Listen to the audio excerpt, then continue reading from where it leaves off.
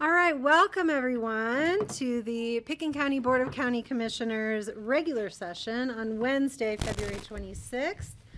I'm Kelly McNicholas Curry, the board chair, and we have Francie Jacober, Jeffrey Woodruff, Greg Postman, and Patty Clapper for a full board today in the room. Are there any additions and deletions to the agenda, Mr. Peacock? There are no additions or deletions to the agenda today. Okay, thank you, sir. Then we will get going with public comments. I invite any member of the public who wishes to address your commissioners with comments that are related to items not listed for a public hearing today. So if you're here for a public hearing, please hold those comments for when we discuss that item. But comments of general nature, I will invite up. Come on up, sir. Do I sit down? Please sit down, give us your name, and you have 3 minutes. My name's Stoney Davis, and I live here in Pickens County. And I wrote a letter to Greg and Patty, a little note about what I consider an illegal cabin up in Little Annie Basin. And that was in November. And Greg said he had sent it on to the county attorney or somebody. And I haven't heard from anybody, so I've got copies of the letter I sent to him, and I'll pass them out if I can. And I would like some action on it of some kind at some point. Okay, do you have paper that you wish to submit to us today? What? Do you have documents that you Yeah. would like to submit to us? Can you please hand it to Ryan Neely, who's our Kelly, county can I- attorney? Okay, if I ask him. Patty, go ahead. Yeah, And then Stoney, Francie. Greg was chairman, so I passed it on to Greg, and he followed up with Rye, just so you know that the reason you Okay. didn't hear directly from me was Yeah. I turned it over to our esteemed chair at the time. Spring is coming, and the roads are going to be open sometime soon here. Right, and I sent it to Rye, and Rye and Suzanne met on it, but I didn't hear back, so whatever, All righty. however. I so- just won't wanted take to you long. Thank ask you. you a Thank you. question. All right, Can hold I on ask you a one question? moment, sir. Francie would like to ask you a Yeah, question. is it inhabited? Not currently. It is in the summer, Okay, but in the winter, it's generally not. okay, thank you. This is one that's Did very you- complex. Thanks, Thank Tony, you. thanks for following up. Appreciate that. We don't love That hearing was for November 13th. All right, are there Thanks, any Stoney, good to see you. Are there any other members of the public here in the room who would wish to give public comment on items of general nature? And can we look online and see if anyone's here online?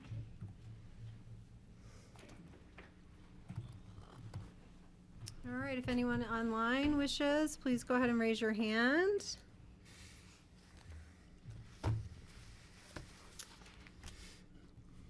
Okay, I'm going to go ahead and close public comment, and I will turn it over to commissioner comments. Any commissioners wish to make comments today? Yes, I'll Patty? make some to be short because we look like we're going to have a long meeting. Spring is getting closer. Streets are still freezing up at night. I want to give people a warning about Snowmass Canyon, please.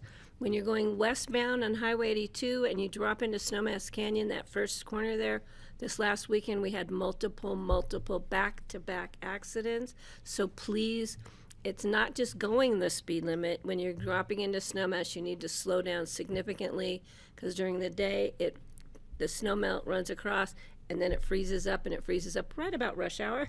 So please be careful. We had multiple responses and road closures.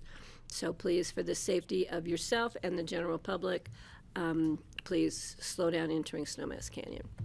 And I want to thank the Sheriff's Office for responding repeatedly there. And I want to apologize to the people that had to be diverted because it took a while to get around Snowmass Canyon. So again, please be safe out there. Thank you. Thank you. Any comment?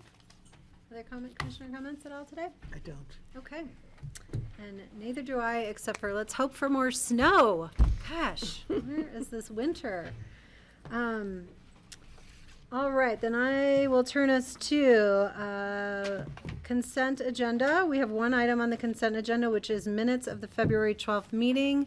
I do know that a request had already been submitted. The minutes have been updated for our approval. The change there is that at our last meeting, we approved the Bell Jack Blue application during our land use public hearings. We did not continue it to a future date. We are finished with that application review.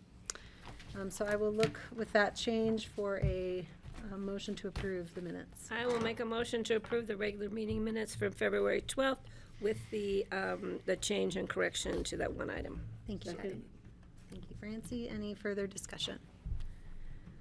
All in favor, please say aye. Aye. Aye. Aye. All right, thank you. Next up is an item for individual consideration. This will be a first reading, which we will set for public hearing on March the 26th, regarding a resolution approving the service plan for the Confluence Early Childhood Development Service District. And I will invite Jeanette Jones, who is expert in these, and Ingrid Gruder, who is the elected county clerk and recorder, and will manage an election along these lines. And Maggie, would you like to come up as well as the director of the CC Coalition? We had an extensive conversation about this at a prior work session. Jeanette, go ahead. Yeah, we'll be brief. We know you have a long meeting, and this will come back to you on the 26th with a lot more detail. So Jeanette Jones, I'm in the manager's office, and joining me at the table is Maggie Tors. I'll let her say her last name. I Maggie. don't want to ruin it. Maggie Tiscornia, Tiscornia. Director of the Confluence Early Childhood Education Coalition. Okay, thank you, Maggie. And Ingrid Gruder is here also in case you have any questions about the election process of this, and also Ashley Pearl's in the audience if we have any questions for her. She's coordinating these efforts with Maggie and the coalition. So this is a first reading and set for a duly noticed public hearing on March 26th. Pursuant to statute, the Confluence from Early Childhood Education Coalition has requested that the BoCC approve a service plan for a Confluence Early Childhood Development Service District. The petitioners of the proposed district filed a service plan in the clerk and recorder's office on March 12th, and an amended petition on February 14th. There was just one word in the petition that had to be amended. CECE's primary goal is to establish a new taxing district from Aspen to Parachute to collect a new sales tax that will support child care. The idea of a regional taxing district to support child care is innovative and could deliver much needed support to families and child care providers in the region. The Board of County Commissioners in Pitkin, Garfield, and Eagle County must also approve an identical service plan. So there's a lot of work forward for these guys. That is before it can move forward to district court for review and then to the voters for approval. And that will, all three counties will need to take the plan to their electorate. And I think they may be planning on 2025, but that could be 2026, depending. Okay. Staff and the petitioners brought this matter to the commissioners at a work session on February 11th, and staff received direction to bring a resolution forward. And I'm losing my voice. I'm sorry. I apologize. The purpose of this meeting is for the BLCC to conduct a first reading on the attached resolution and set for second reading and public hearing on March 26. At that time, the board will be taking evidence establishing the jurisdiction of the board to hear this matter and further taking evidence regarding the substantive issues set forth in CRS, at which hearing all interested parties will be afforded an opportunity to be heard. And I'm going to get through this before I lose it. Pursuant to statute, the notice of the date, time, location, and purpose of said hearing is scheduled to be published in the Aspen Daily News tomorrow. And said public notice is attached here too. This is your packet material. And then notification of the filing of the service plan was filed with the Department of Local Affairs. And further, in accordance with statute, notice of hearing was provided to the petitioners. Under key discussion items, we do have one request here from the Confluence, or the coalition, is asking the BoC to waive the $500 fee required to be filed with this application. And a copy of their letter is attached in your packet. So with that, I'll turn it over to Maggie. I think she's going to give you an update on where they're at with this right now, at this point. Great, thank you, Jeanette. Go ahead, Maggie. Just briefly to update you that the public hearings for Garfield County and Eagle County have been set for March 17th and March 25th, respectively. Okay, that is helpful. I have Questions? a Yes, go ahead, Patty. clarification. So there's 3 votes that need to be held. One to pass the service plan, one to create a board, and the other one, there's 3, right? The revenue. The revenue for the sales tax? So so the votes will go to all 3 boards of county commissioners. Then after the district court process and officially getting onto the ballot, we will have 2 ballot questions at the same time. One to create The district. district and raise the revenue, and the second question to elect a board member in your district seat.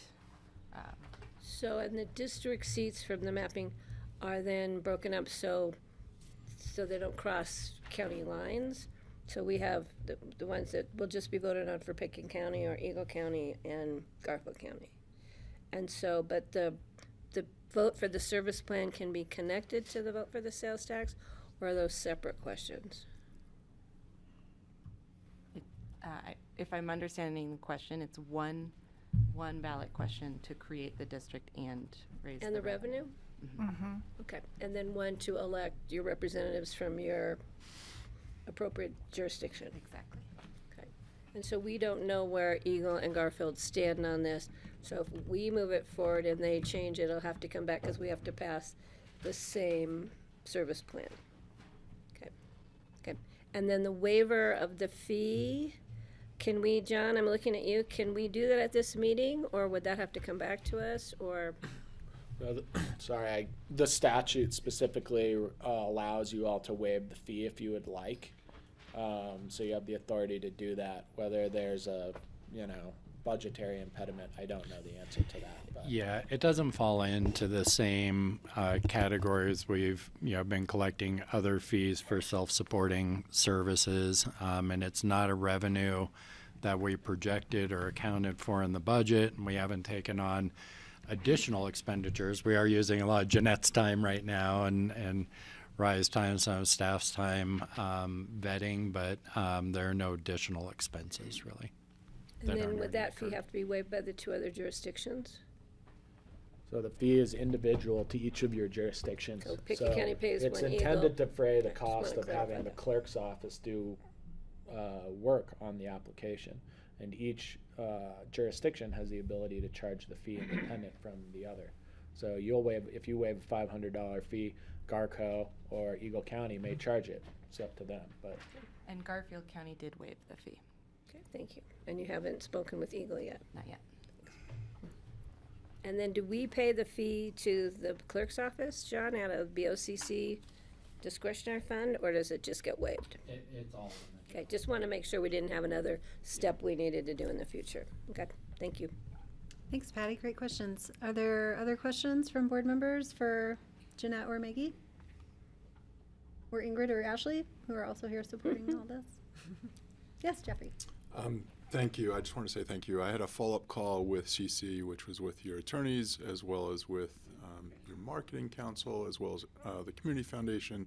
So we did have a follow-up call regarding the financials, really vetting and walking through how the taxes go from the state back to CC. So that was my question at the last meeting, and I appreciate the follow-up time and clarification on how the state collects and then you in turn can distribute. So thank you for that.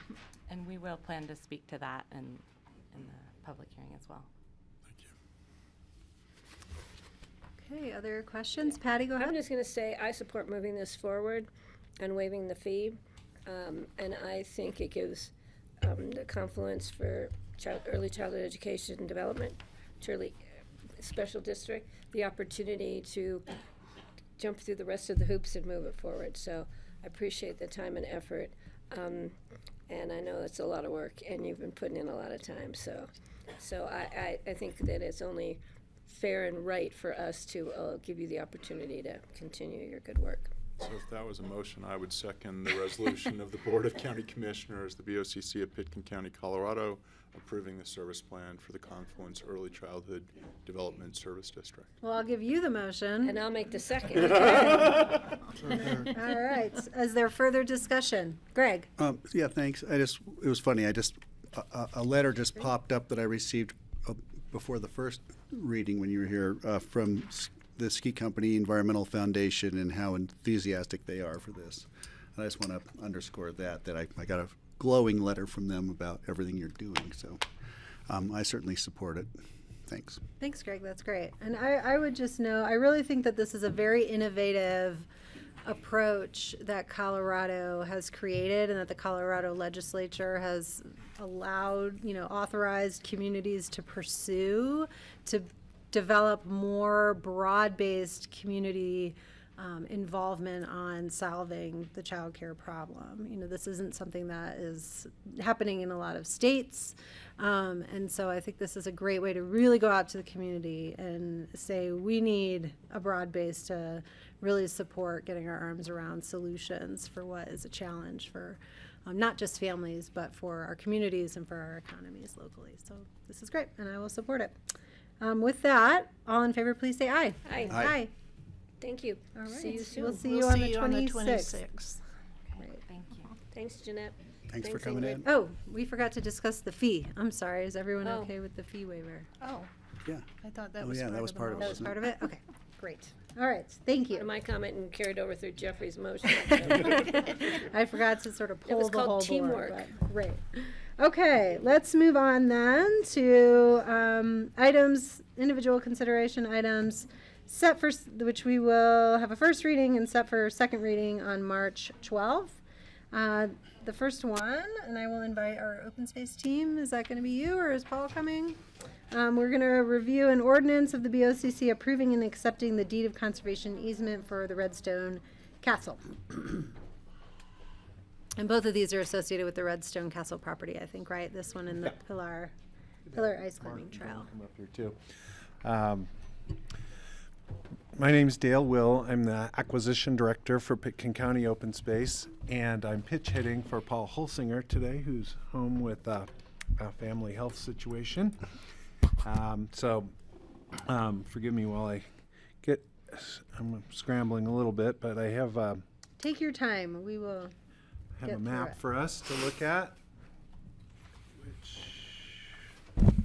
there it is.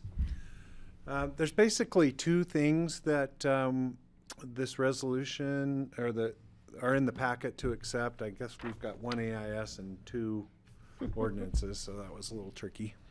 But the two things are both assets that Open Space is looking forward to acquiring that will make a good contribution to our open space program. The first one is climbing access for ice climbers to get to the Redstone Pillar. And this is something that's really been pending for quite a long time. Years ago, we acquired access from Bob McCormick to get from the Redstone Inn basically to the beginning of where this red line is on the map. You can see the red line here. The Redstone Pillar is actually up the gully a ways onto what's now public lands. This is open space that we acquired in the Sawmill Hill dealings, and then the pillar is right up at the top on the Forest Service boundary. But we had acquired access from Bob McCormick in some dealings we did quite a long time ago. But we've never had a formal easement for these ice climbers to get across the castle property. We asked Mark's former client for it and weren't able to acquire it back from Steve Carver. But so we're quite happy that Stefan has agreed to do this as part of his master plan amendment, I think it was. So that's item number one, and I don't know if you want to take these sequentially. You can since they're in present them different together, ordinances. and then we'll have to vote on the ordinances separately. Okay. And that one is all very straightforward. It's a seasonal access. The timing is lined up to work with the timing of the access from Bob McCormick. I want to stress for the general public, this is not a trail easement that's open year-round. This is open only in the winter for purposes of accessing this ice climb. I don't know if our friend Chuck Downey is listening out there. He's probably in Ouray climbing right now, but for the ice climbers of the world, this is a really significant gain for us. I was out there several years ago with the Access Fund looking at this, and so we're appreciative that this has finally come together. And the second item is a conservation easement that's shown in blue, and it's approximately 88 acres. And again, it's an asset that Open Space is quite happy to acquire because it enhances the conservation of the whole Sawmill Hill area that we've previously invested in. Just as a historical note, the Sawmill Hill lots were subdivided by Peter Martin years and years ago and were slated for development with houses up in this grove of very old ponderosa pines that's up on the hill above the Redstone Inn. And as part of the Ryan exchange, we acquired this through somewhat complicated and tedious transactions. But so these lots up above are owned outright by Pitkin County, and then this one we have a conservation easement on it. So you can see we've been pushing this conservation protection down the slope towards the castle, and this 88-acre conservation easement supports that. The wildlife people will tell you it's important habitat, and the elk like it up in there, and like getting down to the river without encountering too much human congestion. Now, I do need to note that I've been on the phone with these two gentlemen this morning, and in going through all the maps regarding this conservation easement, we've discovered a little bit of discrepancy along the edges of this, and consequently, what we're hoping we can do is approve this today on first reading with the proviso that we will have final down to the last square foot, right, Mark? Map to present for second reading. But again, the boundary discrepancies in our maps that we're looking at are minor in the grand scheme of things. This is about 88 acres, and we're talking about an acre or two that we need to resolve on the edges of it. So I'm happy to have such great colleagues representing the landowner here who can fill in anything I might have missed, since again, I'm jumping back into a project that I was quite involved in years and years ago, but Paul's been working on it most recently. It wasn't that long ago. Can I just? Seems like forever. Patty has a question for Dale. Can you show us on the map where the discrepant areas are, if that's a word? Sure. I think there's two basic things. One of them is there's a question around the debris flow that comes down from the same gully that creates the Redstone Pillar. And the second item is down along this steep land to the south. But Glenn could probably jump in and describe those two things in greater detail. Thank you. So, this is the top of the T-bar over here. I Remember know that? it well. Yeah. So the debris flow fence for the debris that comes down that gully is going to be right above the T-bar. And so Paul and I were talking last week about whether we should include the debris flow fence in the area just above it in the easement, or should we right around it in the easement to give the grantor the capability of going there behind the debris flow fence and cleaning it out. And I said I needed to talk to Mark about it to see what his advice was. And Mark ended up responding after the packet deadline. Our feeling and Mark's advice is that we should exclude the area right around the debris flow fence from the conservation easement. So that's not reflected on this map, nor is it reflected on the draft surveyed map that I gave to Paul prior to the packet deadline. So we want to make that change to exclude the debris flow fence, the area immediately above it, and where the clean out is going to be for the debris flow fence from the easement. So that's the first one. The second Wait, one. can I just tag on to that? Couldn't we write it into the easement agreement that you have the right to access for maintenance and, That's the direction we were oh, headed. okay, sorry. At Not the time lawyer packet in the was put room. together. Yeah, that's when the packet was put together.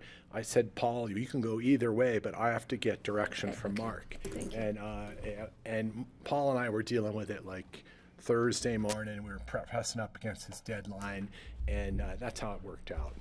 So we would like to make that change. Glenn, can you just, with the cursor, show us, if I'm gonna draw on my map? It's right here, So it's just a It's- little, right above the T-bar, right at Oh. this spot. okay. I believe that the activity envelope for the castle project has a little peninsula that jumps the 7,400-foot line, and so what we're basically saying is we would keep that peninsula out of the conserved area. But to answer Patty's question, it could be done either way. Okay. It's more language. So we'll see what you bring back to us. Okay. Yeah, and we think it's a cleanup item. I think the other side down here is a cleanup item as well. This is there's a loop that goes around here like this, a loop road right in this area in the dense trees. You probably remember it from your site visit. It's up valley of the castle. There's an area of dense trees before you go down to a gulch, and that gulch drains down to the Crystal River. That's where the carvers were proposing to put cabins. It's called Alma's Loop. And so that area in Alma's Loop, right about in here, you got a jumpy mouse here, right about here is not in the conservation easement. It's just north of the conservation easement. And then you can see on the screen the area in blue, just to the south of where the cursor is, there's a gulch. Paul asked, is the gulch going to be Paul wants the gulch to be in the easement, and Stefan debates the owner has no objection to the gulch being in the easement. However, Stefan says it was his recollection that the area to the south, right about in here, south of the gulch, would not be in the easement. So you would have going down in the gulch would be in the easement, so that the animals that are above the 7,400 elevation, that's the dividing line for the conservation easement, would be able to go down that gulch to get to the river. And Stefan said it was his recollection that the land south of the gulch was not going to be in the easement. So that would be on the other side of the gulch, really in an up valley, up the Crystal direction. And this is an issue that we need to work out between Stefan, Mark, Paul, and I in terms of what took place at the meeting and where the limits of that conservation easement is. Paul and I looked at the video of your meetings, both of them, and it's not really definitive. There's nothing definitive in the deliberations that says where the boundary to that conservation easement should be. So this is something we want to work out between first and second reading, so we know definitively where the boundary will be to the south of Alamos Loop for the conservation easement. Kelly? Yes, Greg. Just regarding that question, I'm assuming Stefan wants to keep it out because it's developable. Like, could you put building sites along the side of the gulch? Is that the purpose of that? We looked at I haven't walked up there. I looked at the topographic mapping and the slope analysis that we have, and there are some bands of flat land south of the gulch. The question is, I don't know how you would get there, but that's something that we just want to look at with the surveyor, with Paul, and also with Stefan before second reading. Got it. And the other question was, did Carver's actually have an approval for the cabins? I don't remember. I remember hearing about that, but I couldn't remember if that was part of it. But not in that gulch location. Not in the gulch, but north of the north on the loop. peninsula. That's up higher. Right, thanks. Yeah, they had activity envelope approval for the cabins north of the gulch, towards the castle. Right, and are those still, is that approval still valid? Is that still, it's gone? Okay, thank you. And then I just want to clarify, I don't have an opinion on exactly what was approved at on the land use approval on this. And as a accommodation to getting this through first reading, we all just agreed this morning, if you all are willing to let us work on that, on those two pieces and bring it back. But staff will also be going back over everything that's led to this point, and I'll work with Rye to see what's in our records as regards that area down there in the south. So. And I just raised this issue with Leslie this morning. I sent her the correspondence. Leslie needs to weigh in too to see what she recollects about it. Because, this came up at the very end of a long process, and we just need to sort it out. Nancy. So you're recommending that we approve it today as it stands, and then you will amend it in the future?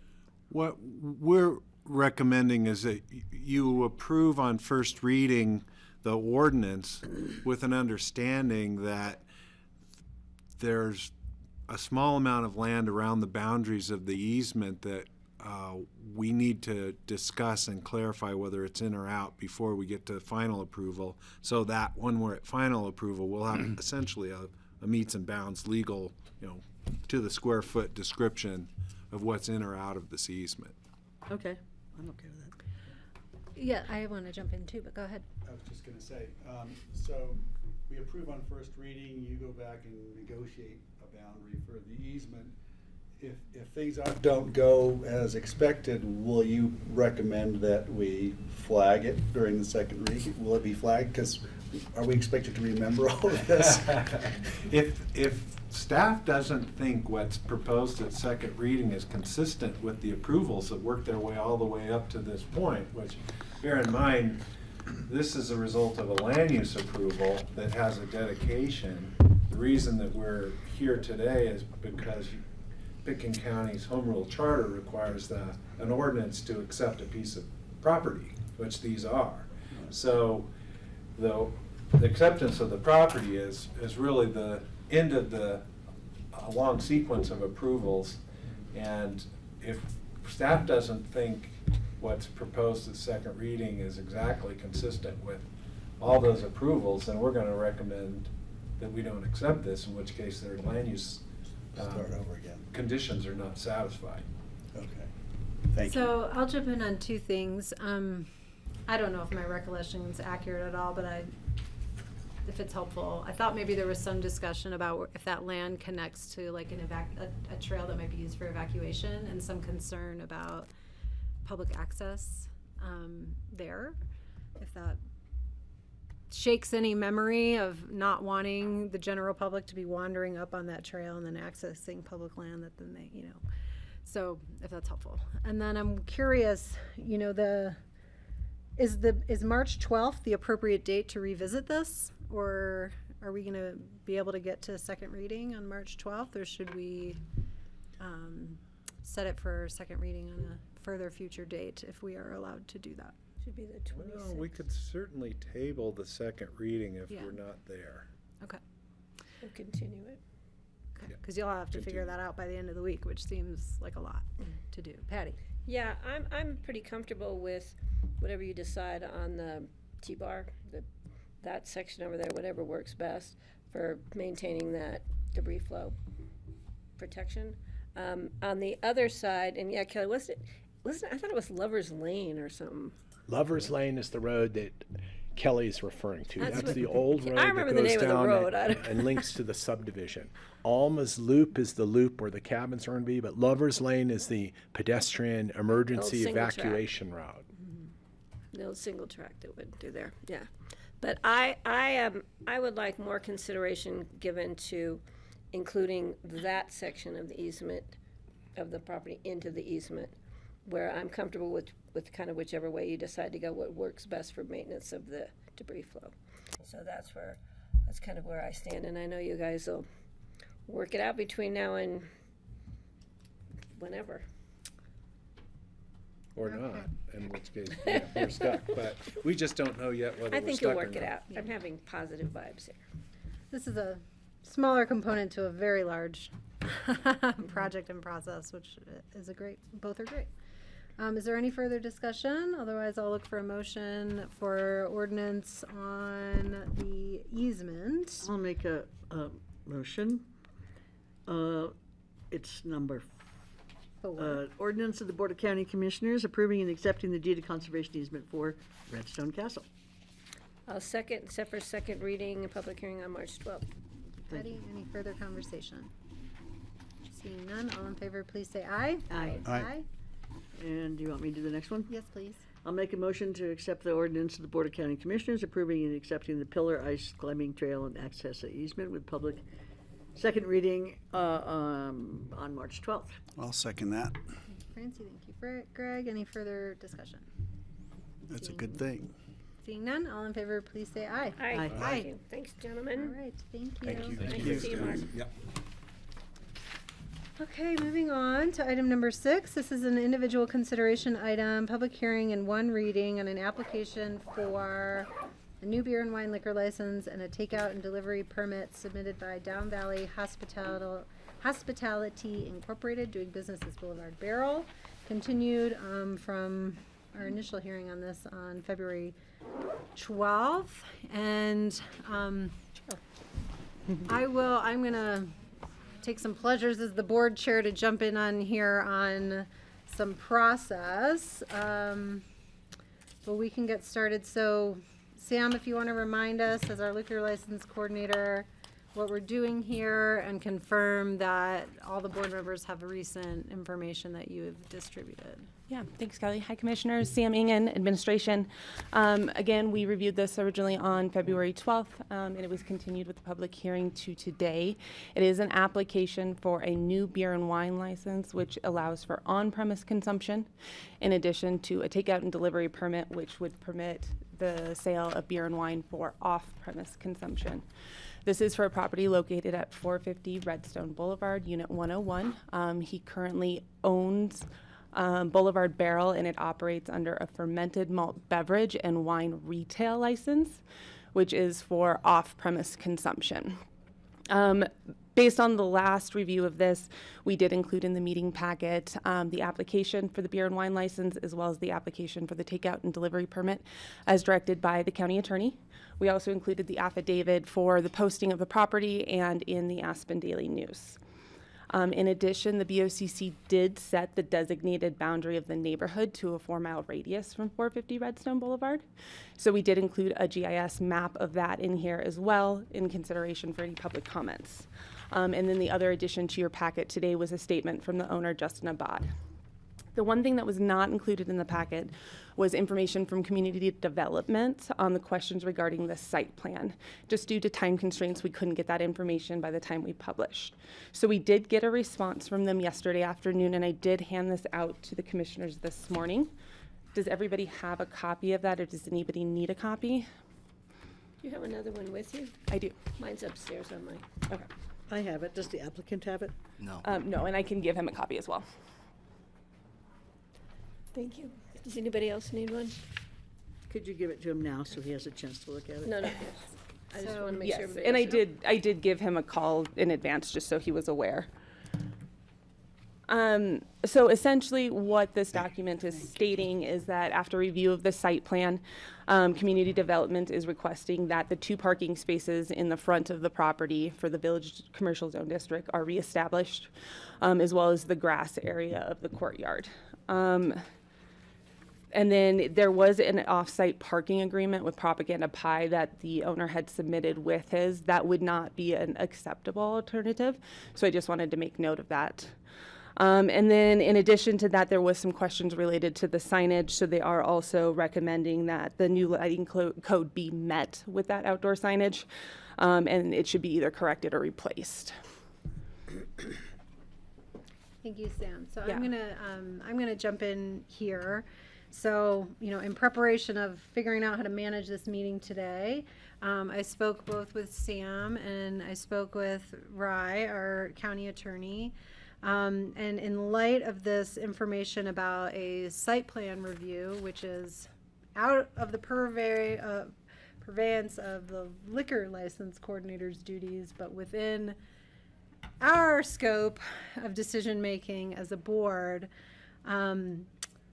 I am going to recommend that we allow Justin to present, we open the public hearing, and we continue this to a date certain for the benefit of executive session time, so that we can suss out what the options might be from a liquor license point of view, as well as understanding advice from the county attorney on our responsibilities for making that decision in context of land use issues and violations.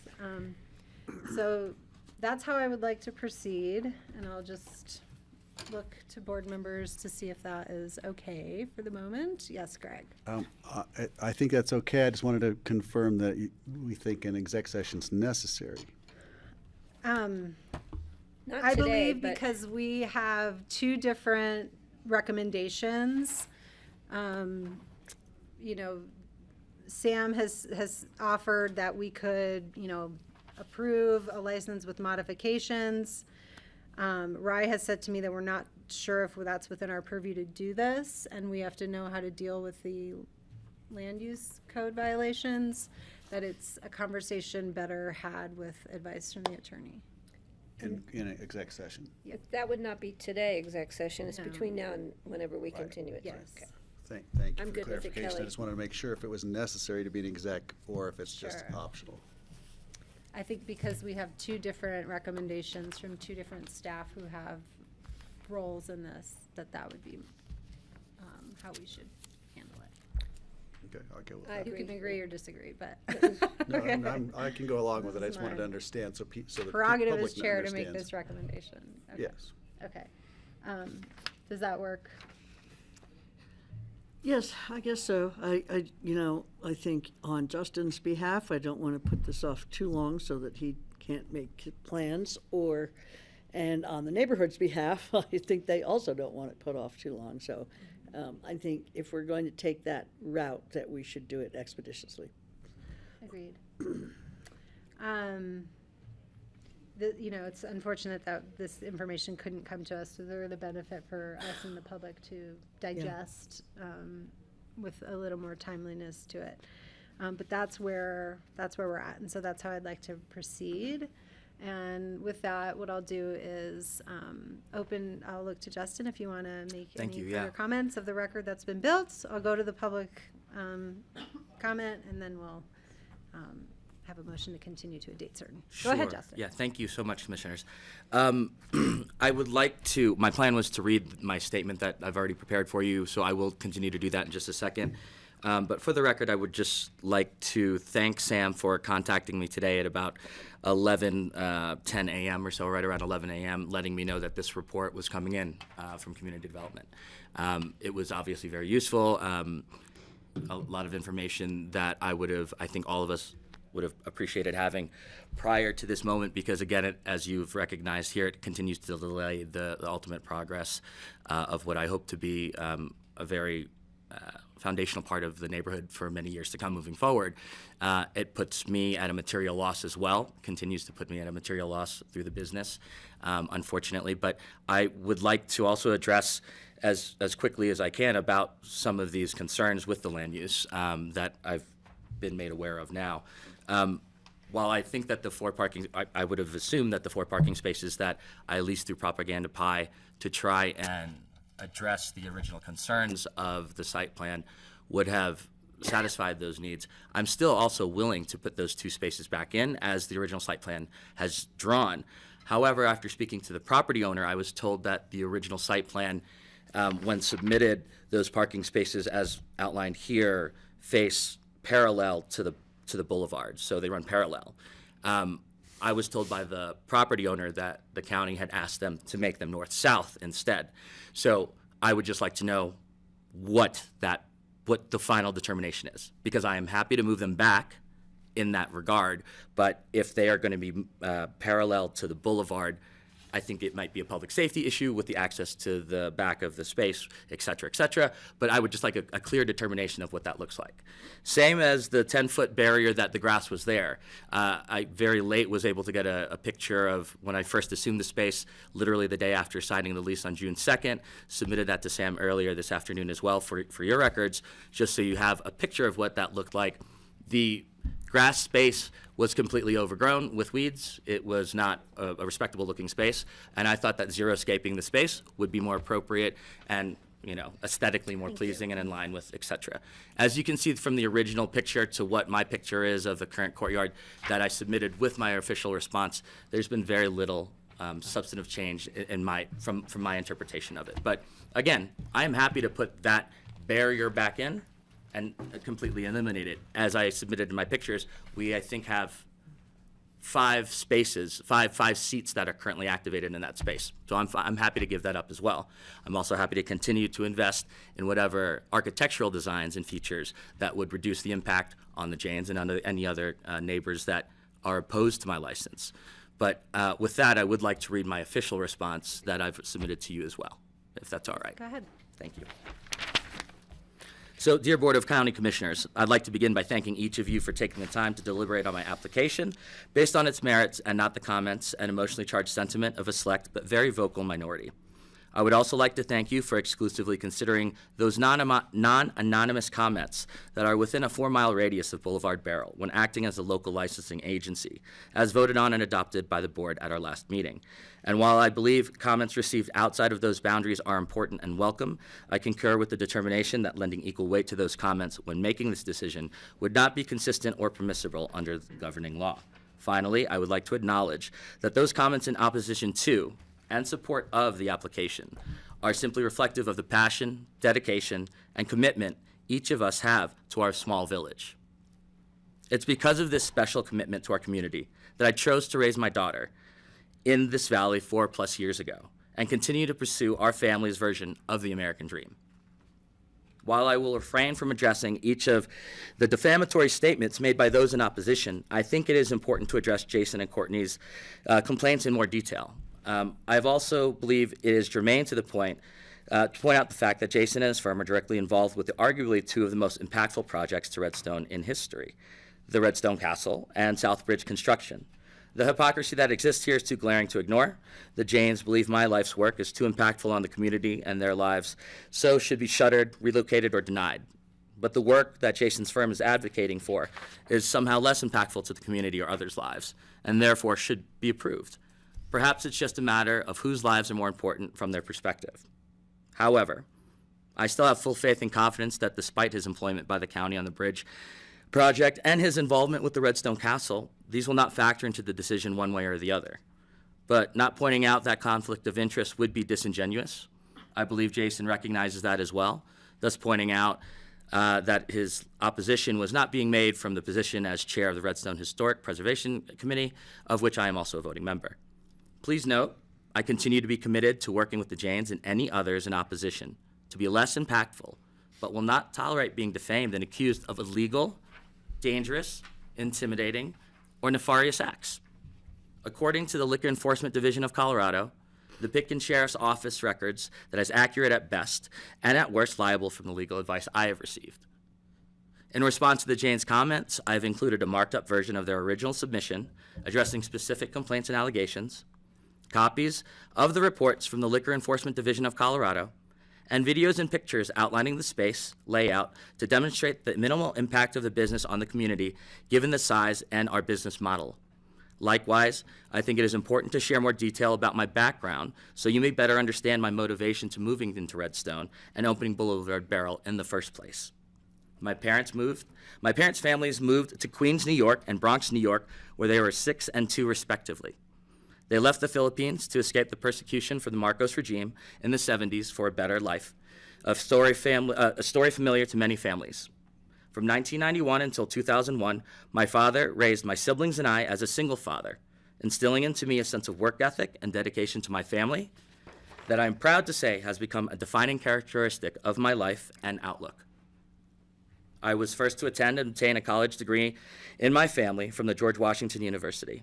I attended on scholarship and worked full-time to help support my family back home. During college, I financed my brother and sister's college education. I graduated in 2004, 6 months early, magna cum laude, and immediately began working towards the purchase of my first restaurant, where I had begun working since I was 19 years old. We made the purchase in 2007 and operated successfully until 2016, winning a James Beard Award and being featured in the Washington Post's fall and spring dining guides for 9 consecutive years. From that time until 2007, I owned and operated and sold 4 other establishments in Washington, D.C. before relocating to Colorado. Since that time, I have helped 2 establishments in Denver, Beacon, and Vail, Sweet Basil, win Michelin stars and James Beard Awards. Upon arriving in the Valley in 2021, I opened Casa d'Angelo, operated and led the team at Duimani, the Snow Lodge, and Clark's Oyster Bar. I left Aspen when my daughter's mother continued to struggle with substance abuse and mental health issues, and I assumed primary and nearly full custody of my then 2-year-old. She is now 4. The opening of the Boulevard Barrel has allowed me to be a full-time caregiver to my daughter, while leveraging my professional experience to create a viable financial future for her in this community. A right that I believe we should have as much access to as the Janes or any others that do not think we belong in Redstone. I believe after consideration of these facts and the submission of support by members of the Redstone community, I have adequately demonstrated there is 1, a desire for this new license in the community, demonstrated by the initial signatures obtained in my applications, which total 28 community members that live in the Redstone community. 2, there is a need for this new license in the community, demonstrated by the lack of wine expertise, education, and offerings that currently exist in the community. Also demonstrated by the overwhelming number of memberships, 82, that have been obtained within the first 7 months of operation, and demonstrated by the financial viability and success of the business at a net 39% after 7 months that has been driven by community engagement and support. I possess the expertise and experience and character to be granted this license and operate Boulevard Barrel so it may continue to be a contributing and integral part of the community. I've demonstrated that by my previous success and experience with food and beverage establishments in other historic neighborhoods in Washington, D.C., such as Adams Morgan and DuPont Circle, as well as Capitol Hill. And I believe that that's most clearly demonstrated by my commitment to raising my daughter as a single father and trusted with her safety and well-being.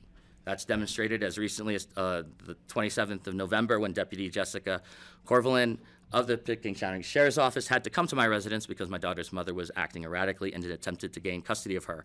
She had determined then, the deputy, that my daughter would be safest with me. And I'd also point to reports that are on file with Child Protective Services with the state of Colorado regarding the history of child neglect that my daughter has experienced and endured, and as well as the determination that I have been entrusted with her safety and well-being since. And while I want to believe this already occurs, it's my belief that laws, regulation, and enforcement should be leveled equally and without prejudice. I look forward to the board granting my application for a new license so that we may continue to build a future in the community that I've done my best to contribute to and become a part of since moving here. And that is my official statement. Thank you, so appreciate it. It'd be great did you email that to us? I did, Sorry. yes, Okay, ma'am. Perfect, great. And I'm sorry, just for the record as well, the comments also, I think are very, very germane if you can review the comments that I left on the original submission by the Janes as well. Thank you very much. Thank you. Okay, I will go ahead and open the public hearing on this item. Again, our plan is to continue this, but I know folks are here and there may be folks online, and I would like to honor that time. So would you like to come up? Yeah, go ahead.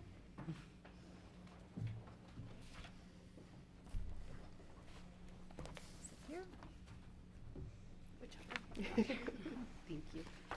Okay, please state your name clearly into the microphone, and we generally ask comments to remain around 3 minutes. Good afternoon, Commissioners. My name is Courtney Janes, and I'm here today to express my strong opposition to the approval of a new beer and wine liquor license for Boulevard Barrel. When my husband, Jason, and I first approached Justin Abad in good faith, it was with the intention of understanding his business plans and supporting a venture that we hoped would be a positive addition to the area. What we've witnessed in the weeks and the months since has been far from what was initially promised. Boulevard Barrel, which was presented to us in early July as a modest wine and beer retail store with a small tasting room, has instead morphed into a loud, disruptive gathering spot that has severely affected our quality of life. A number of the points Justin raised in his letter seem designed to distract from the decisions he has made. Including veiled implications that we harbor biases or that we don't think he belongs in Redstone. As the parent of 2 immigrant children from Ethiopia, I take great pride in our family's diversity and values. Our concerns have nothing to do with his identity, but rather with the decisions at hand. These insinuations not only lack relevance, but they also divert attention from the real issues we are trying to address. Our concerns are grounded in the real, tangible impacts his business has had on our neighborhood.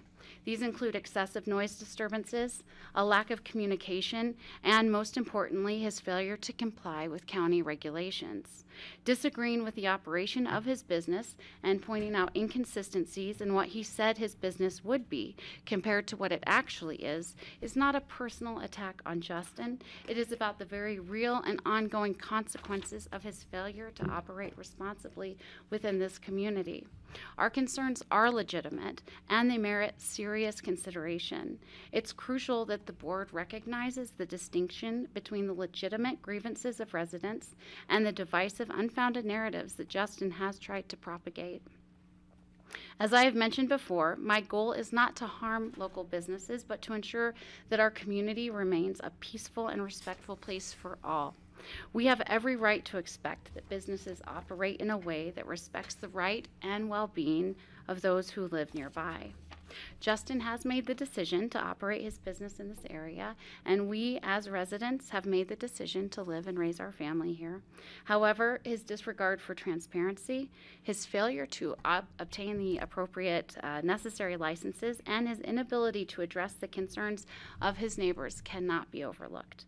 For these reasons, I respectfully ask the board to deny the approval of a new beer and wine license for Boulevard Barrel and to hold Justin accountable for ensuring that his business complies with all county regulations and respects the well-being of those who live nearby. Thank you for your time and attention to this matter. Thanks, Courtney. Thanks for coming. Would you also like to come up? I'll just note if there's anyone online, please go ahead and raise your hand, and we'll get to you next. Thank you.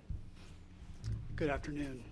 My name is Jason Janes, and I live at 440 Redstone Boulevard. I'm going to read my statement because I ran kind of long last time around. I would like to start by clarifying that I'm not going to address in detail several of the comments from Justin's letter that he's just read. I want to be clear as well from some of the comments that are in the photograph markups that my home is in Redstone. That'll be apparent and understandable as you look at those comments. My son and I frequently travel between Redstone and Denver. We're fortunate to support my son in finding his own success while also working at my office with my firm in Denver. I also want to say that my firm's contracts with the county and my role on the HPC does not present a conflict of interest either professionally or personally.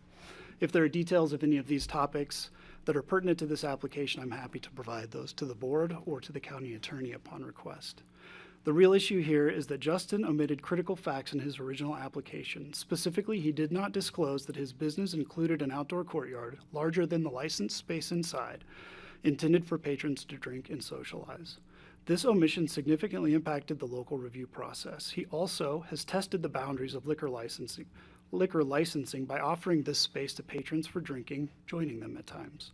Based on our conversations with Justin and anecdotes from other community members, he gave conflicting information about the licenses that were required and the status of those licenses. When I reviewed the original license hearing testimony, Justin described his business as a part of the Redstone community where people can gather, grab a bottle to take home for dinner, grab a six-pack, etc., sit in the courtyard and share stories while they're waiting for their pizza at Propaganda Pie. That's a quote. The publicly available license application package included no narrative of the business beyond the staff report, and the cartoon of the site indicated this area as lawn. This was misleading. It's important because he did not speak of anyone consuming their purchases on the property, and the courtyard was mentioned almost in passing. I believe it's fair to say that this description paints a picture of a quaint retail shop with no mention of people drinking on the property. He presented Boulevard Barrel this way to us when opening in July, asserting he had the necessary approvals, and we supported him as neighbors, hoping for the best. As we saw the impact to our family, we began to question whether Justin was exceeding his approvals, and before the September 29th event, I spoke with him directly and learned that he intended to hold these events regularly. At that point, I told him we could no longer support his business if it continued this way, and that we would oppose future licensing requests. I distinctly remember that his response was, "I am going to do what I need to do." I mention this as I close my comments, as Commissioner Poshman has suggested that Justin explore compromise with his neighbors. For me, we are already heavily compromised compared to what was originally presented to you and to us, and offering token mitigation that will truly not improve the situation is not a place for us to begin a discussion for compromise. As we understand the new findings from the Community Development Department and staff review, we will be happy to engage in a conversation about compromise. Lastly, I want to address Justin's comments about the photographs that I provided. He claimed the alcohol was not being consumed on the premises and emphasized that no violations were documented. While I'm not an expert in liquor laws at all, I know that an area adjacent to a retail wine store cannot automatically be considered a legal outdoor bar just because it's omitted from the license boundary or from the lease area. I believe these responses illustrate attempts to skirt the liquor laws related to private property and liquor licensing, or to divert focus from the many misrepresentations of the intent and physical plan for the business. This raises many questions that I hope we can answer in the coming weeks. Please know that we are not asking you to shut down Justin's business. We are asking you to reset the discussion to the original license approval and then go from there. Thank you for your time. Thanks, Jason. All right, is there anyone else in the room who wishes to comment on this liquor license application? Okay, is there anyone online who wishes to comment on the liquor license application for Boulevard Barrel? Please raise your hand.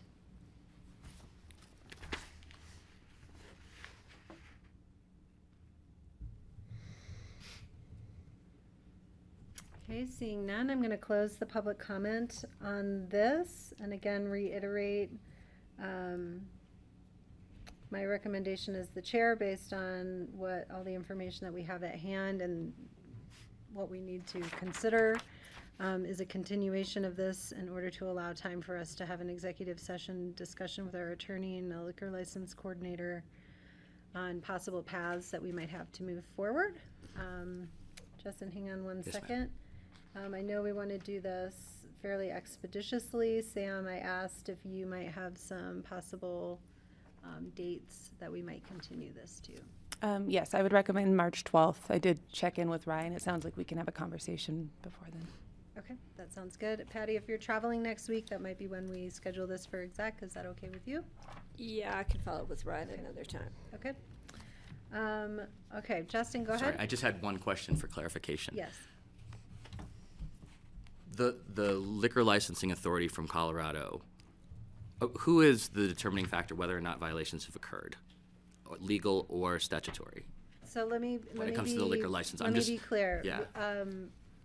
I think we're operating under the assumption that there's been no liquor license violations found. Okay. However, we do have information possibly relative to land use violations Right. that we also need to consider as part Sure. of our decision-making authorities. And so that is what we would be, So, and for they clarification. kind of working, there is some overlap in how Of course, we of course. And I'm just make trying to decisions. understand, so from the visits that the county has come, both the sheriff as well as the liquor board, I am in good standing. There has not been any documentation of breaking the law, correct? I mean, That's In what, terms of liquor licensing, correct. okay. Great. okay, so we will schedule an exec session time for next Tuesday and then, continue this to the 12th. Do you have anything else you'd like to contribute? Patty? I would like to make a motion. Okay, go I'll ahead. make a motion to continue this until March 12th with Kelly's suggestion for an executive session between now and then, and that we also continue the public hearing. I'll Thank second you. that. Thank you. Any further discussion? I would just make one comment to Justin about the lack of recorded violations. I myself have walked by your establishment and seen people drinking wine in the yard. And I went into Propaganda Pie with my grandchildren. When I came out, everybody was gone. They looked right at me as I walked down the street. So I just want to say I recognize you were never caught by the sheriff or by the state, but I myself have witnessed it, and we have a lot of letters from other people who have witnessed this. So it is impossible for me to totally ignore that when I'm considering this. I understand. Thank you, Commissioner. But is that against the I'm law sorry, that they're I'm out gonna, there? I just I'm don't gonna jump understand in that. here and refrain from this type of interaction. Thank you. All in favor, please say aye. Aye. Aye. Thank you all. Okay. Thanks for everybody's patience. I know this one's a tricky one. It's tricky and sticky. Let's go to the easy ones now. All right, I'm going to move us along to second readings and public hearing. Item number 7, an ordinance of the BoCC authorizing the Pickens County Sheriff to impose and rescind bans on open fires and prohibitions on the sale, use, and possessions of all fireworks in unincorporated Pickens County at any time We're during going to continue 2025. this to July It's a 4th. quick one. Good afternoon. Alex Burchetta, Undersheriff, Pickens County Sheriff's Office. Second reading for your consideration, authorizing the sheriff, as Kelly said, to impose and rescind restrictions on open fires and prohibitions on the sale and use and possession of all fireworks in unincorporated Pickens County. As we discussed 2 weeks ago, the risk of wildfire in our community continues to grow, as exemplified and demonstrated by the prior years, and at least recently. We feel that this is a proactive tool that allows us to at least make an impact and educate the public on those risks and try to mitigate any fires within our community. I'd be happy to answer any questions or allow the sheriff obviously to speak that the board may have. Take any questions that you may have. Okay, questions. Greg? I grew up with fireworks, as we all did. This is a tough. I completely agree that this is necessary. Mm-hmm. What are you proposing that we do for fun? What we do the other 364 days a year.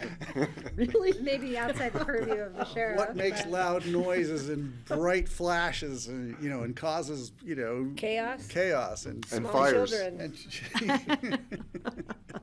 and but doesn't cause fires. We need to come up with an alternative. Confetti? What do you got? Confetti.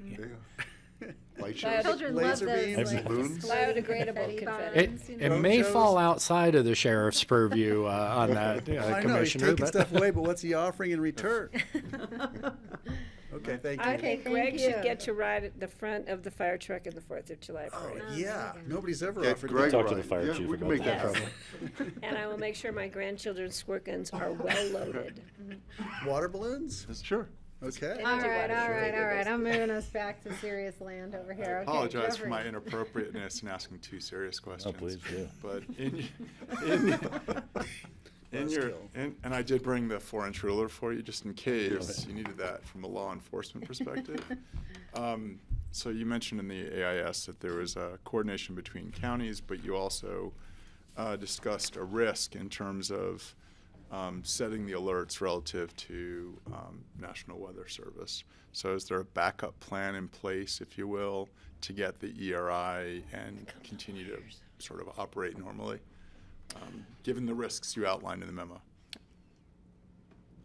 Sorry, specifically supplemental source was my question to the National Fire Danger Rating System. So we use the data that we from the National Weather Service, but also through the work that the Bureau of Land Management does. They go up onto different areas throughout the area to test the moisture level in the timber and the wood and the sagebrush and other fuel sources. That's our primary means of getting the data that we use. In terms of a backup source, I don't know that we have one identified for that, and we haven't heard anything that would indicate that the need for the backup source would be needed. My reading of the memo was that there's a chance, what if that's not updated or something along those lines? To date, it has always been updated on time. They've actually increased their reporting mechanism. It's now an automated system, at least the reporting is of the data. Yes, Greg, go ahead. How do they gather that data? Moisture content data. Does somebody go out there with Yes. drill a hole in a tree or something? They pick up roots out of the ground.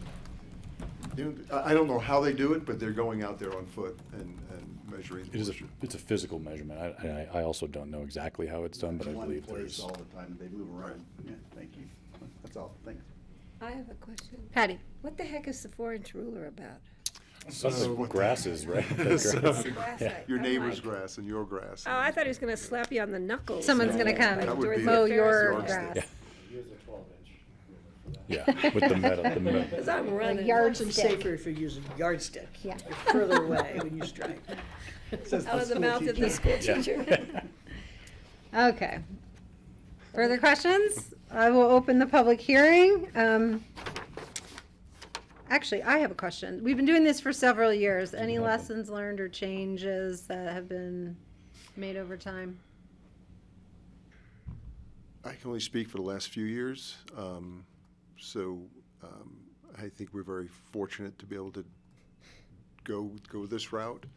And we get on the same page as all our other neighboring counties, and get the same messaging out there. So I think it's a win-win for everybody.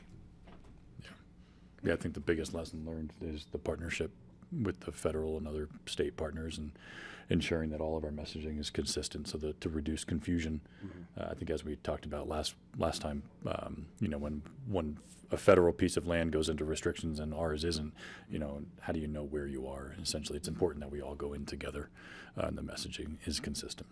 I mean, I have to say, I camped last year down at Chatfield Reservoir, where they had one of the fires in Deer Canyon, Deer Creek Canyon, I think is what it was called. We're like watching the plumes, and they closed the reservoir to dip. And, we got notifications through the park themselves from camping there. The same sort of, you get the text about your reservation updates. It was like the same notification system about the fire and the closing of the campgrounds and things like that, which I thought was just super coordinated, actually. Okay. Go ahead. I have two things. What I learned in the last couple of years is the fireworks for sales that was right at Cattle Creek. I drove in there one time to look at fireworks and asked them if they knew that they were illegal in Pitkin County, and they asked me to leave. And what did you ask them? I said, are you aware that these are illegal in Pitkin County? Are you telling customers who come in and purchase fireworks, you cannot take these into Pitkin County? And they asked me to leave their establishment. And I did not buy any fireworks, by the way. Thank you. So that was one thing I learned, that being able to cooperate with Garfield County on this to prevent, and I don't think they're selling them anymore on that corner. I haven't seen them in the last No, few they're years. not there. So that was a lesson learned, I think, by all, because we need to have valley-wide. Fireworks don't know county lines if they're shot close to them. So I think that's important. And the other thing is, and I think I mentioned this about what I learned at Big Bear Lake one summer, they were signing people up for emergency, like reverse 911 on their cell phones, visitors, campers at the local grocery stores, because they'd all come in there to buy supplies, and they had tables set up in front to sign people up. So if there was, because they didn't have those cell phones in the file, and people were ecstatic about it, and they were also giving them information on fire risk and fire warnings, et cetera. And I think that might be something that we would want to work with the local fire departments to establish in front of our grocery stores when we know we're going to have an influx of campers coming into the That's a great idea. but most of our campgrounds are out of cell service, if not all of them. That's true, but if they are wandering around town, they'll still know, And get alert, your yeah. stuff, get out. That's true, but. For sure. Yeah. And Yeah, we hopefully can- we'll have those campgrounds open this summer. We hope. So, but if that's something we might want to work with the fire department on, We can do that. Yeah, try to get their education. Sure. Yeah, that'd be great. Thank you. definitely. Okay, I'll open the public hearing on this. Anyone wish to comment on our ordinance imposing and rescinding bans on open fires, as well as prohibition on sale, use, possession of fireworks? See, if you're online, please raise your hand. Okay, give it another few seconds. Seeing none, I'm going to go ahead and close the public hearing, and I'll look for a motion from the board. I'll make a motion to approve an ordinance of the Board of County Commissioners authorizing the Pickens County Sheriff to impose and rescind restrictions on open fires and prohibitions on the sale, use, and possession of all fireworks in unincorporated Pickens County at any time during 2025. I'll second that. Thank you. Any further discussion? Just wondering, do we have access to CDOT's amber signs that could actually talk about fire restrictions? Do they do They that, come don't up they? there, yeah. We don't have direct access, but we You have can- the right people to call, yes. Got it. Yeah. We have that new one at the roundabout we could post. We do. We do. All right, all in favor, please say aye. Aye. Aye. Thank you, gentlemen. Thank you. Nice to see you. Thank you. Have a great All day. right. Nerf guns, come on. Public hearing and second Exactly. readings. Number 8, resolution of the BoCC adopting the Pickens County debt issuance policy and debt post-issuance compliance policy. Yeah, you can come over to my house. I got all sorts of Nerf guns and these guns that shoot these like water beads Nice. out. And You bet.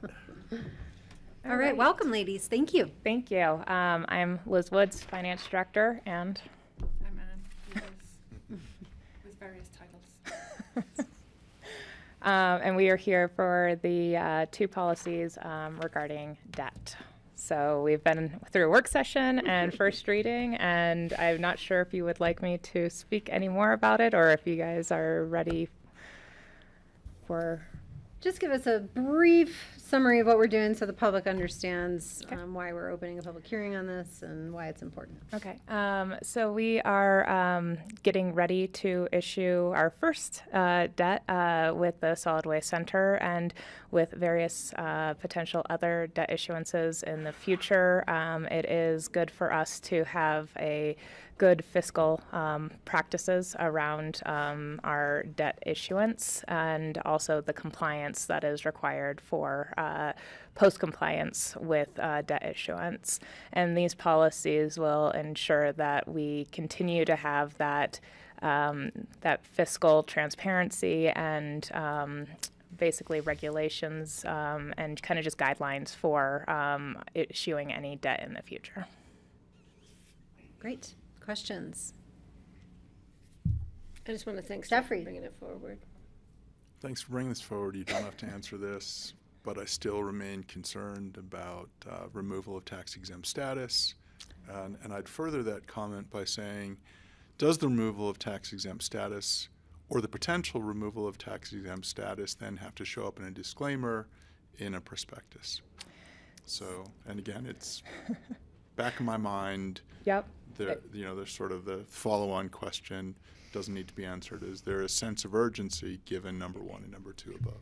So it's a good question. It's something that's been in the back of my mind as well. I am actually on the Government Finance Officers Association Standing Committee for financial reporting, and one of their biggest concerns is that as well. When we were in Washington, D.C. in January, that was kind of their key item that we actually went up onto the Hill and tried to discuss with various Congress people about how important tax-exempt bond issuance is for local municipalities, not just counties, but cities, water districts, all of us that are so dependent on it.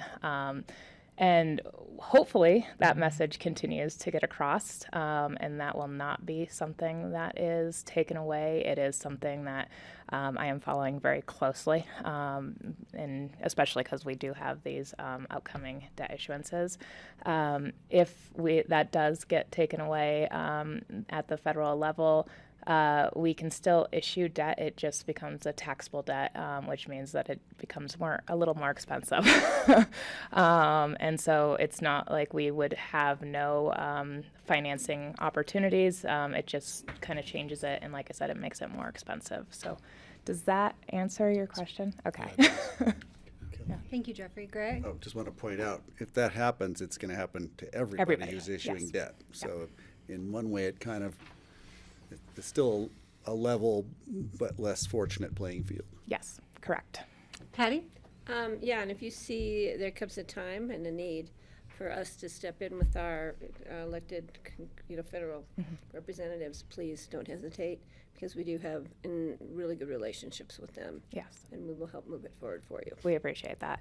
There is also, just so you're aware, on the GFOA's website, they actually have a Built by Bonds website on there that shows basically all of the projects kind of around the country that have been built with tax-exempt bonds. So like I said, it's a very near and dear project to their heart as well, and something that they are putting a lot of time and money into as well. So. And just to define GFAO for those. Government Finance Officers Association. Could you send us the link to that? I'd Yes, love to I can see do that that. list, Yep. because it's like, I can't imagine what's not on it. It's a large project. Yeah, you have to actually submit it. So not everybody's submitting, but it is a growing list, and Bridge. yeah, it's Gateway Arch. Yeah. Okay, other questions? No? Thank you. Thank you. All right, I will open this for public hearing. If anyone wishes to comment on our debt policy, issuance policy and debt post issuance policy.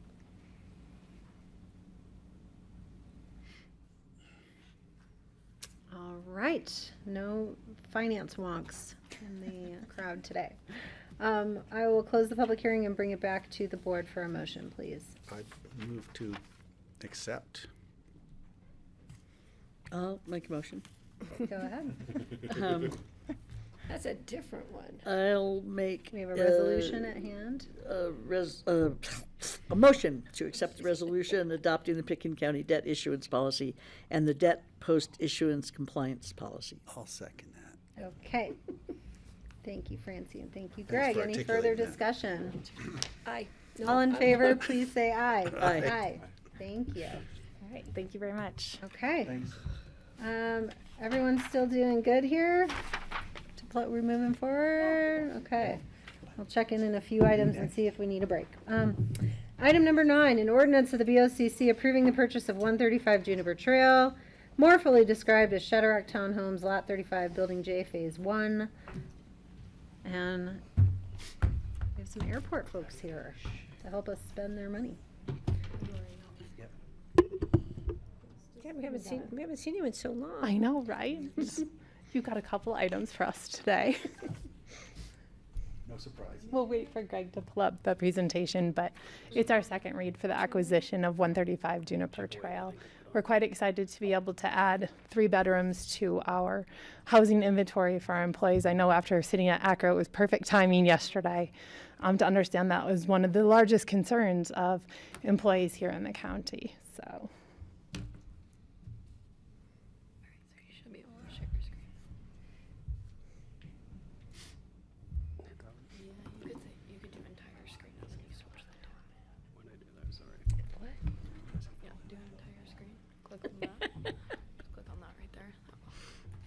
To Eagle County.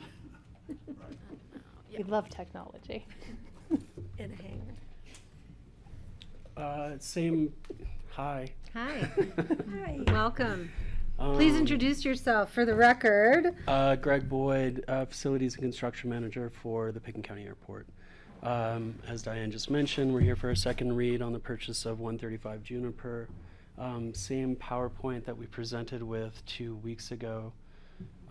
Again, just in the effort to try and help our employees, find affordable housing in the valley. We've have 5 units under the airport already. We're looking to buy this other unit. It's a 3-bedroom in Shadow Rock, in Willits, Carbondale. 3-bedroom, 3-bath. It's kind of a unique one because there's not a lot of 3 bedrooms out there that each bedroom has its individual bathroom attached to those bedrooms. So for an employee housing situation, it works out quite well. It's close to the bus loop, right across from Willett, so it couldn't be better for people just for location. We have some comparables that we were provided with, just to show it really is quite a great deal for price per square footage, location, as well as just the general setup of it. And it comes in, for the largest unit in these comparables, it comes in at less than the other units that we saw. So this is why we jumped on this one. Okay, questions for Greg or thank you. Diane? No. All right. With that, I'll open the public hearing on this ordinance to purchase Shadow Rock Townhome. Anyone in the public? All right. Oh, I think Drew needs to be. Drew, do you wish to comment on this, or you want to be promoted to for the next 2 items?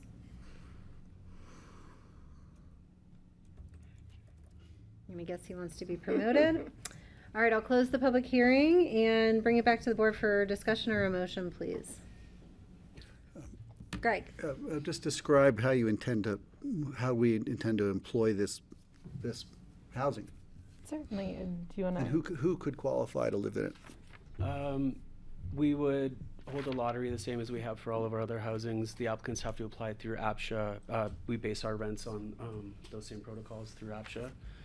We literally have a lottery bin where we put people's names in. We'd set a price for each room. They're all different rooms, different sizes, and let the employees, choose after we go through the lottery of what room they're most interested in. If we didn't have, it's a 3-bedroom. If we only had 2 people that were interested, we could then possibly open it up for other county employees to apply to be in there as well. As long as I think we mentioned last time, as long as the revenue goes back into the airport, there's no worries about diversion of federal funds. So it just opens it up. It's a lottery process that we run. To be fair, we use the APSHA guidelines. And it'll be a rental. Yes. It will be. So county the airport will maintain ownership. Correct. Yeah. Got it. Great. And this, okay. But it was purchased from an employee, correct? Is this the one that's purchased? No. Oh, it wasn't. This is oh, open market. brand new. Okay, I got it confused. with the Sally other one. found it. Thank you. Hmm? Oh, this is the one Sally found? She did. Got it. Thank you. No, I already I've been working for Sally for about 8 months now, even before we got to this point, just to become familiar with what's available out there for us and what we were looking for and setting a criteria. And that's kind of how we landed on this one. Is there was other things in Carbondale, there was some things in Glenwood. We decided Glenwood's probably a little bit far to go with this. But the other places in Carbondale were places that were going to need some work. They're a little bit under this price. But this one is just kind of one of those golden nuggets. It's an ideal setup with the bedroom and the bathrooms attached to each unit too, so they have their privacy other than their shared living space with the kitchen and the living room. Great. Question, I have a couple Francie. of questions.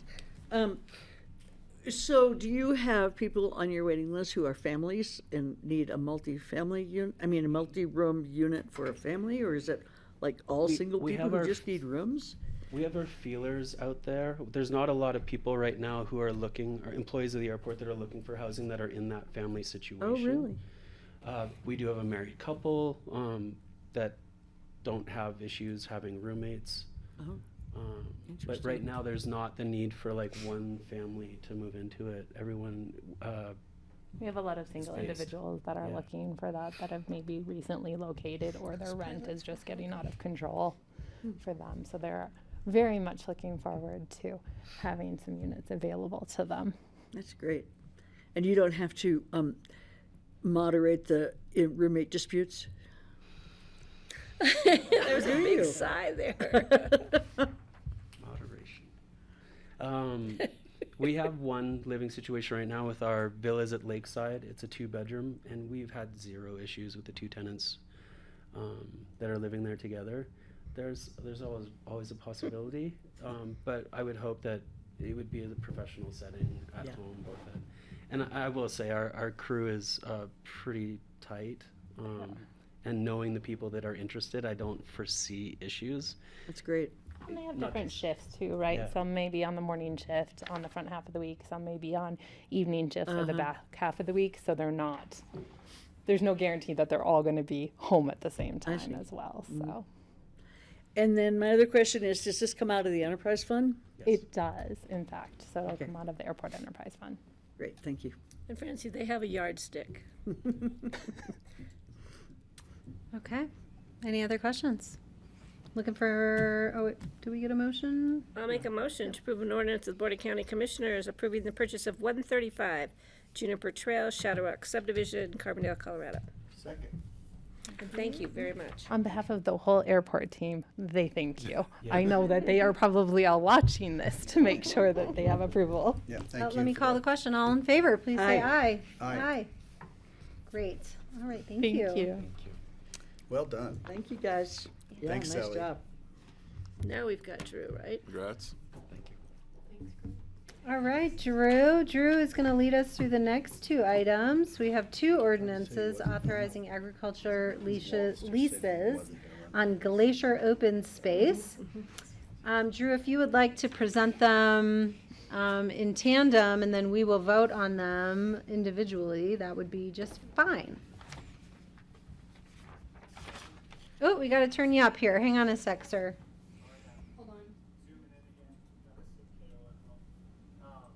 Hold on, Drew. We got to turn up our volume. We can sort of hear you, but not loudly.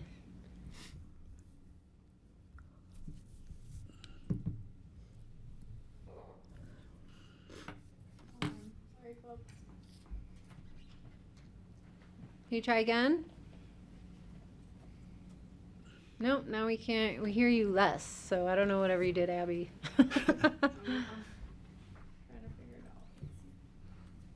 Is it the volume on the TV? There we go. Say something. All right, Drew. Can you hear me better now? Yes. Yes, we can. Sorry about that. Oh, it's not on your end. No worries. Thank you. Yeah, so I'm Drew Walters, agriculture specialist with Open Space and Trails. And the leases that we're talking about today are in the Lease D area at Glacier Open Space. A little bit of history on that Lease D area. It's been about 10 years since that area has been leased. Initially, when the property was acquired by the county, we did have this Lease D area leased. However, there were some irrigation access issues that really prohibited suitable agriculture use of it. In the last 10 years, it has been grazed as appropriate, just to kind of manage forage on it. But this past year, we worked on extending an irrigation pipeline that will service this about 3 acres of the Lease D area. It gave us a good opportunity to be able to open that up for public bid for agricultural use. And so we issued an RFP in the fall of last year. And we had a great pool of applicants for this lease area. We also wanted to include a little bit of flexibility based on some feedback that we've heard in our program, especially for sort of the smaller, just starting out producers that might not be able to manage some of the larger leases that the county offers traditionally, to have a little bit more flexibility on acreage. And so that sort of left it a little bit open for the potential for multiple leased areas or multiple leases on this Lease D area. And as you'll see and I'll zoom in on it, but as you'll see on the map, we have 2 recommended leases that came from the RFP, and we're just calling them Lease D1 and Lease D2. we had a great pool of applicants. A lot of them, we think would be very good and suitable leaseholders in our agriculture program. However, the selection committee, after reviewing and after interviewing, thought that the most appropriate and also the highest scoring proposals were for Juniper Farms and Ariel Rittenhouse for this area. So I know we have two separate ordinances, but I'll just kind of cover just briefly what both of those proposals were. So Juniper Farms is about a half acre of cut flower production. Abby Zlotnick, who has been operating Juniper Farms for about the past 6 years in the Roaring Fork Valley on different properties, has experience with taking properties that are similar nature and similar condition as Lease D and beginning production on those. So we thought the experience was relevant. And also, the rest of that acreage is for vegetable production. Lease D2, which is highlighted in green, that is what we're recommending for Ariel Rittenhouse.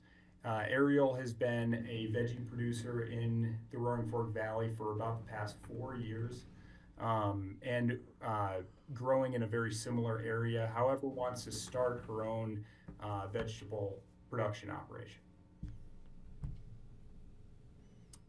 And I'm happy to review anything else, but I just wanted to kind of provide a brief overview of it. Questions for Drew? Jeffrey. So a quick one. Drew, what happens to the other three candidates? So Vanessa Harmony, Ray Jackson, and Alec and Melinda Parker all seem like great applicants. Are there additional properties in the open space portfolio that they get first dibs on, or how do we roll the applicants over given they want to farm and work in the valley? Yeah, so it's a good question, and we have a agriculture policy within our open space and trails department that really for any longer term leases, which all of those applicants were looking for, longer term leases we have to go through a public bid process. So there might be some prioritizations that we have on those bids based on management plan. However, we can't necessarily favor one applicant as opposed to another. As far as availability goes, we are exploring options to have certain properties that we have had just annual maintenance leases on be more suitable for a longer term lease. And that's something that we're going to explore this next year, in particular because we had a lot of good interest in these sort of smaller lease areas with really experienced applicants. So we're going to try our best to have more of these opportunities open up in the future. But it's a good question, and it's something we're going to work towards this next year. Typically, our lease bid period is in the fall. It kind of gives us time to go through the whole process in order for spring cultivation to be reasonable. I don't know if that necessarily answers your question, but it's definitely giving us a fuel to try to find more leasing opportunities. In the interim for those particular applicants, we've reached out to try to assist them, whether it's other organization leasing or if it's a private land lease. Thank you, Drew. Rye.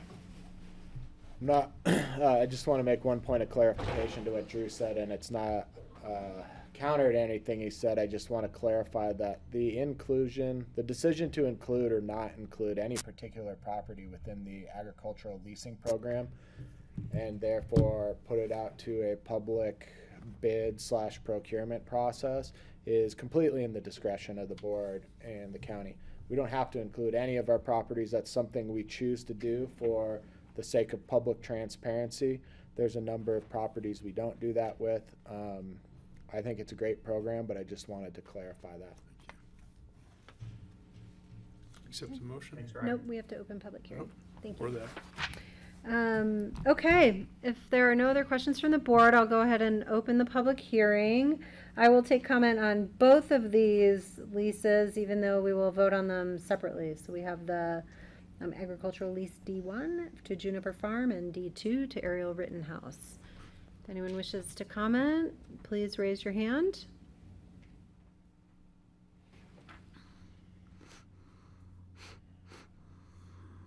Okay, seeing none, I'll close the public comment and I will bring it back to the board for a motion on item 10, the Juniper Farm ordinance. I'd make a motion to authorize an agricultural lease of the Glacier Open Space parcel D1 between County Commissioners and Juniper Farm LLC. Thank you, Greg. Do I have a second? Second. Thank you, Jeffrey. Any further discussion? Seeing none, all in favor, please say aye. Aye. All right, I'll look for a motion on item number 11, which is the lease with Ariel Rittenhouse. I'd make a motion to authorize an agricultural lease of the Glacier Open Space agricultural lease D2 between the Board of County Commissioners and Ariel Rittenhouse. Well, second. Okay, thank you. Any further discussion? One comment, just Drew, thanks for your work on this. I know they're small parcels, but again, it's nice to see young farmers getting land in the valley to work, so thank you. I'll call the question. All in favor, please say aye. Aye. All right, thank you. Could we take a little break before we start the next? Is that okay? Yes, and I might invite Rye if you want to hand out the documents for the next item in case someone wants to use some break time to review them. How long of a break does the board wish to have? 5 minutes? 10 minutes? I just need to write. But the other, about- the other yes. issues, I don't know if the board saw, we just received a 13-page note from Justin Nyberg about an item on our agenda today. I don't have time to print it out, and I can't read it from my No, we phone, just to don't. let you guys know. I looked through it to the best of my ability, but it came 3 minutes before the meeting started. Yes. Yeah, I didn't get it, so. Okay. Well, let's take a 11-minute break to 1:55. Okay, thank you.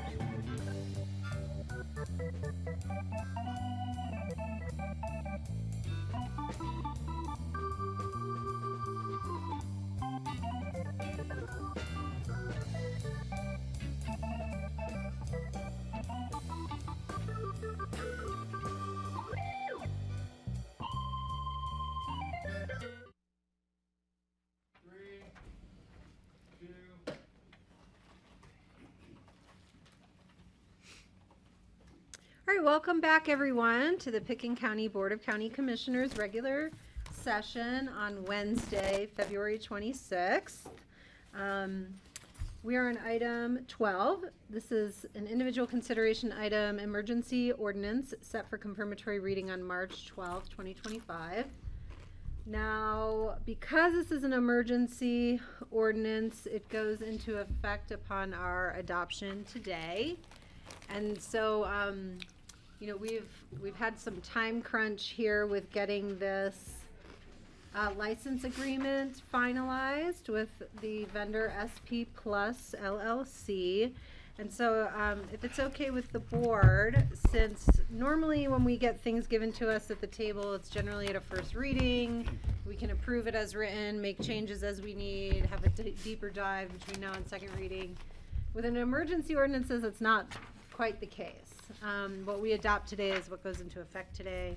And so I've asked Rye, and I will ask you all, sorry to put you on the spot, we didn't connect before noon today, to take some time and walk us through what we're approving, because the board has just received this in front of us now, and we want to make sure that we have good agreement to feel comfortable voting on what we're approving. Absolutely. And so with that, who should I turn it over to? Is Rich joining us today? Should I join it? Should I send it over to Dan? You can send it over to Dan, sure. Okay, Dan. Well, we still have you. Lucky too. Go ahead. I think with our presentation too, we can answer several of those questions as well. Okay. Yeah, and I just handed out, so I believe that Diane just handed out an AIS. There's an emergency ordinance that was in your packet, and I handed out an a copy of the parking services and license agreement a moment ago, and that will be uploaded into our document management system for the record as well. Looks like Dan's pulling this together. I think his presentation will be good, and then we can walk through some of the substantive terms in the agreement that I handed out and answer any questions that you all may have today. Patty. Real quick, does any of the new documents we just got affect anything in the ordinance we had in our packet? No, I believe the terms of the agreement that I handed out substantially are reflected in the emergency ordinance that was in your packet. Some of the terms within the agreement I will flesh out. Typically, our ordinances reflect and refer to the document, and so we will need to contrast those back and forth today as we talk through this. Great, thank you. Okay, well, good morning, or afternoon, I'm sorry. It's been a long day already. Dan Bartholomew, Airport Director. So back in July, as our agreement with the existing airport parking management company was sunsetting, we went back out for RFQ. And we did this, or RFP, excuse me, because these were proposals because they asked us for a financial component to it. So rather than RFQ, this was an RFP. We received 6 responses to it. We interviewed the top 3 providers, and a company called SP Plus was selected as the provider. Our existing provider is Laws, and they've been our provider, I believe, since 2017. And we wanted to go out and just see what else was out there. And also we had, as you know, we've had some issues with the parking out there filling up, you know, as far as capacity and some other things. We wanted to see if this and any other provider might be able to offer some different perspective on how parking can be managed out there. And we believe from looking through this that SP Plus was able to do that. So to walk you through what we discovered in that, that they told us that based on their traffic engineering analysis on the parking facility, that just a reconfiguration, and by reconfiguration we're just moving where gates may be, restriping, simple things like that. We're not talking about adding additional pavement or anything like that, or modifying in any kind of capital infrastructure way the parking facility. They could add an additional 40 to 50 different additional spots. We have about 500 and change spots right now, so they can add 10 to 15% to our existing parking capacity. We hope that'll help address some of the issues of overcapacity that we're running into right now. They could also do some things with enhanced signage and wayfinding, not only to define the lot, perhaps to help people find the cell phone lot so they're not parking along the frontage road there. And then just some signage that directs people to a lot and what the capacity of that lot is. So people know when they arrive that they're not just sitting at a gate because there's not any availability. They can see it as they're passing through. The reservation system, this has been a key one for us as far as, I guess, a little bit of an ingrown hair for us, you could say. Right now what will happen is somebody may come to the lot and they have a reservation. They've paid for that reservation in advance. They're expecting a spot to be available for them. And when they enter the lot, there's not a spot available because we're full. We discussed this with SP Plus, and they said their reservation system will allow them to actually reserve a spot. They can block that spot so somebody cannot come in there to take that spot. Previously, if somebody reserved a spot, it wasn't there, they were just told, well, we'll refund your reservation fee. And that's kind of a little bit of a gut punch. I mean, when you're getting there and you're running late. Yeah, and they missed their flight because they don't have a space that they thought was reserved for them. We thought that was a key area that we needed a remedy there. All this technology, as far as reservations, doing tickets, is handled through license plate readers.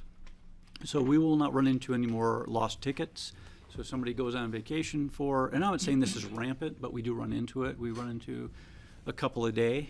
Some of them are, I won't discount the fact that some of them are actually probably lost tickets. I mean, people travel, they lose things. But we do have cases where a vehicle could have been sitting there for a month. Oops, I lost my ticket. I'm just going to pay the $75 lost ticket fee. So that's some cheap parking in that case. This will get rid of that because the license plate gets right when you enter, the license plate is right when you leave. There's no ticket anymore to lose. I just have to ask, so if the car's there for 30 days, how much would it cost? Well, it'll be whatever it depends on the lot they're in. Rates, Yeah, it'd be the established rates of a certain amount per day, Okay. long term, yep. Thanks, sorry. Yep. We don't anticipate that's going to be a significant revenue booster for us, but it still makes a difference when we're looking at, a very finite number of parking spots, et cetera. Yes, Greg. Just on the, I'm really elated about the extra 50 positions they've come up with. We And are I too. just wonder, are we going to see more door dings? Are these narrower spaces? How are they doing this? People will have to exit their vehicles through their sunroof. Right? But yeah. I think it's moving the gates back because, as you know, moving into the elk lot, our long-term lot, you have several gates, and the movement in there is not efficient. So I think they've looked at So that and they just can create- where they can place that license plate reader and maybe make it a little easier for people to maneuver and a little more spacing. Get as rid well. of unnecessary berms and stuff like that. Yeah, and we won't get into we're not going to make any actual capital adjustments, infrastructure, but I think maybe the angled parking will become straight-in parking. They'll find efficiencies. I did want to ask if this company also owns like a door ding repair company. We did not ask, but we can check. They put those things that you put on boats before you pull into the bumpers. Okay, people, we got a lot to do today. One other thing we're sort of intrigued about this is the enhanced analytics. Because it is license plate readers, we can dip into databases to find out, maybe where the vehicles are from, where they're going, those type of things, what type of vehicle it is, how often are they frequent flyers, so to speak, at the airport and parkers. So additional analytics, especially going into an intermodal / new terminal facility, will be handy to have at that time.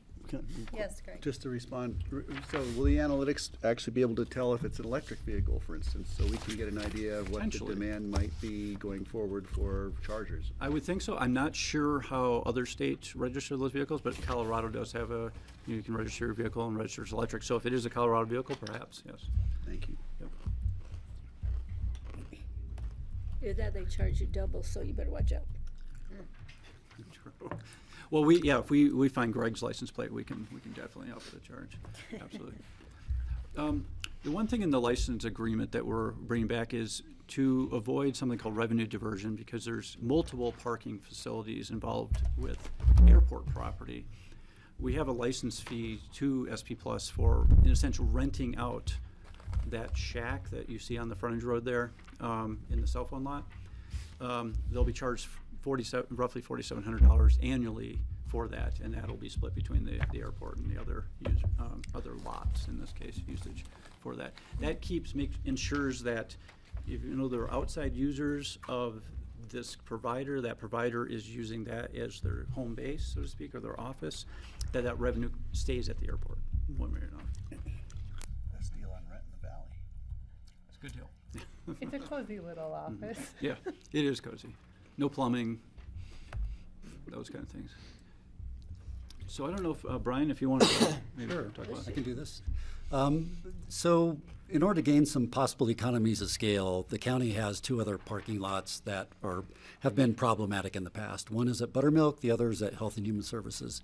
So we combined all the parking lots, including the airport, into one RFP package to get one bid from a company.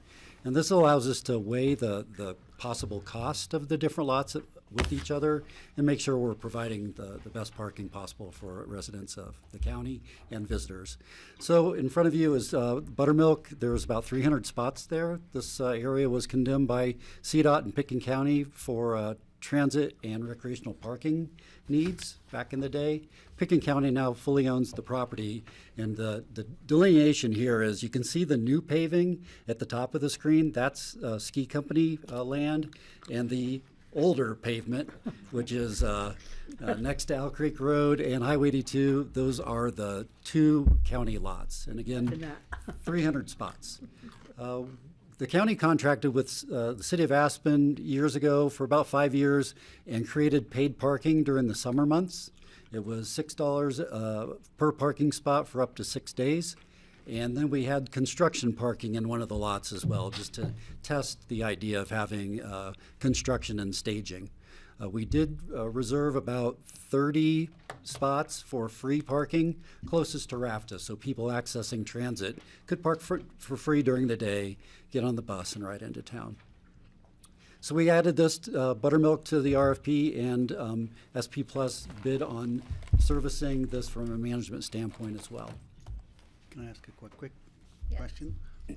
Did they look at how many extra spots they could shoehorn into that?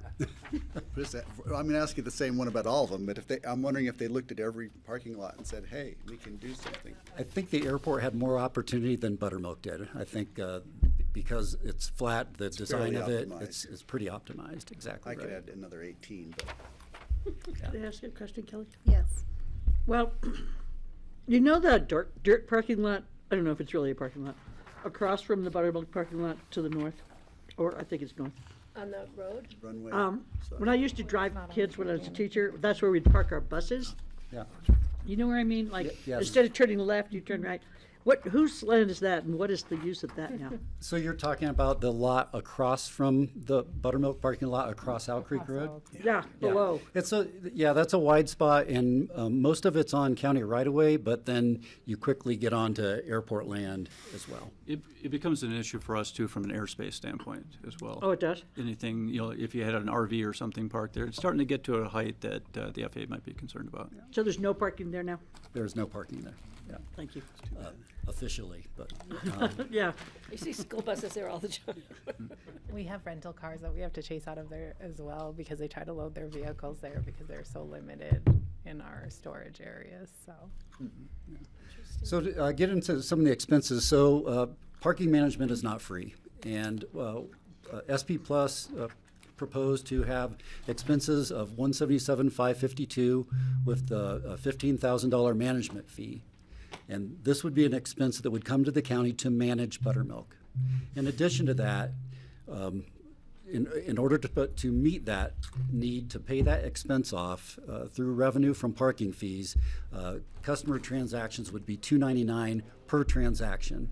So for instance, if you park your car in the summer and you pay to park there for 6 days, you pay $299. If you pay there to park for 1 day, you pay $299.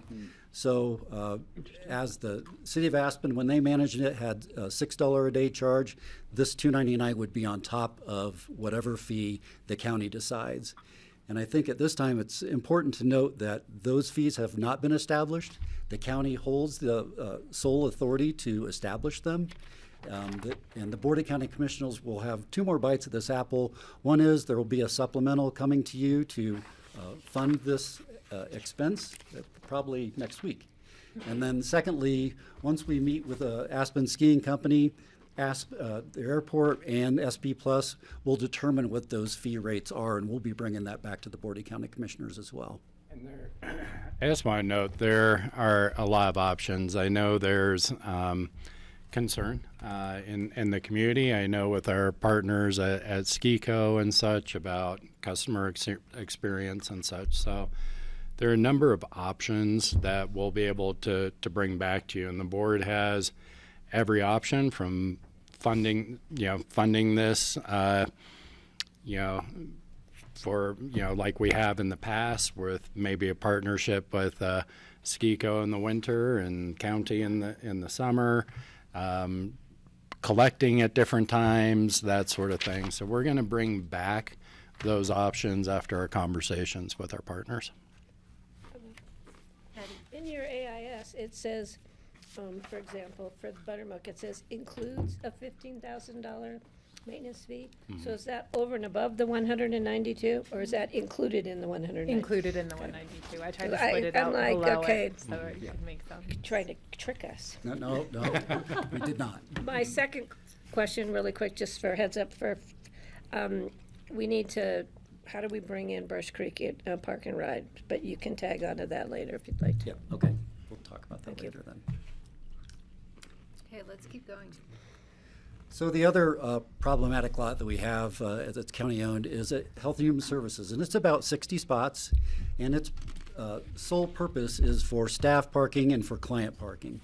But we do have rogue parking going on in there for people that go skiing, or they ride their bikes up Castle Creek Road, or they just leave their car from a storage standpoint. So what SP Plus bid here was to provide really enforcement for this lot. The lot would remain free, but we would be enforcing it from a standpoint to make sure that it's just for clients of Health and Human Services and staff.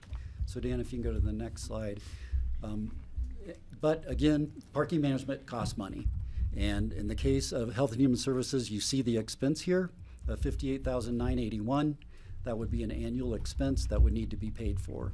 That will be on the supplemental that's coming to the board next week, and we can talk about that then. There is opportunity that revenue from the buttermilk parking lot and fees there could cover this expense, and that has been the hope and will be included in the supplemental that comes to the board. Yes, Greg. I love the ability of this new service to be able to read a license plate and attach it.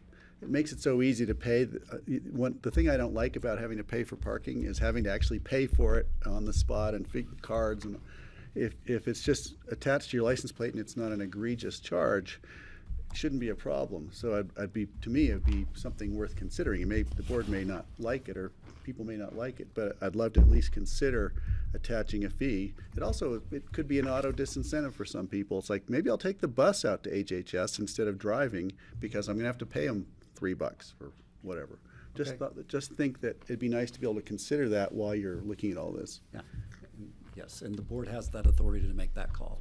Human Health Services is free, though. It has always been free, and we're keeping it free for that purpose. I do think if the board wants to have that, oh, sorry, Greg. Just for reviewing is all I was going to say. Yeah, if the board wants to have that discussion, I'd really encourage the conversation with Lindsay and her staff about the clients and that sort of thing, how the parking lot's used. Did you have a question? No, I'm good. We Thanks. split the airport up in a few different slides too, so bear with us. You can kind of see the individual lots here that we're working with. So there's a short-term and a long-term lot at the airport, the bear lot, the short-term, and then the elk would be the long-term. That's our larger parking facility, and that's the one where I think they'll probably pull most of the new spots out of. But then the company will also manage our commercial loop. So they'll be doing the license plate readers for the Ubers, Lyfts, taxis, shuttles, and everything that comes through our commercial loop. And I believe we charge $1 or $2 per trip for that, and allows them access to that commercial loop. So we'll be managing that as well. And then the overall charge for the airport parking services is that, the expenses, whether it's for putting in the system and, some other things. The management fee is $25,000. And then that also has that $299 transaction fee. And that transaction fee pays for their software as a service. as the one that uses the license plate reader, that actually pings the databases, and then does the ticketing for that. Kelly, can I? Yes. How are the loop users charged? There's actually They have like a contract and you bill them at the end of the, No, there's actually, so each vehicle currently that goes through there has a sort of, transponder in yeah, it. on the vehicle. And then there's a thing that reads it as they go through each time. yeah, but then how do they pay? Then they're invoiced. Oh, That's they're right, invoiced, you're that's what I was going for, By yeah, Lance. thank you. Thanks. It's like an easy pass. right. Essentially, that's what it is. Whatever we call it in Colorado, I forget, but yeah. I have a question at this point. Yes, Francie. Well, actually, you're probably going there. I'll wait. Oh. Now And that I see this slide. Oh, I'll sure. wait.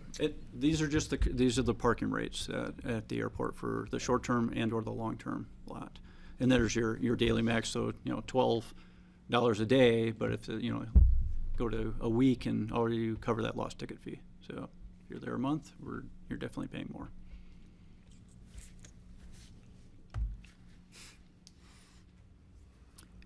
And this just kind of breaks down the total expenses and the estimated fees for this new arrangement.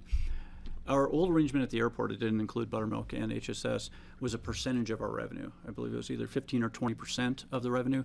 We've kind of done the math on this, and having a flat fee based on our current parking situations, we will receive more net revenue from this agreement than we have in the past from our previous provider.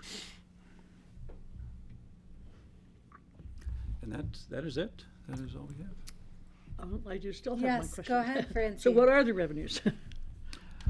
Have to, Diane has all. Let me get that there- out for yep. you. For last year, we had, for me with my glasses, we had a net income of $1,179,978 At the airport. at the airport. Great, thank you. I just want some clarification, because I know in the contract it says that we will begin, shall be responsible for The airport collecting March. parking fees. I just want to hone in on Buttermilk a little bit, starting April 7th, unless otherwise mutually agreed upon by the parties. What is the summer date that we generally resume charging?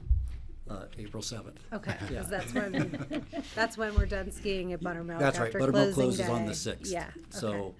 that would be the time. That would be the time. Okay, so our assurance to the community is there's no paid parking at Buttermilk for the remainder of the season. So And you paid and parking one- resumes as normal. And then our management Yeah. needs to be in, this has been structured in our conversations with SP Plus, and sorry to jump in. That's okay. We basically tell them, inform them, they wanted a date in the contract, but if we tell them not to start on April 7th, they won't start on April 7th. Right. And in talking to them, I was pretty frank that it would be unlikely that we would ask for management services to begin April 7th, because we know that there is concern and interest in what parking at Buttermilk is going to look like. Yeah. It is one of the reasons the agreement is broken out the way it is, but not the sole reason that it's broken out the way it is. And So that really, I'm sorry. Oh, go ahead. That relieves us of having to make that decision before April 6th on how much to charge at Buttermilk. Yes, Yeah, no doubt. Phew. Yeah. We have already been charging for parking out there in the summer season. Yeah, so we have been charging historically. I've made a commitment to our partners at Ski Company that we would convene a conversation, because I do think there's interest in what that customer experience looks like in a parking lot that they don't control, but we can partner in. And so I think we want to have the opportunity to bring back some options to this board so you can make a policy decision about how paying for the service and managing the parking, really, we're going to need to do. That's something we always need to do. How we collect revenues and when we collect revenues to help defer those costs is another conversation. And so we want to have the opportunity to bring that back to you, but really the airport and HHS have immediate needs, and we wanted to get under contract to start providing the management of those lots. So we're not looking for the buttermilk lot to be necessarily a source of revenue, but we want to cover our costs? Is that what I just heard you say? Well, I think we have a lot of different alternatives, Francie, and I think we want to explore. I could think of 3 off the top of my head. That means there's probably 6 out there, but yeah, we'll come back. But certainly doing what we've done in the past is an option. Doing year-round collections is an option. The county deciding to cover the expense in partnership with, another entity is an option. So, okay. Yep, we'll Thank bring you. those back. What is the status of the red lines that we have in front of us? Yeah, I was gonna, if you give me the liberty, I'll go through some of the terms in this agreement. Please, take the liberty. Since we were just talking about this one related to the commencement of the agreement for buttermilk, I'll start there, although I generally would walk through this in order. This is 4L. I just want to highlight for staff that where we landed with SP Plus is that in the event that we do not want parking services to begin on April 7th, we need to notify them in writing as to the date we would like them to begin services out there. So sooner rather than later would be good. Anyway, I'll go back to the beginning. So what you have in front of you is a parking services and license agreement. When I look at any agreement like this, I'm generally looking at a few basic things.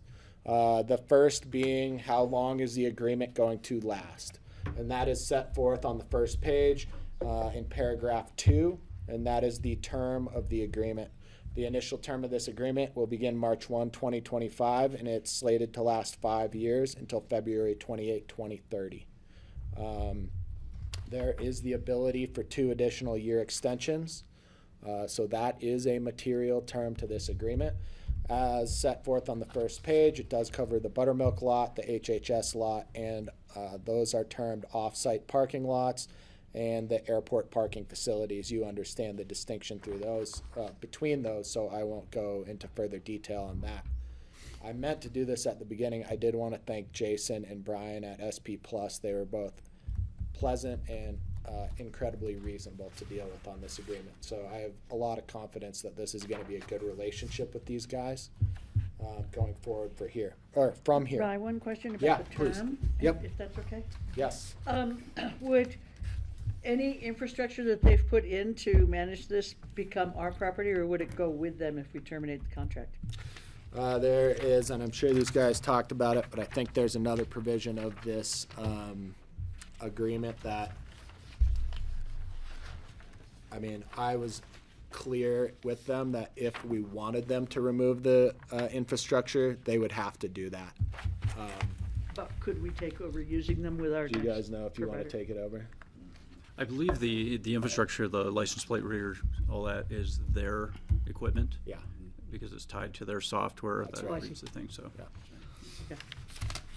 So the term is 5 years with 2 possible year extensions. Of course, that's subject to further negotiation if things are going well. The grant of licenses for what Dan and Diane eloquently termed the shack, although in this agreement it's designated as office space.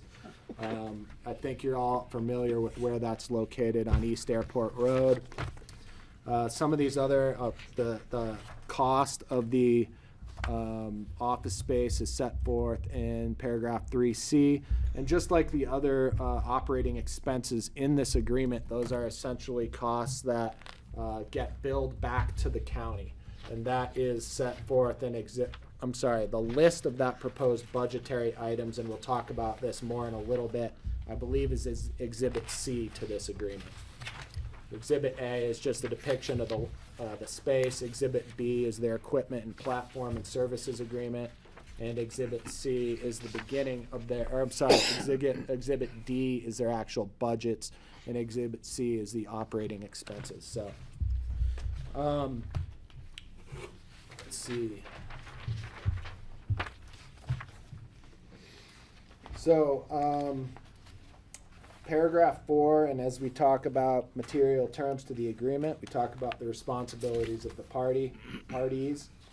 Here we basically talk about what they are going to do and what we are going to do and how we are going to do it. I would note that it is important to the board as well as the public that paragraph 4D recognizes our ability, the county's ability to set the various rates for parking at the various lots. Those rates could be as much as 0, or as little as 0, and as much as you all think would be tolerable by the community. The equipment agreement, the equipment and services agreement is Exhibit B. Again, that is part of the cost. We are purchasing equipment from them as well as software services that are then billed back to us in the budget that is set out in Exhibit D for you all. It is essentially an operating expense that is passed back to the county.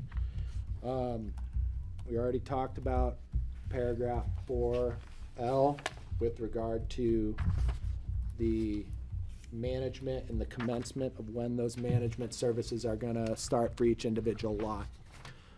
Again, we can specify when that takes place for HHS and Buttermilk, but the intent is for the airport at the least to start on March 1. Paragraph 5 is important. Talks about gross revenues. The way this agreement is structured is that the county receives the gross revenues from parking and the charges that are that go along with parking at these facilities, but you'll see there are exceptions to what goes into the category of gross revenues. And there are 3 of them that are specifically called out here, being sales tax or other taxes, service fees, and those service fees are set forth in Exhibit B, as well as any customer discounts approved by the county, which makes sense if we had somebody parking there for free or something like that. That cost wouldn't be included as gross revenues that would then get paid back to us. There's a significant red line in 5B. The reason for that is the way that the operating expense obligation that the county had to pay to SP Plus was originally set out was that there was no cap. There was no upper limit on what those operating expenses could be. I talked with SP Plus about this, and this is a solution that we came up with, which is in the event that there's going to be a budgetary bust of over 15%, we'd have to approve that. The cushion between what's in the budget right now, that's in the proposed budget, and this 15% margin is essentially to accommodate for unknown or unanticipated costs, such as a heavy snow year and they have a lot of extra plowing, or essentially things like that. What I didn't want to have happen and what was not adequately addressed, in my opinion, in the first draft was that there, as I said, there was no upper limit of that. Meaning if they hired another employee, again, employee costs are something that are passed on to us. If they hired another employee, that could essentially be included as passed through costs to us that we had no control over. So the solution we came up with, and the reason it's in red line, is because SB Plus sent us back this agreement this morning, and I think this is an acceptable way to deal with this. So. Kelly, if there's any comments about that. Sure, Patty? Yeah, real quick, if you go over to the next page under 6. Yep. Where it's, again, note is the 15%, but it says no more than 10%, then in parentheses.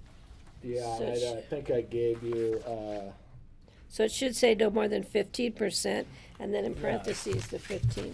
It says no more than 10%. oh, I see, the parents 10 is should be correct in that. 15. I got you. Thank you. You for put that in just for me to find Got it. it. Good catch. 5C sets out the management fees. As Diane and Brian and Dan adequately explained, these management fees are broken out by the various lots.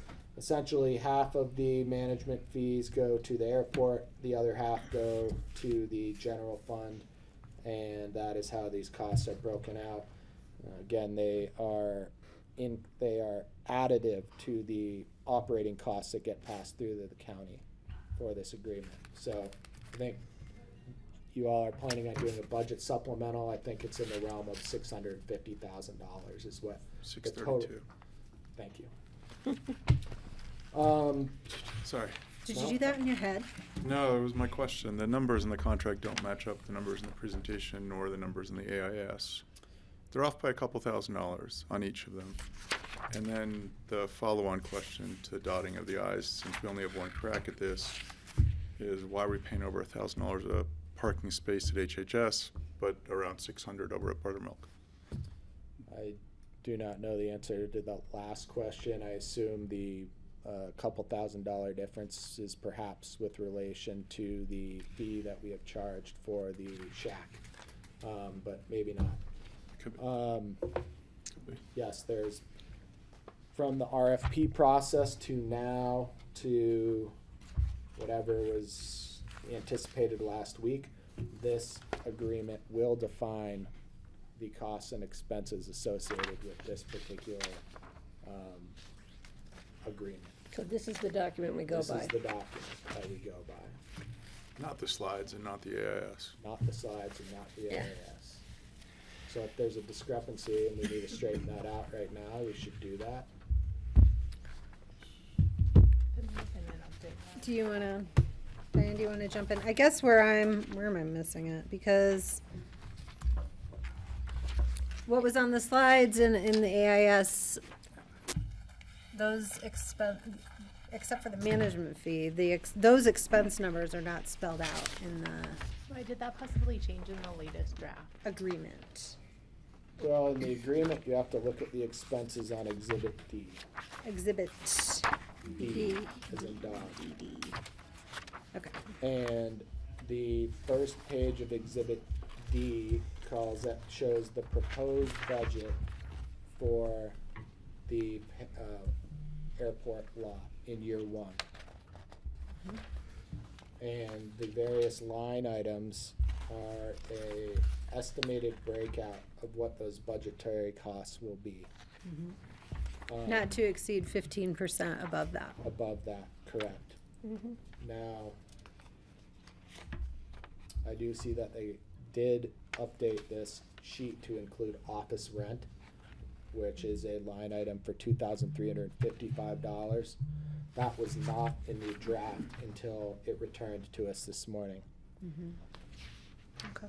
Similarly, the costs in year one, the budget for Exhibit D, page 2, for the Buttermilk lot are, in this agreement, $193,730. Again, there's a cushion of 15% on that, that if it is exceeded, will need to be approved through a change order or a change to the contract with SP Plus. And the amount for the HHS lot is page 3 of Exhibit D. That's $60,159.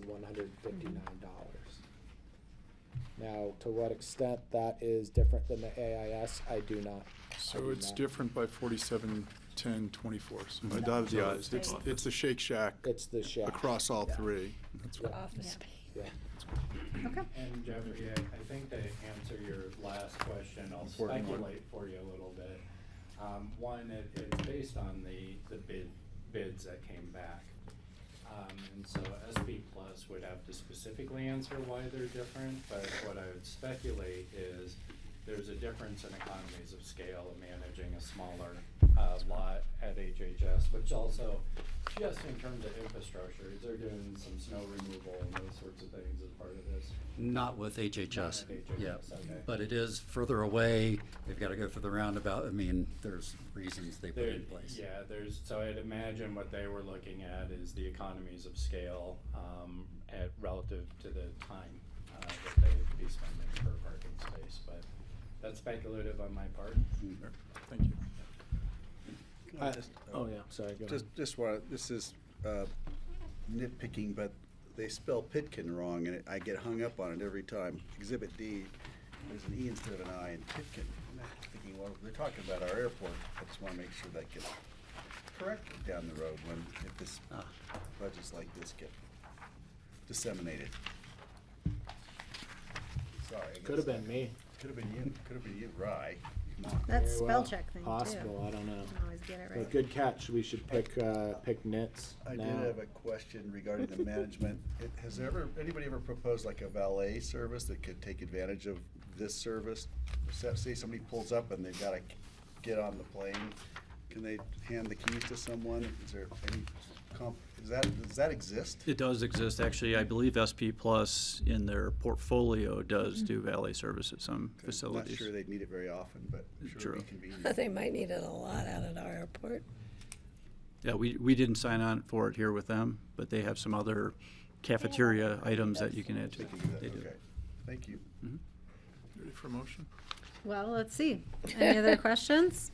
I don't know if Rye's done. Did pretty well. I mean, I can be, there's really only, I just wanted to highlight that the call out for net operating expenses as a deduction from gross revenues is set forth in 5D through E, item subparagraphs 1, 2, and 3. The budget and the call out regarding, and I do see the discrepancy that Patty pointed out between the written 10% and 15% in the parenthetical there, needs to be corrected. The rest of this document is generally what I would call boilerplate, which is no fun for anybody but me. And again, SP Plus was very reasonable with respect to complying with our general contract terms, particularly as it relates to governmental immunity and current year obligations and the needs for indemnification and things like that. So that was very easy to work through with them. We went through the exhibits briefly, and I can answer any more questions that you would like, but I think that's all I have right now. I also want to apologize that we're going through this right now. It was largely because of me and my time management, so. I know you're swamped. Okay, other questions for Ryu, Diane, or Ryan? Did we resolve Jeffrey's issues with the numbers? Yes. So the gross expenses are 632,219, 632,219. If you deduct for the shack of 4710, you end up back at 627,508. So the answer is yes. Then the slides. Just want in to the make sure AIS your numbers are. Slides in the AIS would match with taking the Shake Shack out from the 3. Shake Shack. That's located in Laguna Beach, California, on Pacific Coast Highway. Makes me want a milkshake. It's really good. Okay, and as a reminder, we will have a public hearing during the confirmatory reading on this on March 12th. I would look for a motion to approve with the amendments to the spelling of Pitkin, the proper replacement of spelled out 10 with 15 as called out to Patty, and acceptance of the red lines as presented before us. So moved. I will second. Thank you. Thank you. Thanks for taking the time to walk us through this. Any further discussion? And I'm sorry, who motioned, who second? I usually write these down. He moved, I Yeah, seconded. Thank you. Okay, all in favor, please say aye. Aye. Thanks, guys. Aye. Thank you. Thank Coming you. back later. Appreciate it, thanks. Nothing else you want to tell us about? Dr. Landy. Not yet. All right, next item is another emergency ordinance, approving the purchase of 374 South 8th, the Donita Townhouse Home Subdivision property in Carbondale. And we have Kara here to present this to us. Good afternoon, everyone. Kara Silbernagel, Deputy County Manager. Before you today is an emergency ordinance. So, This is trash. as you're aware, we have the Employee Deed Restriction Program, of which the county participates up to 40% in the purchase of a free market home. We have an employee that purchased a home back in 2018. It served its purpose. And that employee is now leaving the county, actually leaving the valley, and so we are recommending the county exercise its first right of refusal to purchase that property back, per the guidelines of the covenant and deed restriction that are recorded with the property. So I'm happy to walk through all the details if you all would like, or stay pretty high level with this purchase. What would you like? What would you prefer? Chair? Karen? I can add a couple things if you want to flesh it out for you a little bit.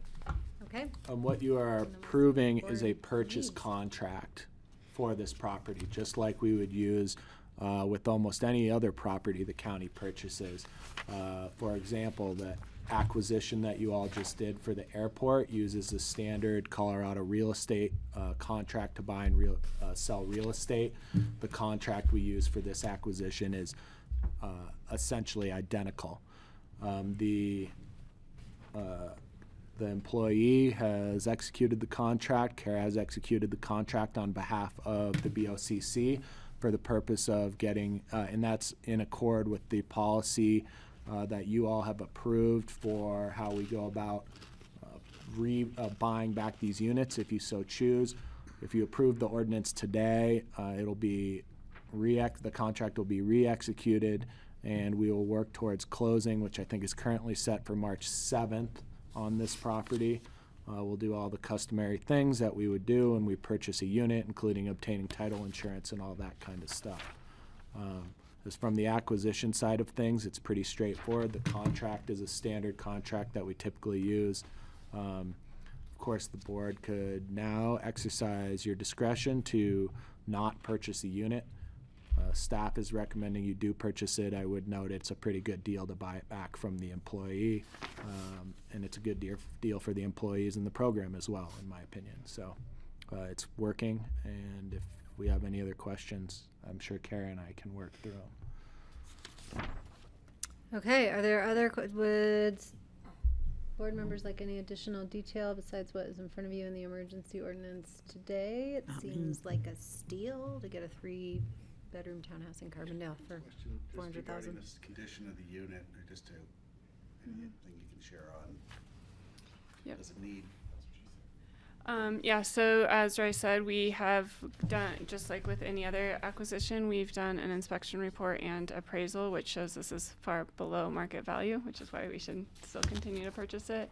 The unit is aged a little bit, but the employee has also done some capital improvements, and so it's about what you would expect for something that has been lived in for 8 years. So there's some minor wear and tear and some things that we might be needing to look at through the life of the HVAC system and the heating that we might be looking at, but otherwise it's in really good shape and they've done additional improvements over time. Thanks. Yeah, and applying our capital improvements policy within the equity share program, there was a credit to the employee, but then based on the inspection, I believe there is a slight deduction for the condition of the property based on some of the inspection items that came up. So, we balanced those two things within the program. I believe the inspection objections resulted in about a $5,000 credit back to deduction in the purchase price. And I can't recall what the increase for capital improvements was, but yeah, I can tell you the original increase was $9,000, and then having Andrew, who's done this a lot at APSHA, it's great. He then applied the correct depreciation value to that. So I'm not doing that math. Someone else can do that math in my head. And that's separate from their property appreciation. Right. Yeah. Correct. What would this get resold to a future? How do you set the rate for the next buyer? That is why we're recommending purchasing at this point, and then looking at, we would probably be coming back to the board because that is the board's discretion of how we would like to be looking at reselling that. Any other unit that we have not done this really with any other units yet. This would be a first one where it has come back to the county, and the county would look at reselling directly to employee. We've done one other that's a direct employee to employee, but that was in a different condition. I think to what Greg was alluding to, there is some maintenance that would probably need to be considered in what that cost is of if the county took that on or was pushed to a future buyer. And as the owner, I believe, if the board wanted to use it as a rental, you could do that too versus transacting it. And we typically use APSHA rental rates based on employees' income at that point.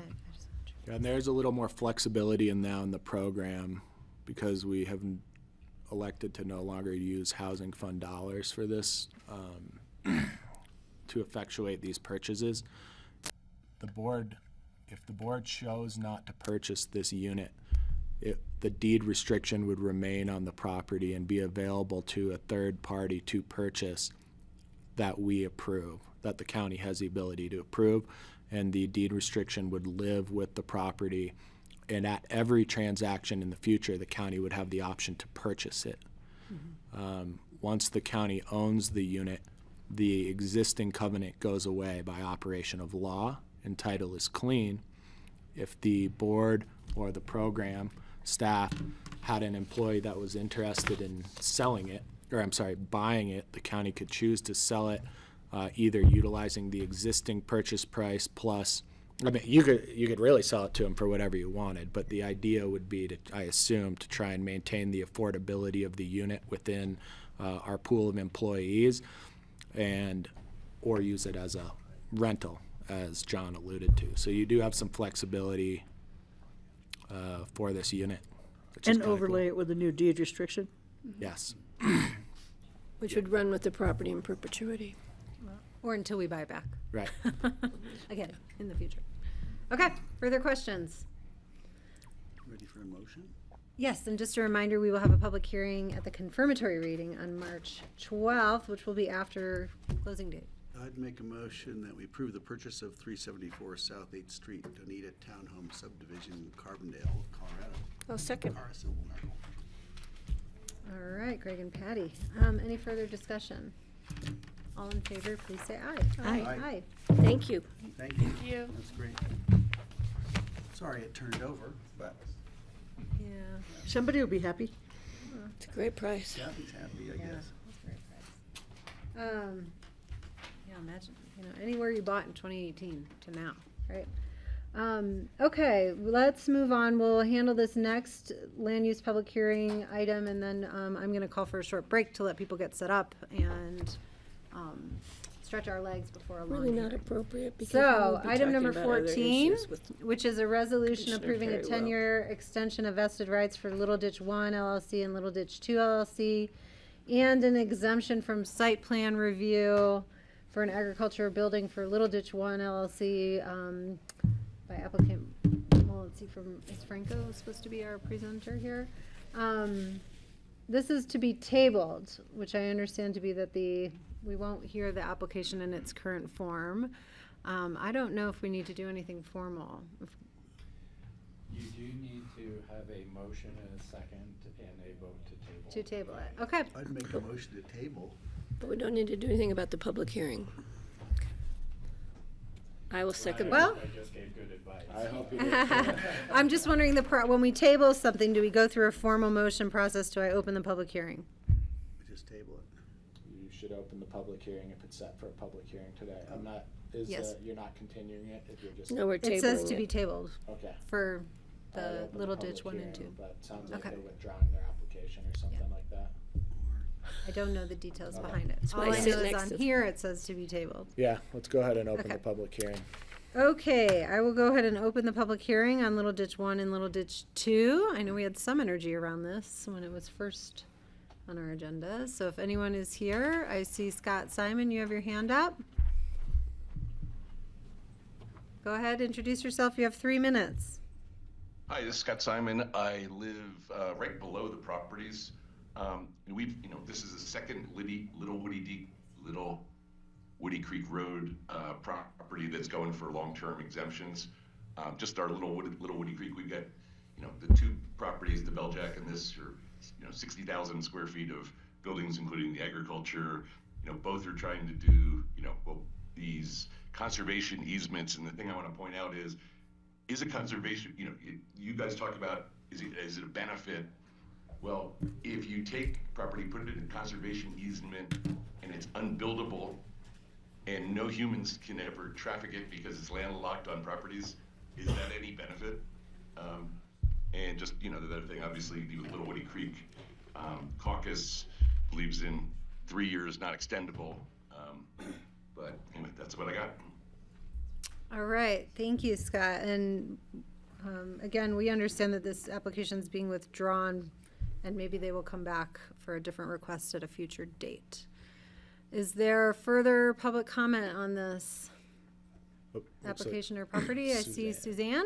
Do you want to join us on this one?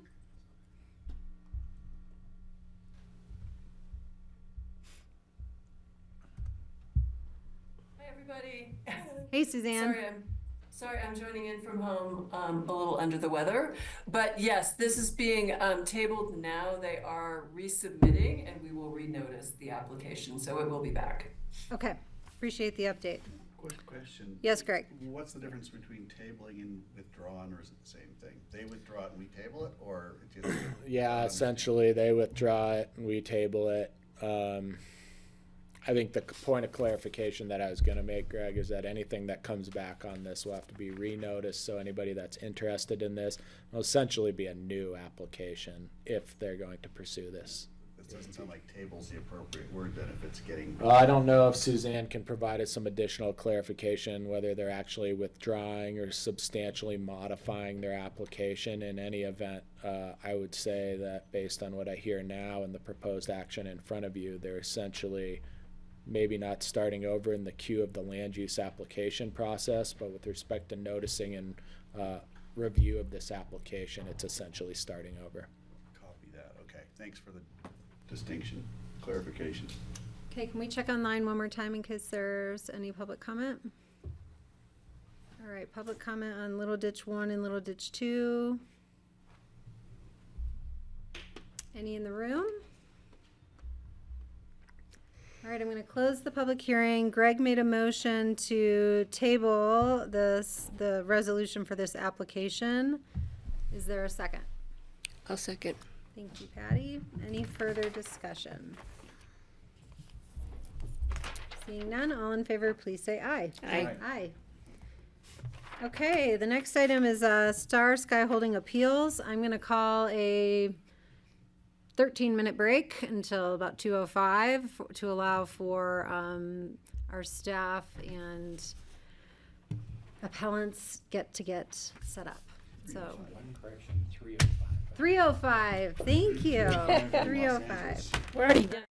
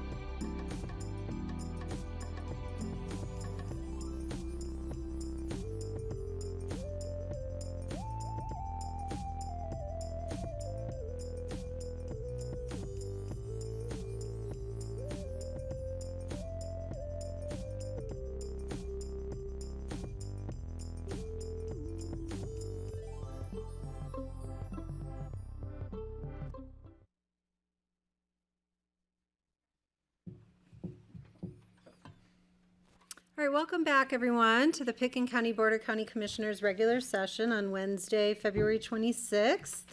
We are in our land use public hearings portion of the agenda on item number 15. This is the Star Sky Holding LLC appeals. We have 4 appeals that have been rendered for a property application, and I'm gonna set the stage a little bit for everyone. This is about as formal as we get for our actions as a board. And so I'm going to stick very closely to the process required of us in the land use code, and which our attorney, Rye Neely, had laid out for all the parties to the appeal in a recent letter to you this week. And so that process that we are going to follow is we will hear staff presentation on the background for this appeal, how we got here today. We'll have the board members ask our questions of staff. We will invite the appellants to come up and make their arguments in front of us. We have 4 appellants. And the order that I understand that the appellants wish to go is Jonah Hunt, representing the HOA, Kristen Decker, representing David Gerstenhaber, Justin Nyberg, representing Mr. Sankeshabi, and Andrew Garnett, representing Neil and Jacqueline Shear. Each appellant has 15 minutes total. That time can be divided up in your initial presentation to us, and some time of that 15 minutes you may reserve for rebuttal. And we will keep track of the time for each appellant. Rye, I have a clarifying question. Are appellants allowed to delegate extra time to other appellants if they choose not to use their full 15 minutes? I don't think so. That could get a little sticky. I think everybody stick with 15 minutes. Of course, it's within the board's discretion to provide the parties with a little bit extra time if you feel it's appropriate, particularly if you have a lot of questions or something. And I would say if you afford somebody a little extra time, you'll probably want to afford everybody a little extra time. So okay. And the way that I think we got a little training on this yesterday, and decided that the board will hold our questions until after each appellant has made their argument. That way we can stop your clock, ask our questions, and then we'll move on to the next appellant's 15 minutes. And so that's just a reminder for the board. We're not going to interrupt arguments. We're going to hold our questions until I say we've reached our time. And they don't subtract from the appellant's time. Correct? Yeah, our questions will not subtract from their time. After each appellant has used the portion of their 15 minutes to make their argument, then we will go to the appellee. And the appellee, given the number of appellants, has been extended 30 minutes to make their argument. When the appellees are finished with their 30 minutes for their argument, we'll go back to the appellants for their time reserved to make their rebuttals. Again, our questions will not invade on anyone's time. I will go ahead and open the public hearing. We'll see if there's members of the public who wish to weigh in on this appeals process. Close the public hearing, and then we'll bring it back to the board for discussion and a decision. And Rye, I think we have the benefit of understanding the criteria upon which we are making a decision about the appeal, but I invite you to cover that again as we start. If you'd like to do that now. Right now? Yes. Sure. The applicable code section that we're looking at for the board to consider is 2-2180. Of course, that's the procedure. The substantive arguments that may be raised by the parties are scattered throughout the land use code, and they've been referred to either in the hearing officer decision or in the various documents that have been submitted for the record in front of you all. As I laid out for the parties, but I'll make clear for the public, today's hearing is not, the intent of today's hearing is not to supplement the record with new evidentiary material. The idea or the requirement is to make arguments based on the record that's in front of the board today. And that record is the hearing officer decision and all the components that went in front of the hearing officer, as well as the transcript from that hearing officer hearing. And I believe there's a site visit that there's a transcript in your packet as well. And then any of the documents submitted to you all today. The board's decision today is set forth in 220-180, or I'm sorry, the options for the board's decision are set forth in 220-180H, and the action that's set forth, or the options for that action, are either the board may affirm, modify, or reverse the decision of, in this case, the hearing officer. And that's based on the criteria set forth in subsection G of that same section, which I'm happy to reiterate if you would like, which is a reversal or modification or a remand is appropriate if the board finds that there has been a clear and demonstrable error, an abuse of discretion, or denial of procedural due process in the application of the facts in the record to the standards of the land use code. That is what we are doing today. And just to clarify, whatever we decide here today will come back to us for formal adoption in a resolution. That's correct. The way that we have historically done this, and I think it works best because we don't know what the board's going to do, is you take an action to direct staff to bring back a resolution, either affirming Mr. Smith's decision, modifying it, or in the event of a remand, providing a remand with direction in that resolution to Mr. Smith to consider one thing or another with respect to any remand that you may send back to him. Great. Any questions by board members on what we're doing here? Patty? So if we were to remand back with specifics, would we have to cite code?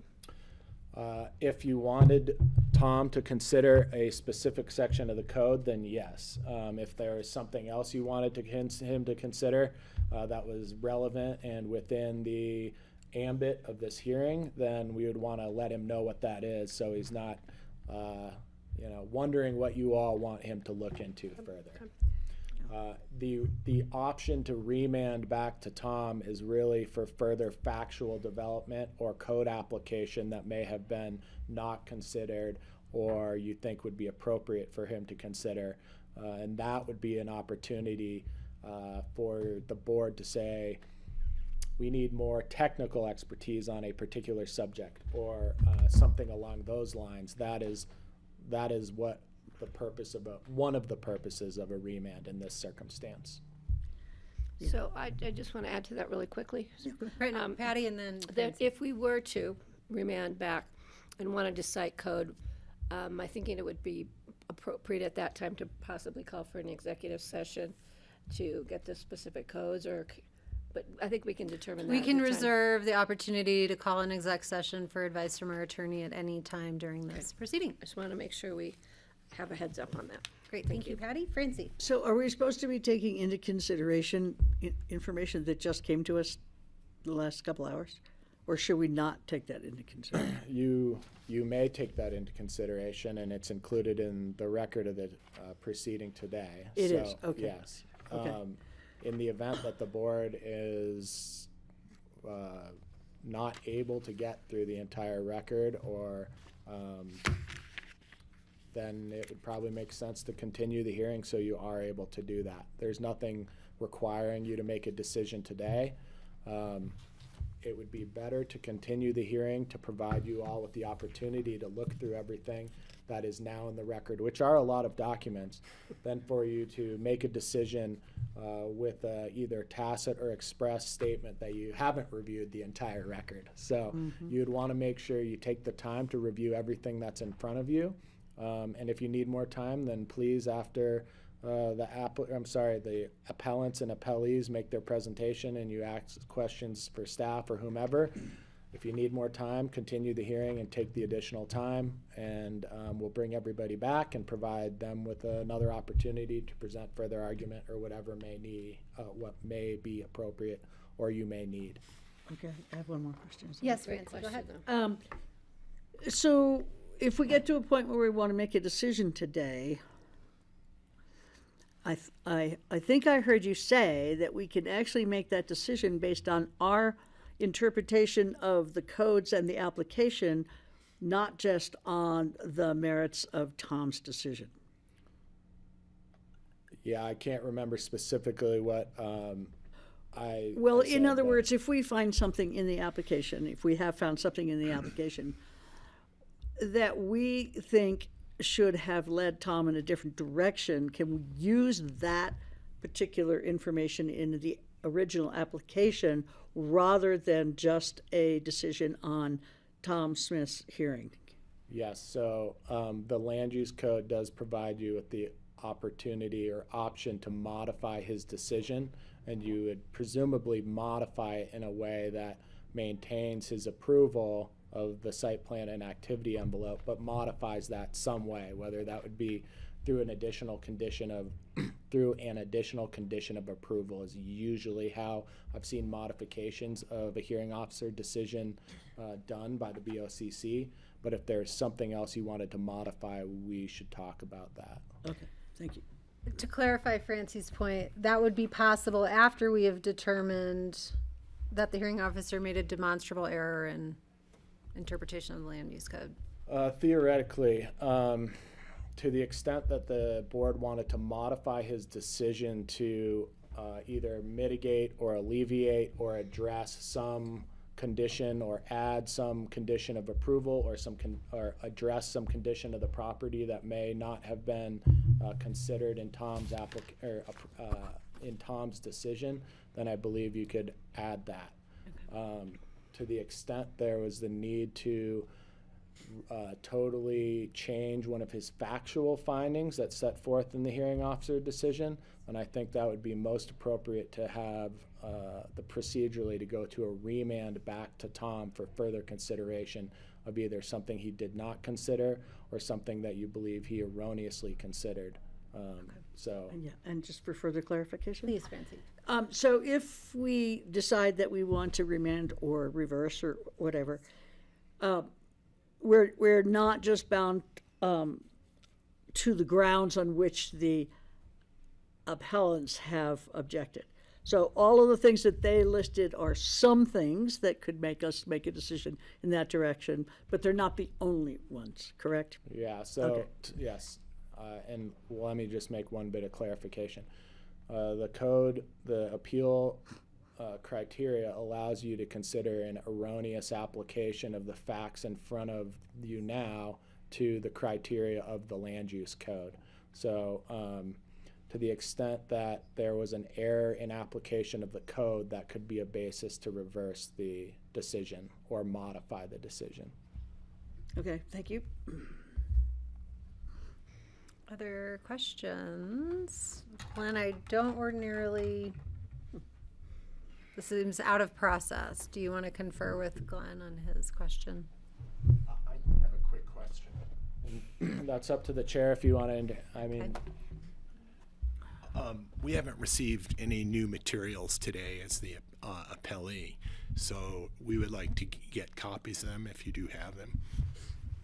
So I handed out 5 copies. I'd be happy to lend you mine from a letter submitted by Justin Nyberg of Holland and Hart representing Mr. Sankesh Abhi. I know this came in shortly before we started at noon, so I don't believe many of us have had a chance to thoroughly read this. We can decide, I've put a note here if we need more time to review this information for the record. Okay? I gave him mine. Thank you. Okay. We didn't really have time to review. With that, Go. all right, I'm going to turn it over. Hi, introduce yourself and begin our staff presentation for us. All right, I am Tammy Cochin. I am the planner for the Star Sky Holdings LLC land use application. Am I sharing my screen or? Yep, you are. Yeah, okay, okay. All right. So, in summary, as Kelly already went through most of this, 4 separate appeals have been submitted. Appealing hearing officer determination number 2/20/2024, which approved an activity envelope and site plan review for a new single-family residence and associated improvements. The 4 appellants are the Star Mesa HOA, represented by Jonah Hunt, David Gerstenhaber, represented by Kristen Decker, Neil and Jacqueline Shear, represented by Andrew Garnett and Daniel Sullivan, and Sankesh Abib, who is now represented by Justin Nyberg. The applicant and appellee is Star Sky Holdings LLC, and they are represented here today by Glenn Horn and Tamir Goldstein. Kelly already covered our protocol, which is wonderful. So that's taken care of. So I'll just do some really quick context here. The location of the subject property is 1200 Star Mesa Drive. It's located on the screen, highlighted in blue. So for context, right here is McLean Flats Road, and to the northeast behind it here is Woody Creek Road. So it's the subject parcel here. The Star Mesa area is comprised of 6 different parcels that were subdivided in 1975. In 1984, the BoCC entered a settlement agreement with those owners, and it was found that those parcels were created prior to the county's GMQS system. And with that agreement, certain stipulations were created for all the parcels, which more or less allowed for those parcels to develop up to 15,000 square feet exempt from GMQS. All those parcels are bound by this agreement and are additionally subject to the current land use code when a development is proposed. The Star Mesa Declaration of Protective Covenants were created in 1986 by the HOA, and those established building envelopes on each of those 6 parcels. Most recently, like I said, the applicant submitted a land use application for activity envelope and site plan review, and that was immediately forwarded to the hearing officer based on objections submitted by Wendy Wigler, who was representing the HOA at that time. We later received an objection letter from Kristen Decker representing the Gerstenhabers. Gerstenhabers, I'm sorry.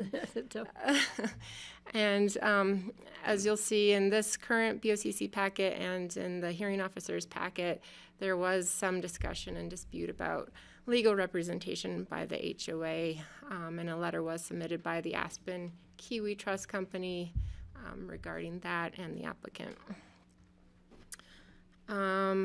The applicant represented that in 2015, the Star Mesa HOA approved a new activity envelope on their parcel to replace the original 1986 building envelope, and they stated that that envelope is the same that is being submitted and was heard by the hearing officer. So on July 16th, 2024, a site visit was conducted with staff and many of the appellants and their representatives and the applicants. And we all toured the site. Immediately after that site visit, we had the hearing in the county building. And after that meeting, the hearing officer approved the proposed site plan and activity envelope pursuant to hearing officer determination 2/2024.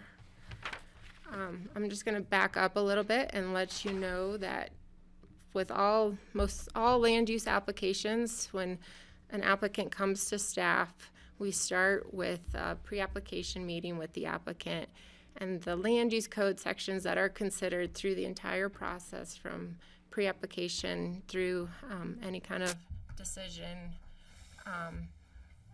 are the ones shown on screen, and they're fairly common. So Chapter 2 covers the review and approval procedures.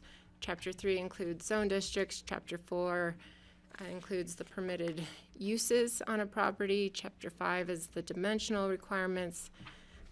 In this situation, section 630-100B4 was considered, and that's very specific to the Star Mesa parcels and their GMQS allotment. And then the bulk of the review is always in Chapter 7 when we come to land use, activity envelope, and site plan review. So on the screen are all the code sections that were reviewed by staff and considered and put forth to the hearing officer. I've highlighted section 720-90 and 720-120 up here, as that's where really the bulk of staff's review time was spent. And those sections are more unique to this property, and they include the irrigated lands section and the scenic view protection section, as this property can be seen from the listed roads on the screen. So Highway 82, McLean Flats Road, Lower River Road, Brush Creek Road, and Woody Creek Road. So I'll move on from that. Rye already covered this a bit, but the appeal procedure is on the screen. So we do have 4 appellants. They all submitted their notices of appeal in a timely manner within the 15 working days as required by the code. And as Rye mentioned, the appeal criteria is on the screen, and those are that the appeal is not a de novo consideration. The appeal body shall only reverse, modify, or remand the decision on an appeal if it finds that there has been a clear and demonstrable error, abuse of discretion, or denial of procedure and due process. So each of the 4 appellants state that their appeals are based on either clear and demonstrable error or an abuse of discretion on the part of the hearing officer. And I put forth in the packet all the key points of each of the appellants. I'm gonna leave it up to them and their counsel to argue those points, but that was in your packet. So I'm just not gonna cover that and let them complete that, as well as the applicant also provided a response to each of those appellants' points. That was also in your packet, and their notices of appeal, and there was supplemental letters as well discussing all these points. Back up one, I'm sorry. Yeah. Yeah, I agree. Back up. Do you want me to, I can, go back and cover all of these if you want more detail. I just want to be able to compare them all as I Sure. look at them. Sure, there definitely is All right, some let's overlap. go slowly through them. Yeah, okay. Let's just give it its time. Okay, so the Star Mesa HOA appeal key points are shown on the screen. Do you want me to just give you time to read them or read through them? No, it was in your AIS, right? It was.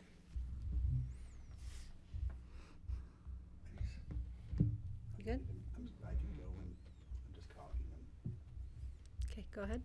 All right, so on the screen here.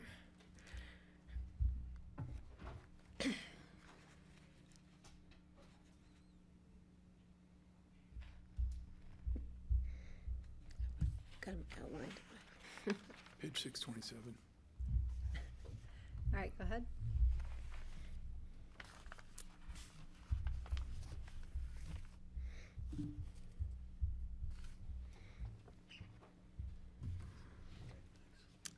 Go ahead. Right. And so I believe for this one, there are some additional points that were submitted in that letter that you received at noon. Thank you for calling. Regarding irrigated lands, I think was one of the points, and the criteria about the meadow, scenic view protection. So those are some additional key points that Sankish Habib has submitted.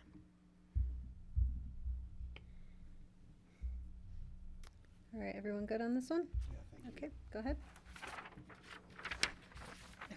So here is the applicant's response to those points.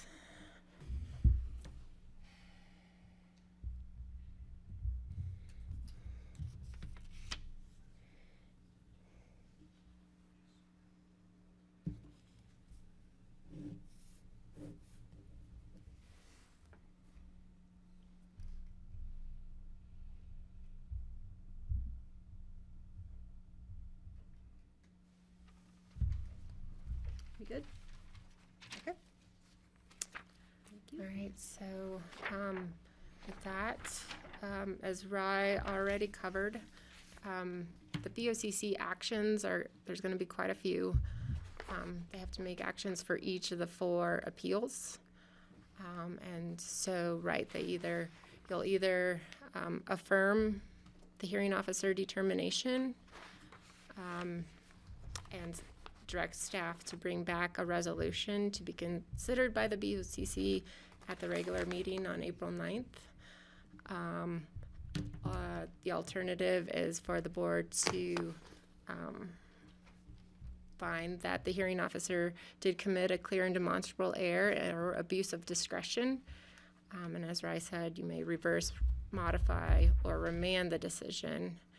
And again, the BoCC will direct staff to bring back a resolution,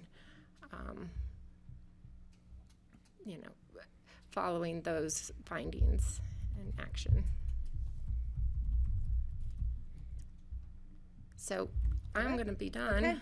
And questions for Tammy? A really quick one. Patty. Why would a hearing for a resolution be set for April 9th? Why so far out? I'm just wondering. It just. There were a couple considerations. One, to do 2 weeks, I would have to get out a packet tomorrow. We've also got spring break in there, which would. That's okay.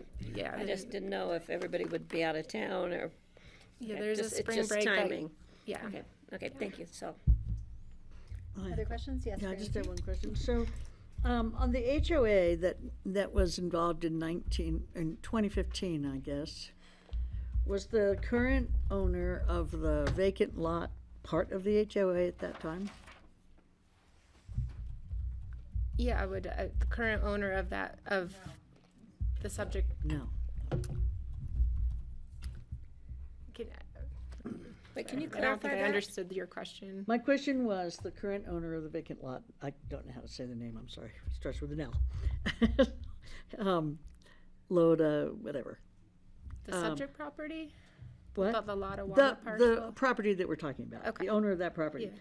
What, did that entity have representation on the HOA, like in 2015 and when? No, okay. This can be a question that can be answered by representatives of the Yeah, okay. appellee when I thought Tamir that and Glenn was join right, us. yeah, okay, thanks. Okay. So in other words, did Ooh, I'm going to Did be the current very, owner I'm own going to the be lot? very formal about this process. Just heads up. Yes. Okay. Okay. Other questions for Tammy? No. Okay. Then I will go ahead and I'm going to invite up Jonah Hunt to represent the Star Mesa. Is he online? Jonah's got his hand raised. Should be able to. Is he a panelist? Okay. Jonah, can we hear you? Yeah, I can hear you. Can you hear me? We can hear you. Do you need to share your screen or anything? I do not. Okay. Oh, there you are. Nice to see you. Mr. Hunt, would you prefer that I stop you sometime during your 15 minutes to reserve time for rebuttal? Or do you want to get as far as you get, and then if you have time, we can give it back to you during the rebuttal period? Yeah, I plan on stopping at 3:50 just to give myself a couple of minutes, if that's all right. That works for me. I'll go ahead. I'm going to Okay. keep time. Well, good afternoon, commissioners. My name's Jonah Hunt, appearing as counsel for the appellant Star Mesa HOA. Initially, I guess I'd like to emphasize that this application is somewhat unique in that there are not only code and approval criteria considerations for the board to consider, but also Pitkin County's contractual obligations under the 1984 agreement, the one that is sometimes referred to as the Penobscot Agreement. This was the agreement that was entered into between Pitkin County and the then owners of the 6 parcels in Star Mesa as a way, or as a means rather, to resolve ongoing litigation. So we would submit that the board's considerations should not merely be limited to whether or not this application simply checks the box within the land use code, but is much broader. So specifically, Star Mesa contends that there are clear and demonstrable errors and abuses of discretions contained within Determination 2-2024. And the grounds for this assertion are manifold. First, addressing the 1984 agreement, finding number 10 in the determination found vagueness as to the location of the existing central meadow, which under the agreement shall not be encroached upon by development and shall remain open space. This provision within the agreement has been adhered to by each and every lot owner within Star Mesa that has built on their lot, with the exception of the current applicant. This same finding number 10 in the determination, also found that due to lack of records associated with this condition, compliance cannot be determined. We would submit that the applicant is responsible for ensuring compliance, not the appellants. So I think this finding number 10 within the determination, is clear error in that it places the burden on the appellants as opposed to the applicant to provide records sufficient to the hearing officer to ensure compliance. Moreover, at the site visit prior to the hearing officer refused to investigate the condition or the location of the existing central meadow.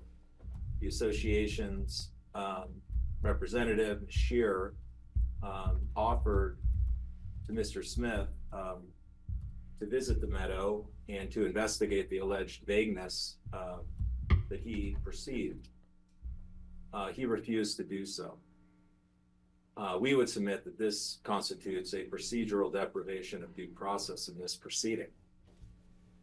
What's also concerning, and what I understand was not disclosed throughout this proceeding, was that when the hearing officer was in private practice, his law firm had submitted well permit applications on behalf of the Lot Wana parcel. Had it been, I know the association would have objected and requested refusal. Next, the 1984 agreement was prepared by Pitkin County. That's not in dispute. It was not prepared by the lot owners. Under Colorado law, any ambiguity in the agreement is to be construed against the county as the drafter and not against the lot owners. The determination did the opposite. It found an ambiguity and derogation of the contractual and real property rights of the lot owners. So the upshot of this is that any affirmation of the appeal, or any affirmation on appeal of this determination, we feel would open Pitkin County unnecessarily to breach of contract claims, which would not be protected under Colorado's Governmental Immunity Act. I've reviewed the applicant's rebuttal statement, and despite the representations therein, there exists no contractual sovereign immunity in Colorado. It only relates to tort-related activities. So Star Mesa would submit that the land use approvals by the county should not be impairing contractual rights of its residents, nor unnecessarily subjecting the county to litigation or contractual liability, which, to be clear, is certainly a result the association would most prefer to avoid. Next point goes to the consents, and I heard and appreciate the comments of the commissioners. And if I understood the question that was previously presented, the applicant was not an owner when the consents were circulated in 2015. The applicant's attorney, Mr. Kraybacher, prepared the consents on behalf of the applicant, who was then just merely a prospective purchaser, and got the seller of the Lot Wana parcel to execute a consent, presumably as an inducement for purchasing the parcel. So just wanted to clarify that. That is my understanding. Back to the consents. Finding number 5 of the determination references alleged approvals by the association to relocate the activity envelope on the parcel. However, no consent or approval of any relocation of the activity envelope has ever been granted by Star Mesa. And under the association's declaration of covenants, Article 2, Section 6, any relocation of such designated activity envelope shall be made by the association. The original application in this matter had an attachment, number 13, which was a document the applicant titled Certificate of Consent, Star Mesa Homeowners Association Incorporated. This document provides that the signatory consented to a resolution purporting to modify and approve the relocation of the activity envelope on the parcel. However, only the association can issue that approval. And nowhere in the Declaration of Covenants is it permitted that one owner or group of owners can grant or effectuate a variance on behalf of the association itself. As to the consents, Colorado law is unambiguous and provides that unanimous consent is required to effectuate corporate action outside of a meeting, meaning that all 6 lot owners would have had to have signed the consents. That did not happen here. It was just the seller of the Lot Wana parcel who initially executed the consent, and then 2 or 3 other homeowners later signed consents. It's not unanimous. When this was brought to the attention, when this issue was raised in the proceedings and before the hearing officer, the applicant since changed its position. Said that the certificate of consents aren't consents at all, but rather collectively constitute an amendment to the declaration. However, the word amendment is contained nowhere in the documents titled consent, nor does the consent state what it purportedly intends to amend. To be clear, there's been no approval or consent to relocate the building envelope by Star Mesa, nor has the association's declaration been amended by virtue of the consent submitted by the applicant. One of the other issues is that one of the consents was issued by the Aspen Kiwi Mesa Trust, I believe is the name of it. The individual who executed the consent was not an authorized signatory, was not listed as somebody who had a proxy or authority to act on behalf of the trust company when it submitted the consent. Whether it's 3 or 4 consents, though, is really irrelevant because it requires unanimous consent. It requires corporate association action, which did not occur. So to the extent that this determination relied upon the applicant's representations, which we dispute, that the association had provided its consent or given its approval, then I think, again, the hearing officer's determination constitutes clear error and should not stand. So those are my comments, and we would urge the board to reverse the determination. And I'm glad to answer any questions commissioners may have for me. If not, I'd like to reserve the remainder of my time. Thank you. Okay, and the remainder of your time is 5 minutes, 50 seconds. Are there questions for Mr. Hunt by the board? Yeah, I have one. Francie. Could you explain the nature of were all the consents together or were they individualized? Because you mentioned one that 2 or 3 owners had signed. Could you put a little meat on those bones for me? Sure. The form of consent is consistent. It's the same form of consent.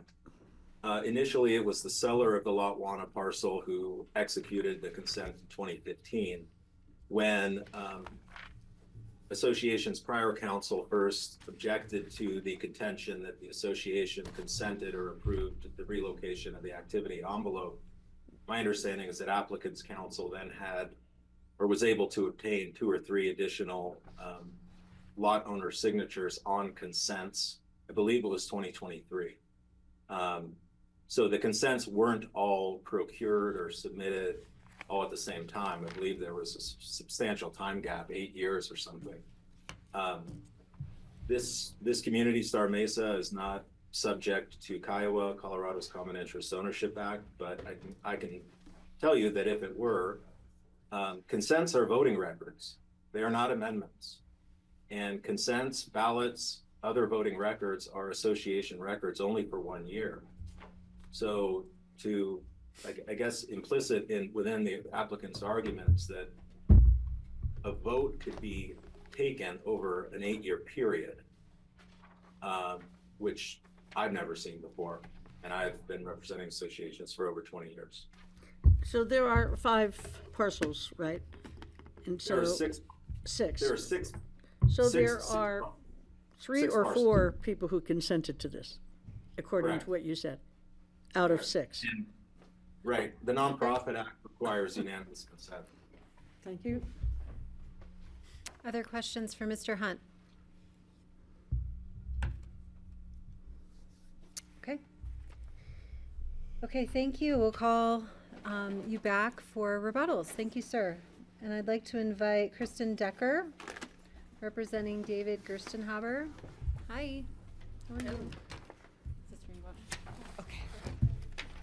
And Kristen, I will ask you the same question. Do you wish me to let you know when you've gotten to a certain time? No, I think I'll just keep track and hopefully have a little bit left over. Sounds good. I will also do the same. Yeah, Sorry. I was just gonna say, we need to keep track too, so we Yeah, know yeah, at the end no, of the day. I'll keep track as Oh, well. yes, Yeah. that'd be great. Thank you. All right, go ahead when you're ready. Well, good afternoon, Commissioners. I'm Kristen Decker with Foster Graham, Milstein, and Kalischer. I represent David Gerstenhaber, who is the owner of what's known as the West Cliff parcel up on Star Mesa. Given the time constraints, I'm going to jump right in, and I'm going to address some land use criteria. The hearing officer's approval of the application needs to be reversed due to the clear and demonstrable error and abuse of discretion arising from his failure to apply the facts of the case to the approval criteria in the Land Use Code, or LUC. The applicant argues appellant's reliance on compliance with 71050 of the LUC is misplaced and that it's only a procedural guide. However, the plain language of Section 23020G, entitled Criteria for Approval, contradicts that argument and expressly requires an activity envelope to comply with Section 71050, thereby making it a substantive requirement. So what does Section 1050 do? It requires the applicant to investigate the possible building sites with staff and to demonstrate that of all the possible building sites on the property, the one chosen minimizes visual impacts on the surrounding properties and maximizes compliance with the LUC and the comprehensive plan. But as stated by Mr. Hunt, the record is devoid of any evidence demonstrating compliance with these sections, as acknowledged in the hearing officer's finding of fact number 8, which states in the determination it does not include a finding that there is no other buildable site on the property that would comply with the scenic view protection requirements because there is insufficient information in the record to support that conclusion. Approving the application without evidence to support compliance with Section 72070 regarding impacts to wildlife and Policy 16150. Policy 16150 requires that land use proposals be compatible with existing neighborhoods. The existing Star Mesa neighborhood complied with the 1984 settlement agreement that Mr. Hunt described by locating all building sites at the perimeter of the open meadow. This application flies in the face of the established neighborhood layout by locating the Latawana building site in the center of the meadow in violation of the policy. It's the last lot to be developed and the only lot not on the perimeter of the meadow. Lastly, Section 23020G requires an application to comply with all prior development approvals.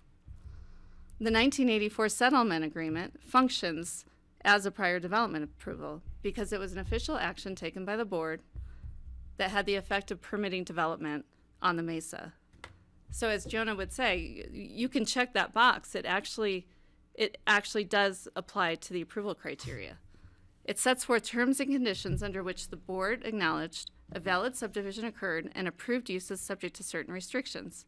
It includes requirements that development permits or development approvals under the current LUC routinely include, such as limiting the use to single-family and agricultural, that's in Section 4 of the agreement, limiting the building sites to locations on the perimeter of the open meadow to protect the central open meadow from encroachment, that's Section 5, that's of issue here, requiring setbacks from the rim of the mesa in Section 6, specifying the types of materials and colors. It's all in this agreement.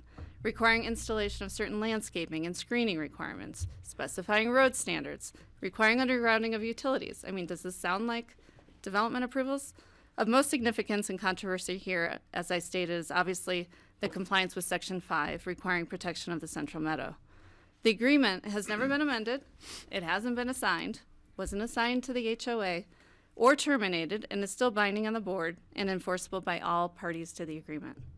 As a result, the hearing officer's conclusion of law number 2, that this is a contractual dispute among parties and is not an issue of LUC compliance, is clear and demonstrable error and abuse of discretion.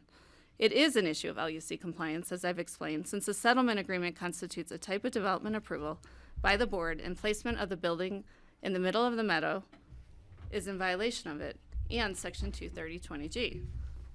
Arguments have been made that Section 5 is too vague to enforce. However, there's no ambiguity when looking at the maps of the meadow, and by visual inspection, that the proposed relocated envelope moves the building site away from the perimeter and into the meadow.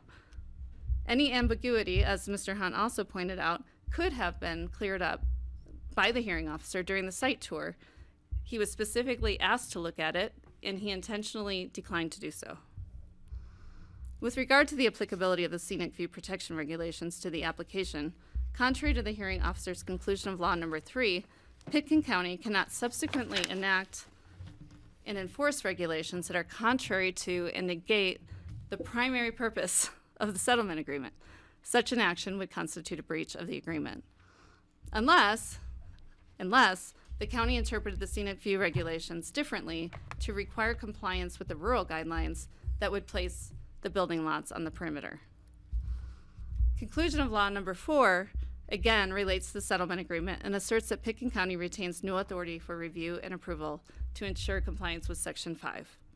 This is erroneous conclusion because the settlement agreement only required the owners to impose covenants for the use restrictions. It did not and does not prevent the county from enforcing an agreement to which it is a party. So the county can enforce not only Section 5, but any one of those provisions that's in the settlement agreement today if it wanted to. So for a hearing officer that said he was only there to rule about the code issues and that was it, that's from the transcript, he sure delved deep into the analysis of the settlement agreement. That shows its direct relevance to this application, and it must be considered in the board's decision. I went back and looked at his determination, and 3 out of the 4 conclusions of law all referenced the settlement agreement. So due to the errors in the determination, it cannot be affirmed. To do so would cause not only an immediate breach of contract, but also a claim under 106A4 of the Colorado Rules of Civil Procedure. Each error identified in what I'm saying is a separate action for reversal, or a separate cause for reversal. I've been doing this for a long time, land use. More than half of my career is actually being on the government side of things, and I've never seen anything like this. This situation is so unfortunate and could have been avoided.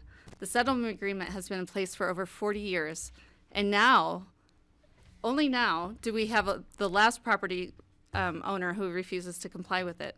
It's caused a lot of hostility on the mesa when there has not been any in the past, and it's caused a lot of expense to the homeowners. But mostly, this one owner is exposing the county to substantial liability for his own gain. I hope you'll see the errors and reverse the appeal. Thank you. Okay. You have 7 minutes and 10 seconds remaining for your rebuttal. Any questions? sorry. Hold on. Any questions Questions? for Kristen and Ms. Decker?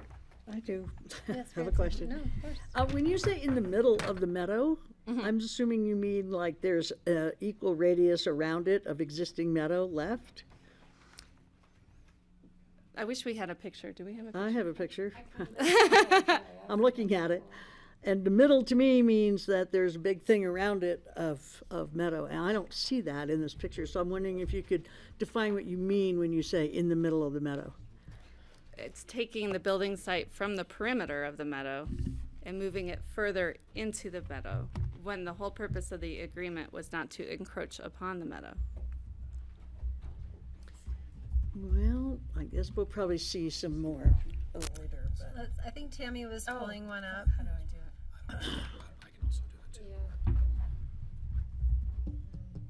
We have another map. I don't know if we can. If I can plug this in, I can pull do you it. have this one? This was submitted by Ms. Shear in her comments during the I'm hearing. looking at it. Exhibit 1 to her comments. If you guys want to provide that in your, I can either do GIS or. I don't care who does it, just as long as we see it. Yeah, we can, I will invite Mr. Garnett after he gives his presentation in terms of your response to Francie's Thank you. question at the time. Thank you. Keep us moving. Further questions for Ms. Decker?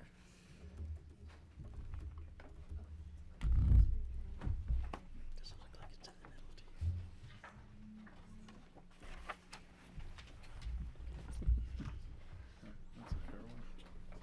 I was waiting. I was like, wait. Do you have further questions? No, I at was the just time? looking at the picture. No, I'm done. Thank you. Okay. Was that picture included in the application, original application, or? All right, let's keep moving. I will go ahead and invite Mr. Nyberg representing Sankesh Abbey. Thank you. Thank you. Yes. Hi, everyone. Hi, Justin Nyberg, representing Sankesh Abbey. Do you want me to reserve time for you, or do you want me to just let you know when you're finished? Yeah, just let me know when I'm finished. Okay. I'll probably end up, so what do we got till 4:15? Yeah, I'm a little bit of a late entry to this horse race, but appreciate the chance to be with you all. Thank you. So I'm going to sort of focus on the highlights of the letter that I sent to you. This is a very important determination because any missteps here can result in significant, prolonged, expensive litigation. And so we definitely want to make sure that you get this right. My goal is to articulate as clearly as I can the specific bases for the board either reversing or remanding this decision. So I'm going to start with a section of the code that we believe is applicable to this project that was simply left out of the analysis, which is demonstrably erroneous. This is code section 720.120E. You'll want to focus on that for your notes. The hearing officer memorandum concluded that the development application has been reviewed in accordance with all applicable land use sections. However, there's no evidence that I found in the land use application addressing the requirements of 720.120E, that nor any evidence that the hearing officer addressed that section. That code imposes a number of enhanced siting requirements for properties that are scenic view protected and are located within the rural areas, meaning outside the growth boundaries. Specifically, section 720.120E1 requires that when development, in brackets, is located at the edge of an open meadow or pasture, the development shall comply with the following standards, including without limitation, this is my words, end quote, so including without limitation that the development be, quote, located along the edge of the meadow or pasture, and located so as to separate developed areas from pastures. And finally, the clear intent to preserve open space in the largest contiguous tracts possible. We would have expected the applicant would have addressed this section. We didn't see it. It was clearly required in the pre-application summary that the applicant was supposed to address. The applicant was supposed to address 720.120, all of the subsections, A through E.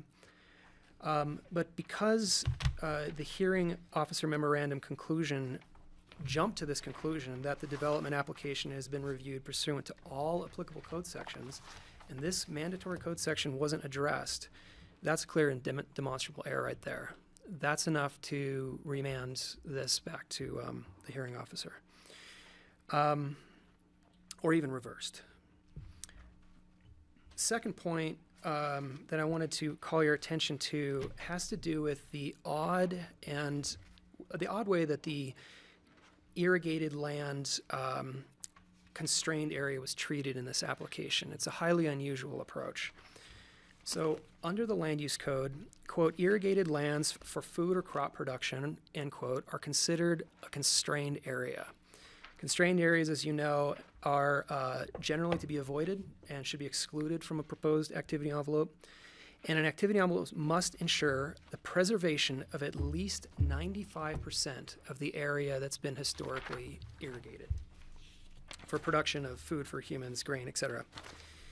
So the hearing officer determination inappropriately permitted the applicant to bypass this requirement using this sort of two methods that are not permitted by the code.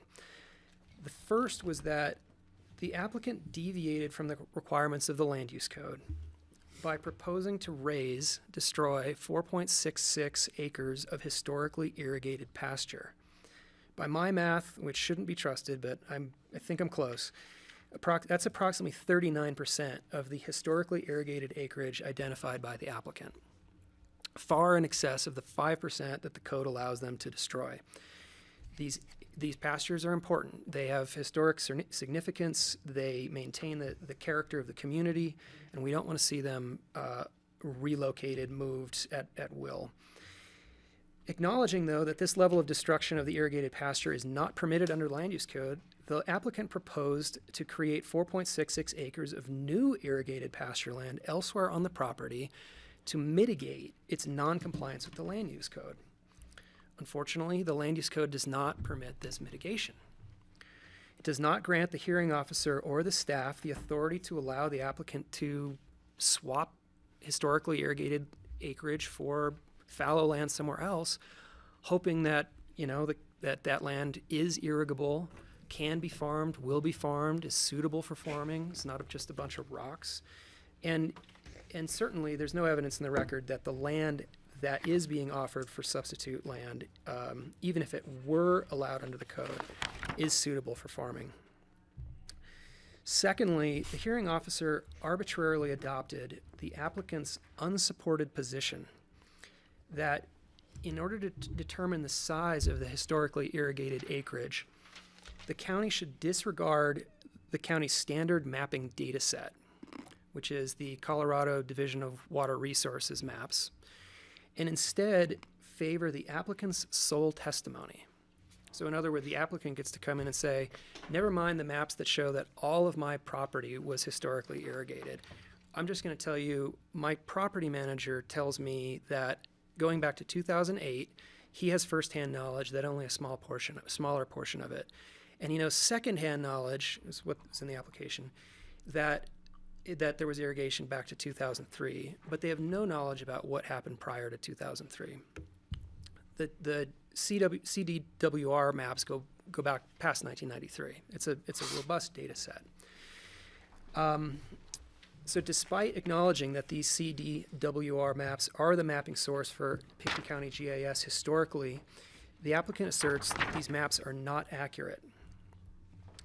The net effect of this kind of swapping of data is that the land use code would prohibit an activity envelope that is any larger than about an acre on this property. It doesn't mean that they're entirely prohibited, but you could take out 5% of the 20 acres of estimated irrigated acreage on this property and still have a 1 acre building envelope.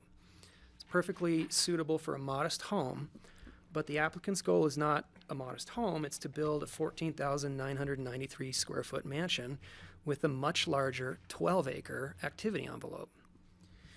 So to present the data more favorably, the applicant proposed, as I mentioned, this far less reliable source of information, namely the personal testimony of the property manager of irrigation.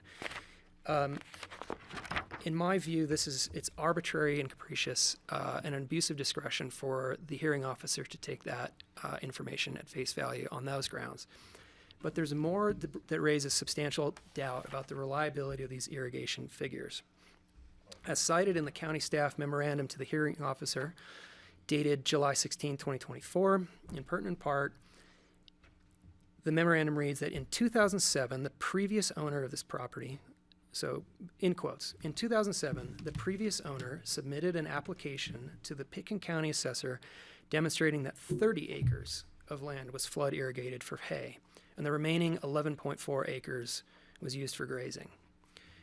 Continuing quote, since then, the parcel has been assessed as having 30 acres of irrigated hayfields, end quote, presumably for some sort of favorable tax treatment. I don't know why these numbers have such a discrepancy, but there's clear discrepancy in the figures. We're bouncing between 13 acres in the original application, 30 acres from a prior owner, 30 acres from the tax records, 11 acres in the amended application. Despite all this conflicting data, the hearing officer arbitrarily chose the lowest figure, 11.94 acres. So there is no reasonable basis for the county disregarding the county's standard CDWR maps and relying on the unsupported testimony of the applicant.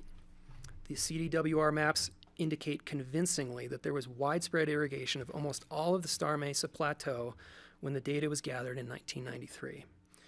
By adopting the applicant's loose testimonial irrigation data, the hearing officer ignored evidence of a much broader irrigation regime prior to 1993, arbitrarily reduced the amount of protected acreage under the land use code, smaller areas of irrigation, more development, and significantly reduced the size of the constrained area where the development must be located on the property.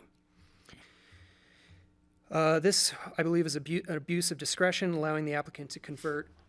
So to repeat, it's an abuse of discretion first to allow the applicant to convert fallow land into historically irrigated land, in satisfaction of that particular section of the code, and also it's an abuse of discretion to arbitrarily disregard the county standard data set. The application, in our client's view, should be remanded or reversed. If it's remanded, the hearing officer should be instructed to correctly apply the requirement that the designated activity envelope preserve 95% of the historically irrigated acreage. Further instruct the hearing officer to not permit the applicant to arbitrarily relocate that acreage merely because the historic pastures are an inconvenient location for the development plans. And finally, to instruct the hearing officer to apply the standard CDWR maps as the authoritative source for determining historically irrigated acreage. Finally, I want to touch on a point that you'll hear quite a bit about, which is that the settlement agreement has been alleged to be vague, and that the hearing officer had the authority to disregard it. We think that's a clear breach of discretion as well. Condition number 5 of the settlement agreement from 1984 contains a requirement, as you know, that requires that the construction of all buildings be located along the perimeter of the large open space area that generally ran through the center of all 6 properties. That much I think we're all in agreement on. The idea that this is an ambiguous requirement ignores the obvious facts of the topography of Star Mesa, which would have been obviously apparent to anyone who was a party to that agreement, certainly the 6 owners who lived up there and the county at the time. Almost all of Star Mesa is open meadow space. It's open space. It's precious, beautiful, contiguous open space. And so the intent of this agreement, reasonably so at the time, was to introduce this concept that we're going to put the development along the rim of the mesa and preserve that precious, contiguous open space in the middle of it. This was at a time prior to scenic view protection, but the drafters of that agreement foresaw that and imposed all sorts of scenic protections on this. It was very thoughtfully done, and the idea that the county would somehow enter into this agreement and not retain some enforcement rights is just beyond comprehension. Like this idea that the county has no enforcement rights under this settlement agreement of this requirement that the development be along along the rim. On the contrary, the manifest intention of condition number 5 was to impose a present self-effectuating development condition on the property enforceable by the county that would be further memorialized by these third-party restrictive covenants. We see this all the time in documents from that era. All in exchange for the development rights that this applicant is currently here relying on and enjoying. So the hearing officer's failure to consider the easily available extrinsic evidence to resolve any ambiguity in the settlement agreement, as well as its inaccurate and inconsistent interpretation of the settlement agreement and its inconsistent application of the settlement agreement as applied to other land use applications, all constitute a reversible abuse of discretion. I'm going to stop there and reserve the balance of my time, if that's all right. Okay. You have a minute and a half. Great, thank you. Oh, were there any questions? Are there questions for Justin? Great, thank you. I have a question. Is this the mapping we asked for? This is our county GIS. Can you cursor to show, do you mind? No, I don't mind. Go ahead. On the map where the development is, so I can see it in context with all the other properties? So anyway, you can just- in yellow is the subject parcel, and Right. then the proposed activity envelope with this application is more or less in this top right-hand Quadrant. corner. Do you want me to? Is that? Does that answer your question, or would you like me to? Yeah. So it's in that top corner? Yeah, it's right. I can bring up the application if you want to see that activity envelope in detail, but it's. We have it in our packet. Yeah, more or less right here. You want to know a page number, Patty? Yeah, I'll get it later. Tammy, I emailed you this. Is that possible for? And I can Do you plug want in. me to bring it up right If- now? Sure. And Ms. Chair, Mr. Hunt reached out to me. He made a mistake or made a misstatement he'd like to clarify. He'll have a chance in his rebuttal Okay, time. that's fine. Okay. I'm gonna get myself situated here, so. All right, this is Mr. Garnett representing Neil and Jacqueline Shearer. Would you like me to stop you at any time? If you wouldn't mind letting me know when I have 3 minutes left, I would appreciate it. I'm going to do my very best. We'll see how it goes. Set this for 12, so if it goes off, we'll all know. Great. Will stop us all. So good afternoon, commissioners. My name's Andrew Garnett. I'm here on behalf of Jacqueline and Neil Shear, who are members of the Star Mesa HOA and are the owners of 1175 Star Mesa Drive in Pitkin County. I'm an attorney in Denver at the law firm Garnett, Powell, Maximum, Barlow, and Farbs. And I'm going to try not to be too repetitive and state things that have already been expressed by either Ms. Decker or Mr. Hunt, or by Justin, excuse me for using his first name. But a lot of this is going to be duplicative because it all comes back to what is a really, really unique situation. It's not the standard land use application, hearing officer decision, and then Board of County Commissioners review process, because underlying everything here is this 1984 settlement agreement. You've heard a lot about it. It's probably getting a little annoying. But the reality of the situation is, I sympathize with the situation each of you find yourselves in. Because if you grant this application, you are breaching, as Pitkin County, the settlement agreement. It is a binding and enforceable settlement agreement, that Pitkin County is still a party to. And the reason why this application breaches the settlement agreement is because it permits the development in the open meadow. So this is it possible to zoom in a little bit?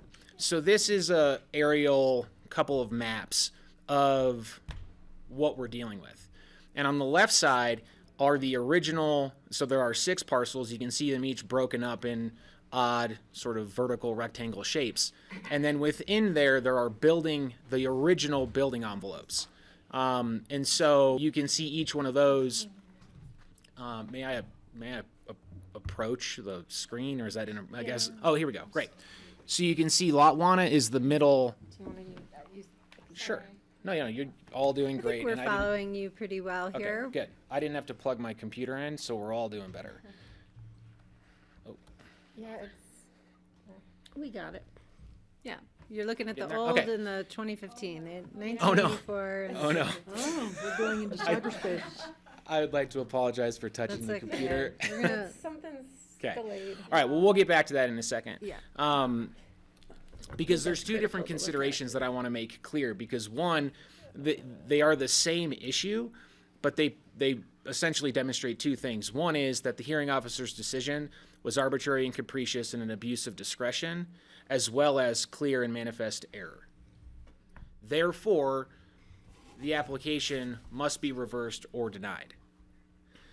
Similarly, same issue introduces the county to a breach of contract claim that's completely unnecessary because it's completely avoidable if this application does not seek to modify the 1984 settlement agreement and provide development or moving of the building envelope into the open meadow.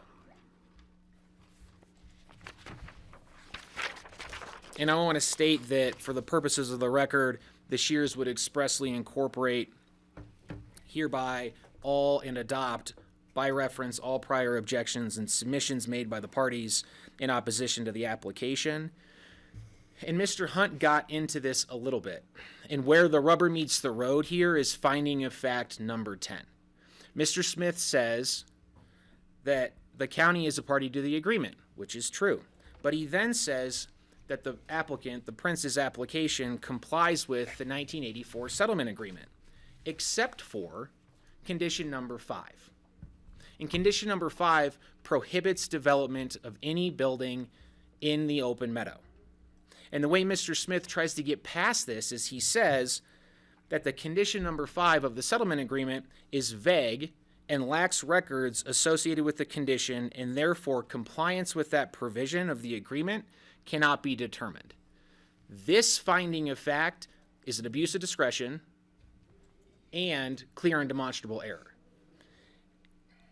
In the applicant's response, or I guess supplemental submission, highlights the concern here. Because the applicant essentially tries to say this decision was correct, but the applicant actually identifies the Colorado law that's controlling. And he states, in Colorado, courts determine whether contract provisions are ambiguous by evaluating whether the language is susceptible to one or more reasonable interpretation. Ambiguity allows for consideration of evidence beyond the four corners of the agreement to determine the party's intent. So even assuming that the provision is ambiguous, which it's not, and I don't submit that it is, but for the purposes of argument, let's assume that it is. It doesn't stop there. The analysis doesn't end there. Mr. Smith doesn't get to say, well, because it's ambiguous, I don't have to go any further. I don't have to do anything else. It doesn't apply. Let's move forward. What he has to do is go look for other evidence to determine the parameters of the open meadow. So what could Mr. Smith have done? He could have gone and he could have asked the parcel owners, who for 40 years have obliged and complied with the 1984 settlement agreement and not developed in the open meadow. He could have got an opinion from the county attorney to determine whether or not this is a vague and ambiguous provision. He could have got a surveyor to go out there. But most egregious is that he was presented with the opportunity to see the open meadow at the site visit. And the transcript of the site visit is on page 16, line 20 through page 17, line 11, where Mrs. Shear says, so would you like, should we go to David's home so we can observe the open meadow? Mr. Smith, no, because it's not a land use consideration. Mrs. Shear, that it's in the open meadow, that the building envelope will be in the open meadow. Hearing Officer Smith, the code relates to scenic impacts from public highways or other spaces or places, and not, the code doesn't address visual impacts on other private property. Mrs. Shear, well, with respect, Hearing Officer Smith, you can argue that point with me if you want. Mrs. Shear, no, sir. So when confronted with the opportunity to view the open meadow, Mr. Smith completely disregarded the opportunity and chose not to get educated on any potential ambiguity, and that is an abuse of discretion. That necessitates rejection of this application.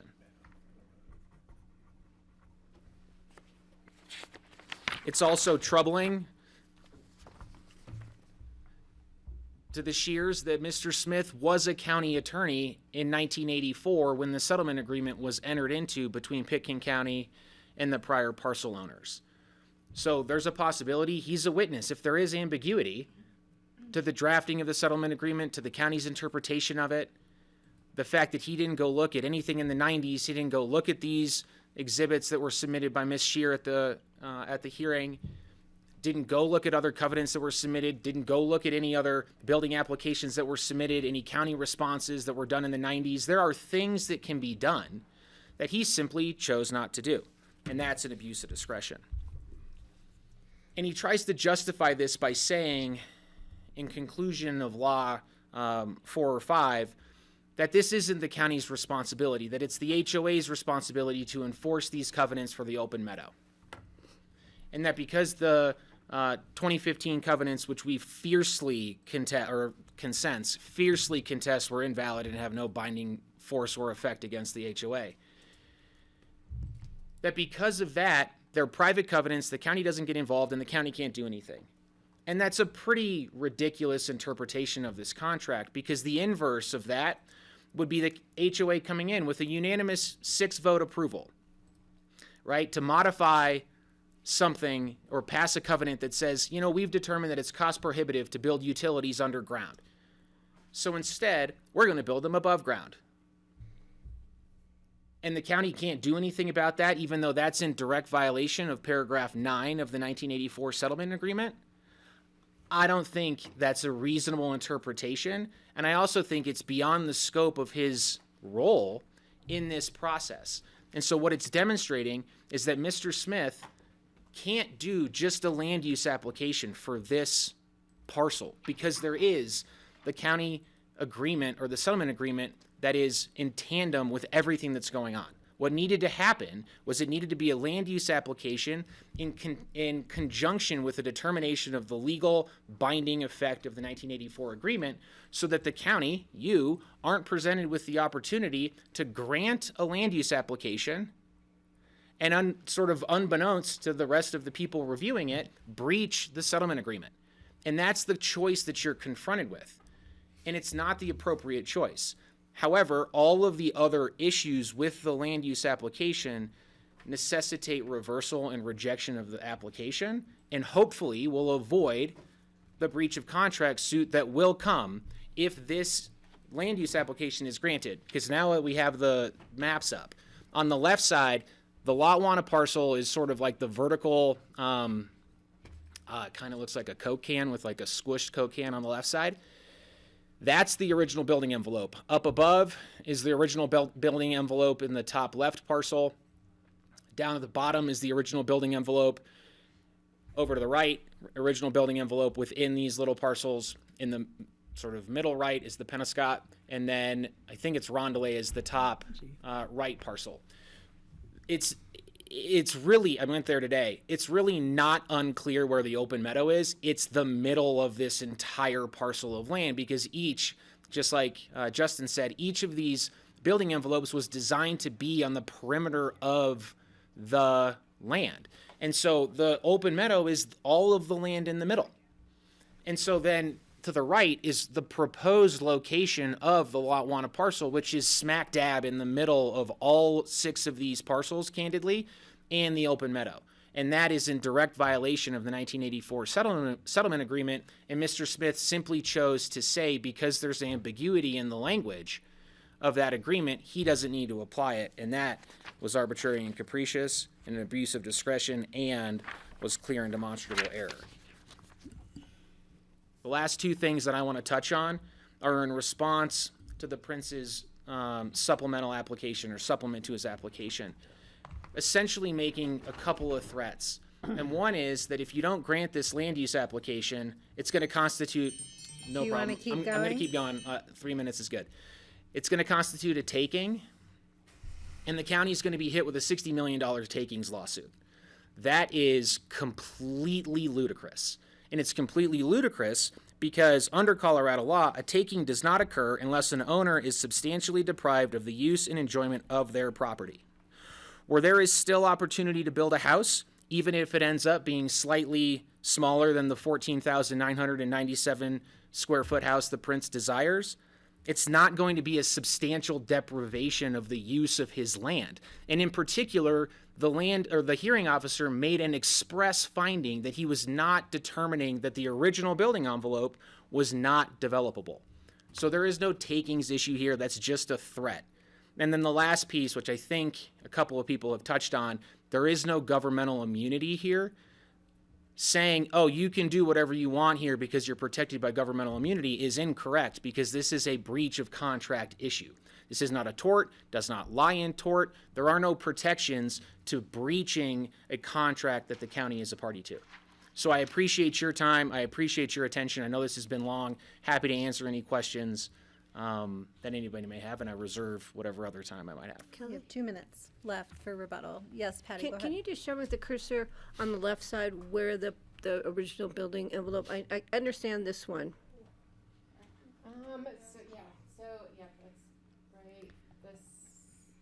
So that was the one that was previously approved, and this is the one that was proposed. Can you I show- think there is a much little better orange map one, yeah. in our packet that we should pull up. Much better. And just, if you I could can put the get it from cursor there. on the original building envelope on the map on the right. I think I know where it is from the shape of the parcel, but I'd like to see. Yeah, show that one on the other map.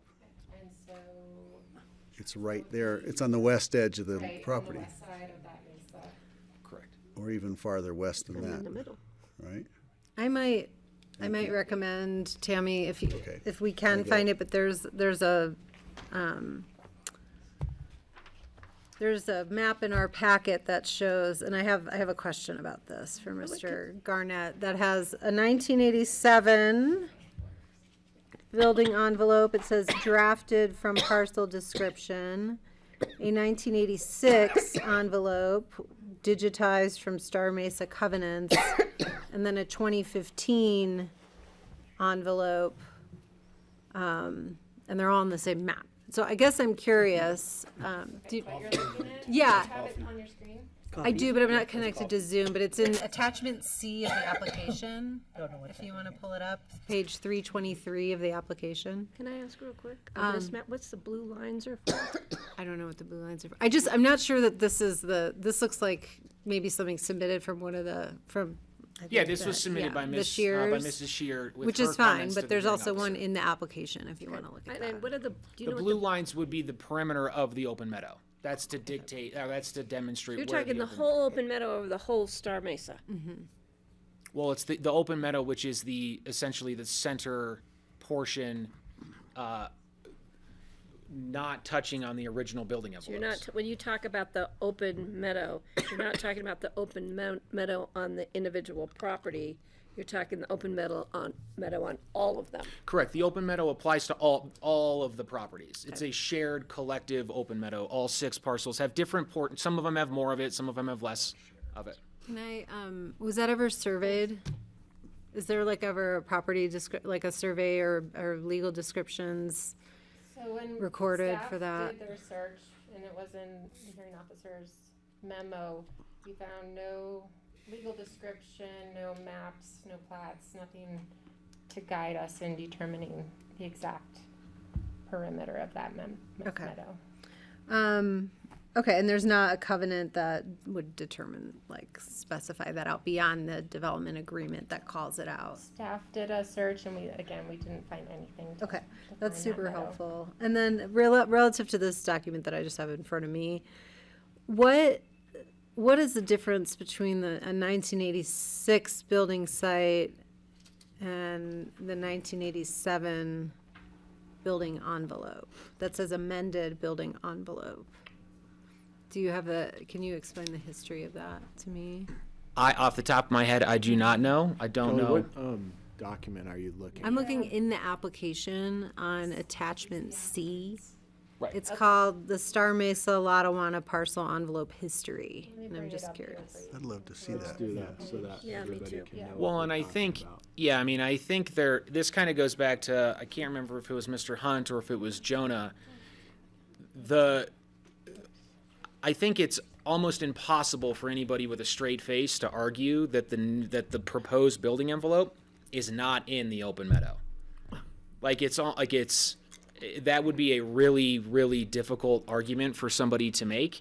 And so what they're essentially trying to do is say the open meadow is so ambiguous that it doesn't need to apply. It's not a condition that needs to be complied with. Well, the reality is it is a condition. To suggest that there is no open meadow is a losing argument. And to suggest that it can't be determined is also going to be a tough pill to swallow when no one did anything to try to determine where it was, which would include. He's not answering our question. He's just talking. Yeah, that's okay. Francie, hang on. We'll just let him finish this. Well, no, I'm not, and sentence, then we'll move on. I'm simply trying to assist here because, like I said, if the land use application is approved to permit the building envelope in the open meadow, the Pickens County is in breach of the 1984 settlement agreement. Okay. And that's Thank all I'm you. trying to say. Okay, okay. Thank you. Other questions? Yeah, Francie? Well, when I look at these, it looks to me like the Lottawanna, is that how you say it? Yes. The Lottawanna parcel has most of the meadow in it. It's mostly meadow. And then it falls off down that steep hillside down towards the highway and the river, right?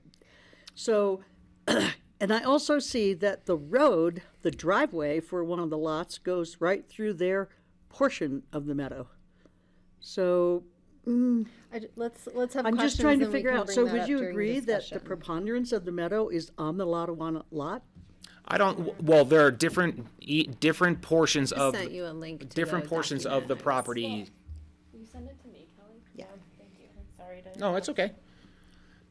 Different portions of the property have different portions of the open meadow because for example, on the Penobscot side, the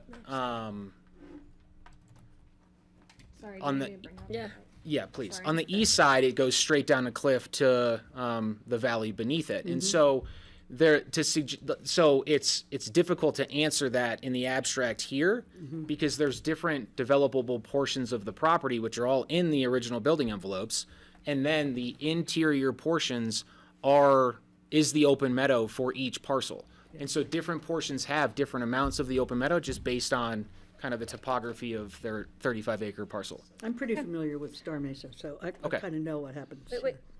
Kelly, Question? yeah, on that last map, the Westcliff parcel, the Westcliff property is part of Star Mesa, correct? Excuse me. Yeah. The Westcliff parcel, and that's the development in there, like a big pond or something? That's kind of in the middle of the meadow there? Yes. Okay, Good. thank you. But they're part of the 1984 agreement? Correct. Okay. So I'm talking about Penobscot? No, I'm talking about Westcliff and where Oh, their Westcliff, parcel is. All right, Okay. let's tighten up our process Thank here. you. What, Thanks, do Kelly. we have further questions for Mr. Garnett? And we will have a chance to ask him again, and everyone else again, if they choose to rebut. I'm done for now. Okay, great. Do you want me to share the map that you sent? Yeah, me? go ahead. Thank you. thank you. Thank you, sir. Put that in my pocket. Hold on, sorry.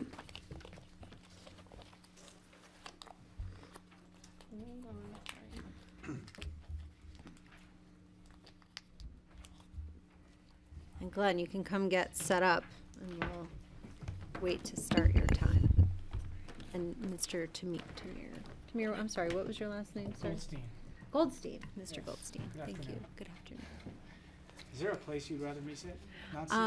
I think Abby is going to be moving out of the way, so you can sit in her seat. Might be best for you all. So go to page 323. Okay. Just punch it in at the top, and you'll jump right down to it.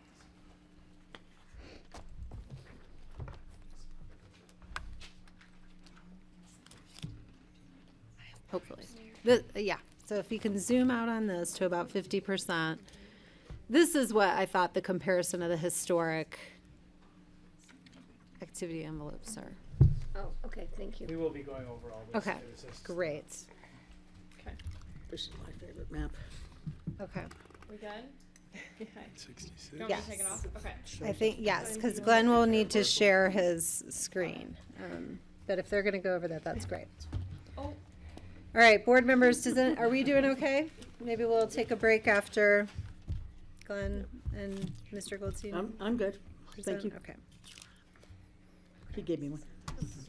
His are mushroom though. Does anyone have an iPhone Chocolate, charger? it's coffee. Does anyone have an iPhone charger? Dangerous. I'll block it with my screen. Okay. Move that over. There you go. There we go. I'll put this there. I don't know. I always carry something. Why just this go right through the metal? Flat one. Doesn't have that one. Really Do you have an iPhone charger? Not this. Yeah, I need to share. It's all you over there. Yeah, I'm on the Zoom. What is your name? It's either Glenn or Cody. You're doing a great job, Glenn. Okay. Oh, thank you. Thank you. I just want to make sure Anytime that you we're feel ready like for I'm another half off-base, hour. Minus Happy panels. to take your criticism. Okay. I guess maybe they got to give you permission to share. Yeah, they gave me permission. in the back, but they can't hear commissioner comments, so if you guys Okay. Take a minute. Okay. So, All right. Well, we've had a request for a break, so let's just take a quick 3-minute break with the board. Grassroots will be back shortly. They'll go right after me. Okay, we're taking a break. Just Get set up. They want to stretch legs.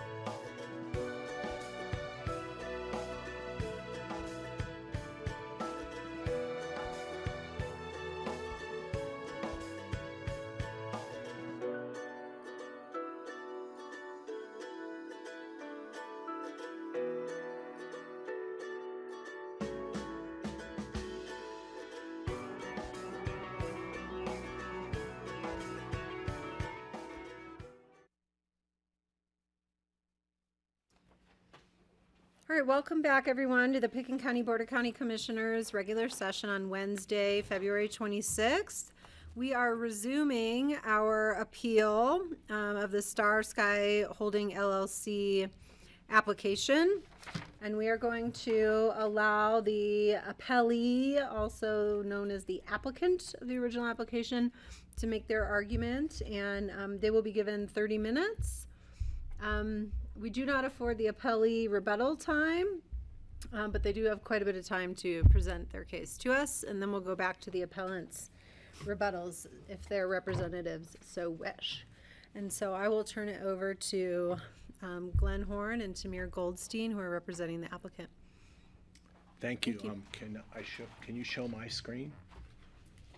You're gonna share your screen, so.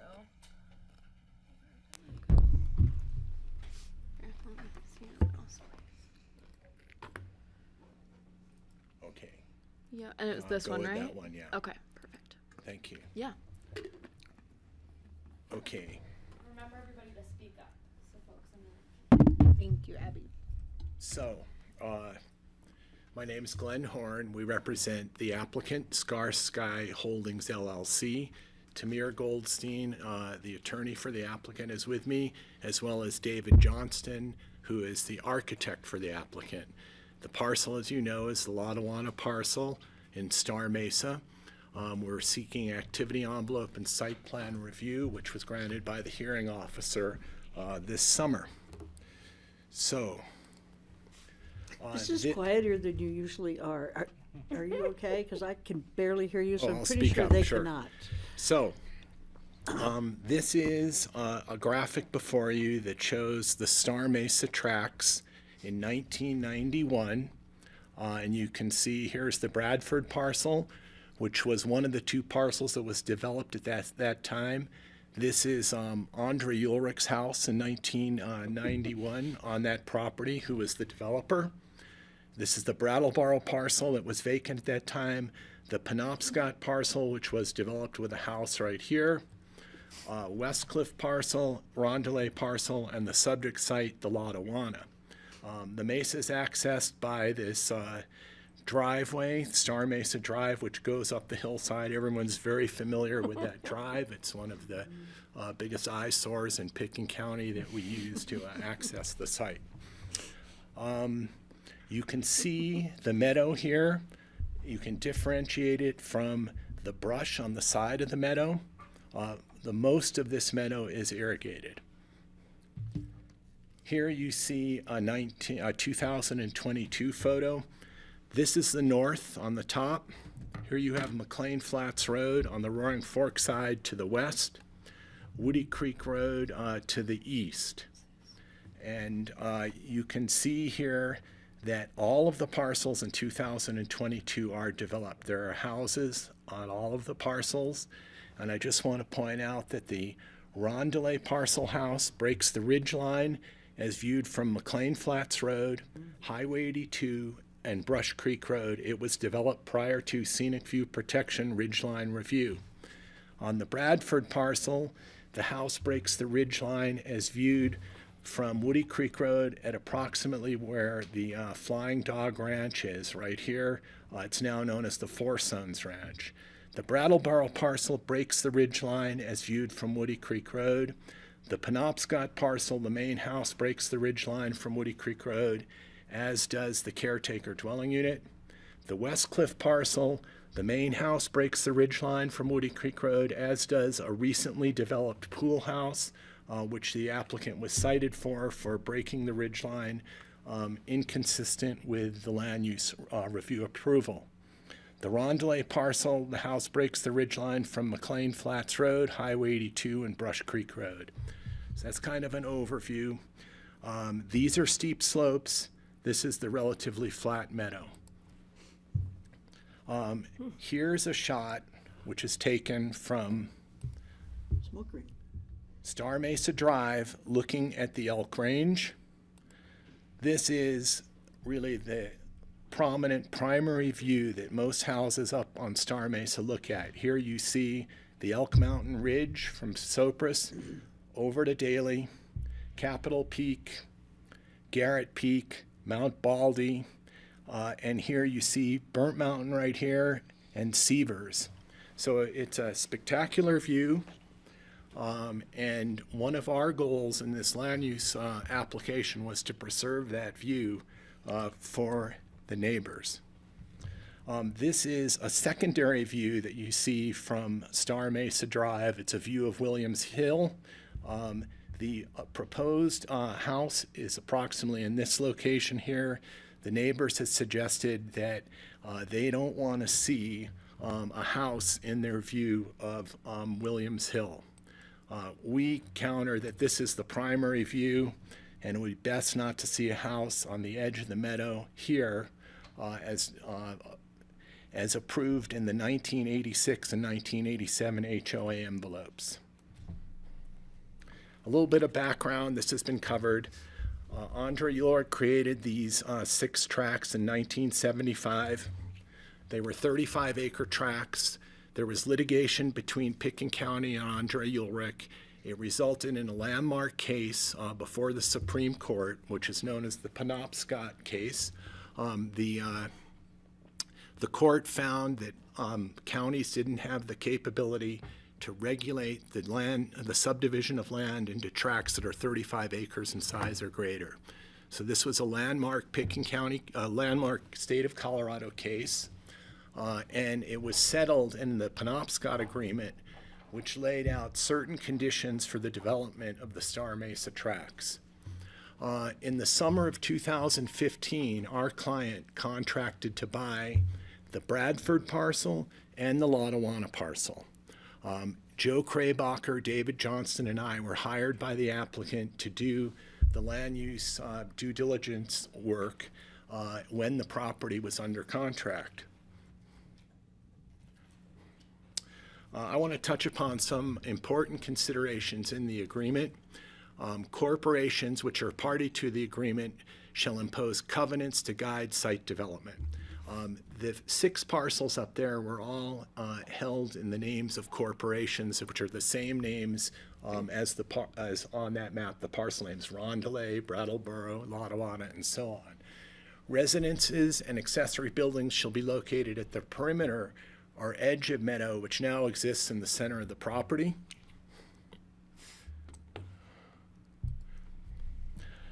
A substantial portion of the existing central meadow not be encroached upon by development and shall remain an open space. This is right from the Penobscot Agreement. On the Lotawana parcel, which is Lot 5, development shall be located east of the 80-50 line. So, what is that? Something just got in the way of your own screen. Minimize it. Okay, so here's the 1991 aerial that shows the parcels. The Lotawana parcel right here. This shows a clear depiction of the envelopes. In 1986, Andre Ulrich established this yellow envelope, and he controlled the HOA, and that was the 1986 HOA approved envelope. In 1987, Ulrich changed the envelope and reduced it to just this blue envelope. Here's the 80-50 line, and if you recall from the Penobscot Agreement, no development could be located to the west of that line, and everything would be in this area here to the east of the 80-50 line, between the 80-50 line and the blue building envelope. This, just as a comparison, is the approved building envelope that was approved by the HOA in 2015. Here's a view of the Elk Range as viewed from Star Mesa Drive. You can see this is the edge of the Rondelay parcel here, the existing trees. A house, if developed here in the 87 envelope, would be right here, right in the center of the view that most of the neighbors have of the Elk Range. By comparison, we have relocated the envelope to this location here, which would, in which there would be a house in the foreground of the view of Williams Hill from the neighbors' properties. In our view, it's far better for a house to be located in the foreground of Williams Hill than the $1 million view of the Elk Range. During the due diligence process, we began that process by meeting with Lance Clark, who is the Deputy Community Development Director. We met with Lance in his office to talk about this property and what could be developed there. Lance confirmed that a house could be developed on the Lotawana parcel exempt from the growth management quota system, but the other standards of the code would apply. Then we did a site visit with Lance. We went up onto the property and we looked at the 1987 HOA approved envelope, and Lance concurred with our initial observation that it would be impossible to develop a house in the 87 envelope and comply with the scenic view protection standards of the code, because you would break the ridge from McLean Flats Road, Highway 82, and Brush Creek Road. We showed Lance our idea for relocating the envelope to the other side of the meadow so we could comply with the scenic view protection standards of the code. So when Lance looked at the proposal to shift the envelope, he said, taking into consideration the Penobscot agreement, I think you should shift the envelope further to the east.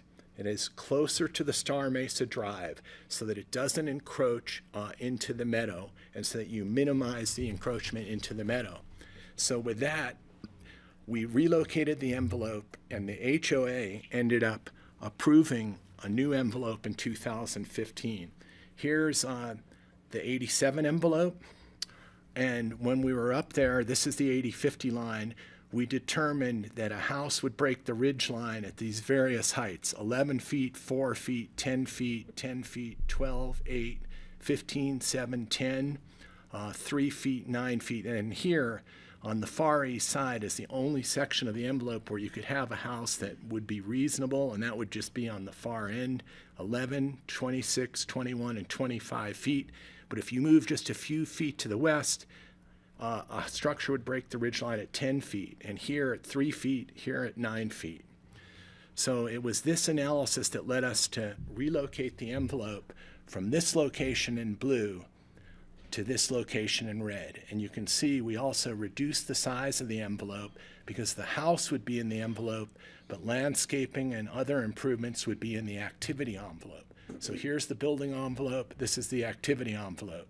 If you take a look at this drawing, it shows the relationship of the designated 2015 building envelope in relationship to the other envelopes that were approved by the HOA on the Star Mesa. Here's the Brattleboro envelope, Penobscot, Westcliff, Rondelet, Bradford. And you can see that we've located this envelope as close as possible to the Star Mesa Drive, so it's not in the center of the irrigated pasture on the Lotawana property, nor is it in the center of the pasture on the entire mesa. The center of the mesa is probably right about here. In this location where this pond is, that's about where the center is. So this is the envelope that was approved, the activity envelope and site plan approved by the hearing officer. All of the improvements are in the designated 2015 envelope. Here's a water feature that would be in the activity envelope. Driveways and the septic system would be here in the northeast corner. This is an image of the house. It's taken from this location right here of the house. This is an image created by David's office. This is with the existing trees.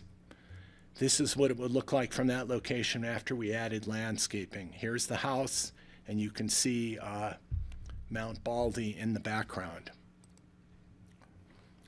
Those images are taken from this location right here. Here you see the 2015 building envelope, the 1987 building envelope, and these are the envelopes approved by the Star Mesa HOA. These are images of the house. This is a south elevation. This is an east elevation. So this is what faces the Star Mesa Drive. This is what you would see from a location approximately here looking at the house. The one facing Star Mesa Drive, the elevation would be from here Once again, this is the front of the house. This is the south elevation. If you look at the next slide, this is the north side of the house where the driveway would come in, and this is the west side that faces the open pasture. Code compliance, standards of the code. These standards, site preparation and grading, water courses and drainage, steep and potentially unstable slopes, geologic, renewable energy, access, and water service, these weren't the critical standards in the review. The critical standards in the review were wildfire mitigation, wildlife being compatible with wildlife, irrigated lands for crop production, and scenic view protection. Looking first at the two envelopes, I just want to remind you of where they are again. When you take a look at this hillside here to the west of the 1987 envelope, you're well aware of this hillside. This is, by the way, the driveway to Tommy Moore's this Star Mesa Drive borders Tommy Moore's driveway on the Down Valley side. So you know the hillside above the Moore's property is all gamble oak and brush. It's steep. Prevailing winds come this way. If there was ever a wildfire on this slope, it would burn hot, and this envelope would certainly be more susceptible to wildfire danger than the envelope that was approved by the HOA in 2015 and by Tom Smith in his determination. Looking at elk and deer habitat, you've got mule deer habitat on the left side of the screen, elk on the right. This is critical winter range on the hillside to the west of the flat portion of the Lotawana. This is critical winter range for elk. The envelopes are, as you see, the 87 envelope, which is right next to the critical habitat, versus the 2015 envelope, which is further away. Here's the critical habitat on both for deer and elk. Here are the envelopes, 1987, 2015. When you look at the next slide, this shows the spheres of influence from existing development. The 1987 envelope is right here, which would be beyond the sphere of influence from the existing houses. The sphere of influence is shown in red. Existing houses are in yellow. The proposed home site in 2015 envelope, the 2015 envelope would be right in here within the sphere of influence from existing development, as opposed to the 1987, which would create new development outside the sphere of influence from existing development. Here you have the 87 envelope, the 2015 envelope. Here's the sphere of influence map. Now, looking at historically irrigated lands, Justin addressed this and showed you this map. This is, oh, sorry. You have to share that screen to share this one? Yeah. Go here. Stop share for a second. And then. Oh, it's. Bye-bye. That's an awesome tool, whatever it is. We like How do I get that? Very It's dramatic effects. exit. Share? Yep, you're Yeah, gonna go back to share. screen.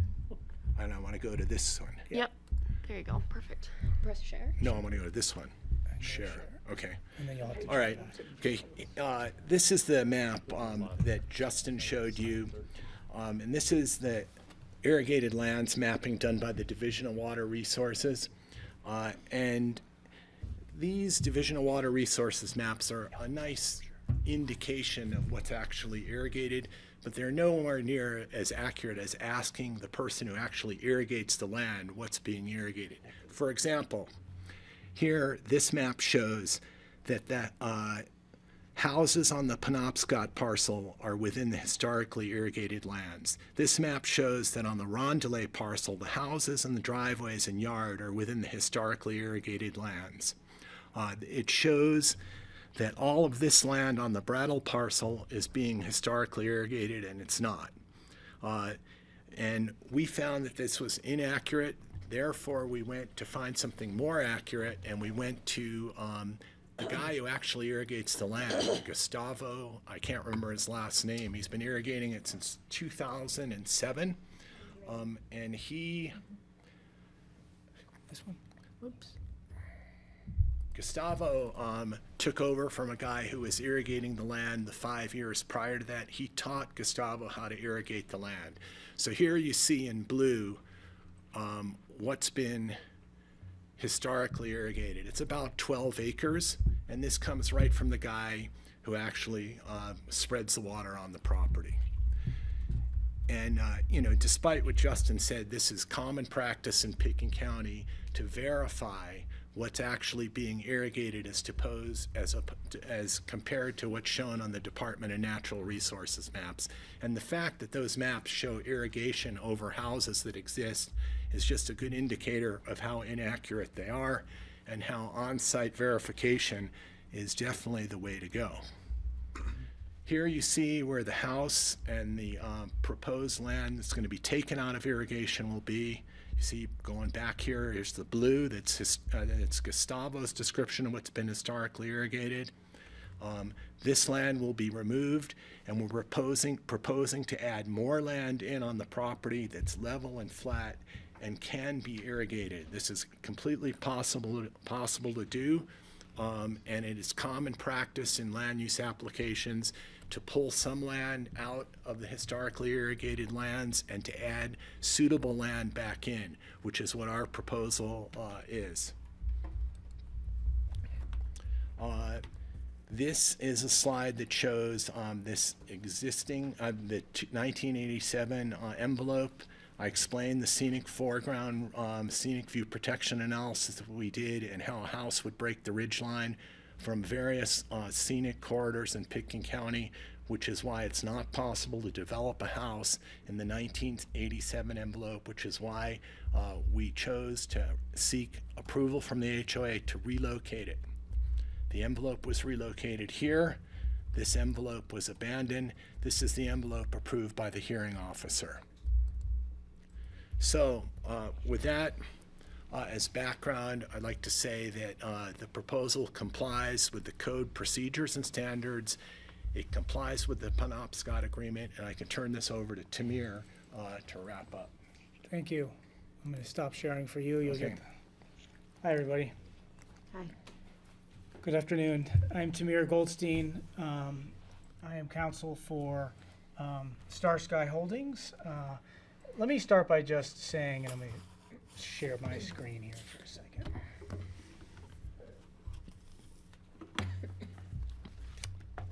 All right. You got it. I will do my best to be at 8 minutes. Okay. So, I don't know what's with the sizing, but I'll try to fix that. Basically, to make this simple, Glenn has covered the substance of the application and why it was approved. And why is that important, right? Because that, and I'm gonna, my focus is gonna be more on the legal and procedural issues, less on the specific substance. And the reason is because we're hearing a lot of arguments that don't have any substance behind them. We're hearing arguments from the appellants of an argument about, either something wasn't considered or a ruling should have been a little different. But that's not what the law is. So let's focus on that. This we've covered. This is an appeal of the hearing officer's determination approving the activity envelope and site plan. So I know you've heard this, but I do think it's actually pretty important to cover this briefly. What is the standard of review?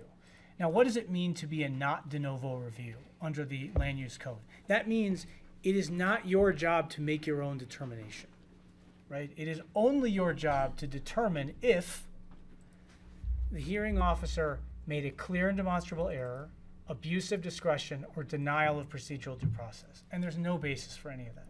Now, what do those terms mean in the law? And this is what the courts have said, that if the decision was reasonable, meaning you don't have to agree with it, but if there was a reasonable basis for it, you have to approve it. You don't get to do a de novo review and say, oh, I might have ruled differently, but but as long as there's some basis for him to have made his determination, then that decision has to be approved by the board. As the court in Woods versus City and County of Denver said, unless there's no evidence and can only be explained as arbitrary and capricious decision, can you reverse or amend? Okay. Now, why do we say they misinterpret the Pitkin County Code? You've heard that, and we've addressed this in our arguments. The reason is because that's a procedural issue, right? 71050B addresses the process to work, as Glenn described, to work with the county staff, which the process started in 2015, to work with the county staff. This process has been going on for a long time. Meetings with the county staff, various experts consulted, and only based off that determination did they go to the HOA to seek approval to move within the HOA the activity envelope. Now, why do we say that process isn't substantive requirements? It's because it says, in general, here's what you're supposed to do in this process, which is what they did, and otherwise then meet. And we're not trying to get away from any of the land use code requirements. In fact, there's no argument that there isn't compliance with any of the land use code requirements. We've heard from, in some of the appellants' arguments in their letters, they contradict themselves by even saying, well, they don't think the scenic viewpoint even applies. They think that the agreement overrides the scenic viewpoint. There's nothing in there that allows that to apply. Now, it does comply with the scenic view, this application, and there's no argument it doesn't, but let's be clear.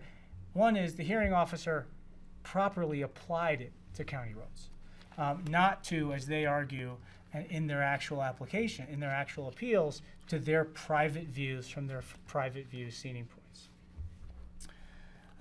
As Glenn explained, visual and environmental impact was minimized with the 2015 plan, and the hearing officer correctly applied the scenic view protection area. I'm going to go through this a little faster than I anticipated because of the time, so excuse if I'm just kind of apparently shortchanging some of this. I'm not doing it intentionally. Regulatory approvals and compliance. Again, Glenn covered most of this, but it is important because that's the substance of this. There aren't arguments that there wasn't regulatory approvals or compliance. It was approved by the Division of Parks and Wildlife. It was approved by the Aspen Fire Protection District.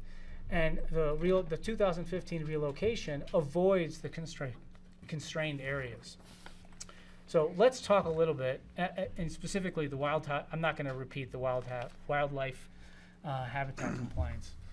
But I want to talk to you about the approval process and the agreement. So one, let's talk about what does the agreement require and what is the agreement? Because we've heard a lot of implicit threats of a lawsuit against the board. Okay, the board here is acting in a quasi-judicial capacity. By definition, you're not acting in your contractual capacity, you're acting in your quasi-judicial capacity, which means if they don't like what you do, they can file a 106 appeal. That's it.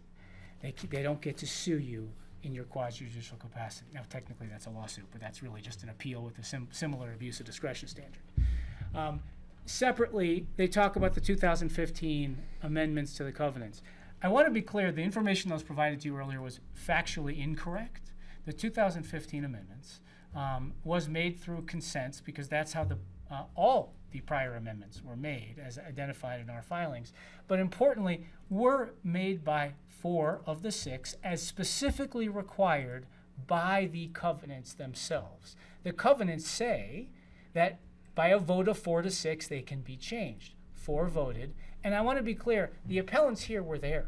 They knew part of this. They knew what was happening. They were asked to sign the consents, 2 of them. They chose not to, but they knew this was happening. And more importantly, those consents were all signed in 2015 and all recorded on the same day, December 10th, 2015, made a matter of public record. And it wasn't until 2024 that they're complaining, wait. Why is this consent happening? I didn't know about this. We don't approve it. It's a little disingenuous. I will say, importantly, the covenants, as any covenants, do not belong to the board here to approve. Right? The agreement itself in Section 5 of the agreement, and to be clear, and we heard a reference from Mr. Garnett, there was why is Section 9 different of the utilities? Because Section 9 doesn't say that the corporations will impose covenants on themselves like Sections 5 and 6 do, right? Section 9 is a straight requirement like Section 4. those requirements can be enforced by the board. And the board can enforce Section 5 and 6 to the extent that the corporations did not create the covenants that they were required to create. But it was intentionally written in different ways for those reasons, right? If Section 5 was intended to be, every word of Section 5 was intended to be enforceable, the covenants, it would have said so, right? It was not, that was not that hard to direct or to have that language put into there. As to Section 5, as to the specific language, why did he find it was ambiguous? Because as the questions with Tammy, where the central meadow is and what a substantial portion is. Because we also heard arguments from Mr. Garnett. There's no argument it's in the central meadow. Well, we've never argued it's not in the central meadow.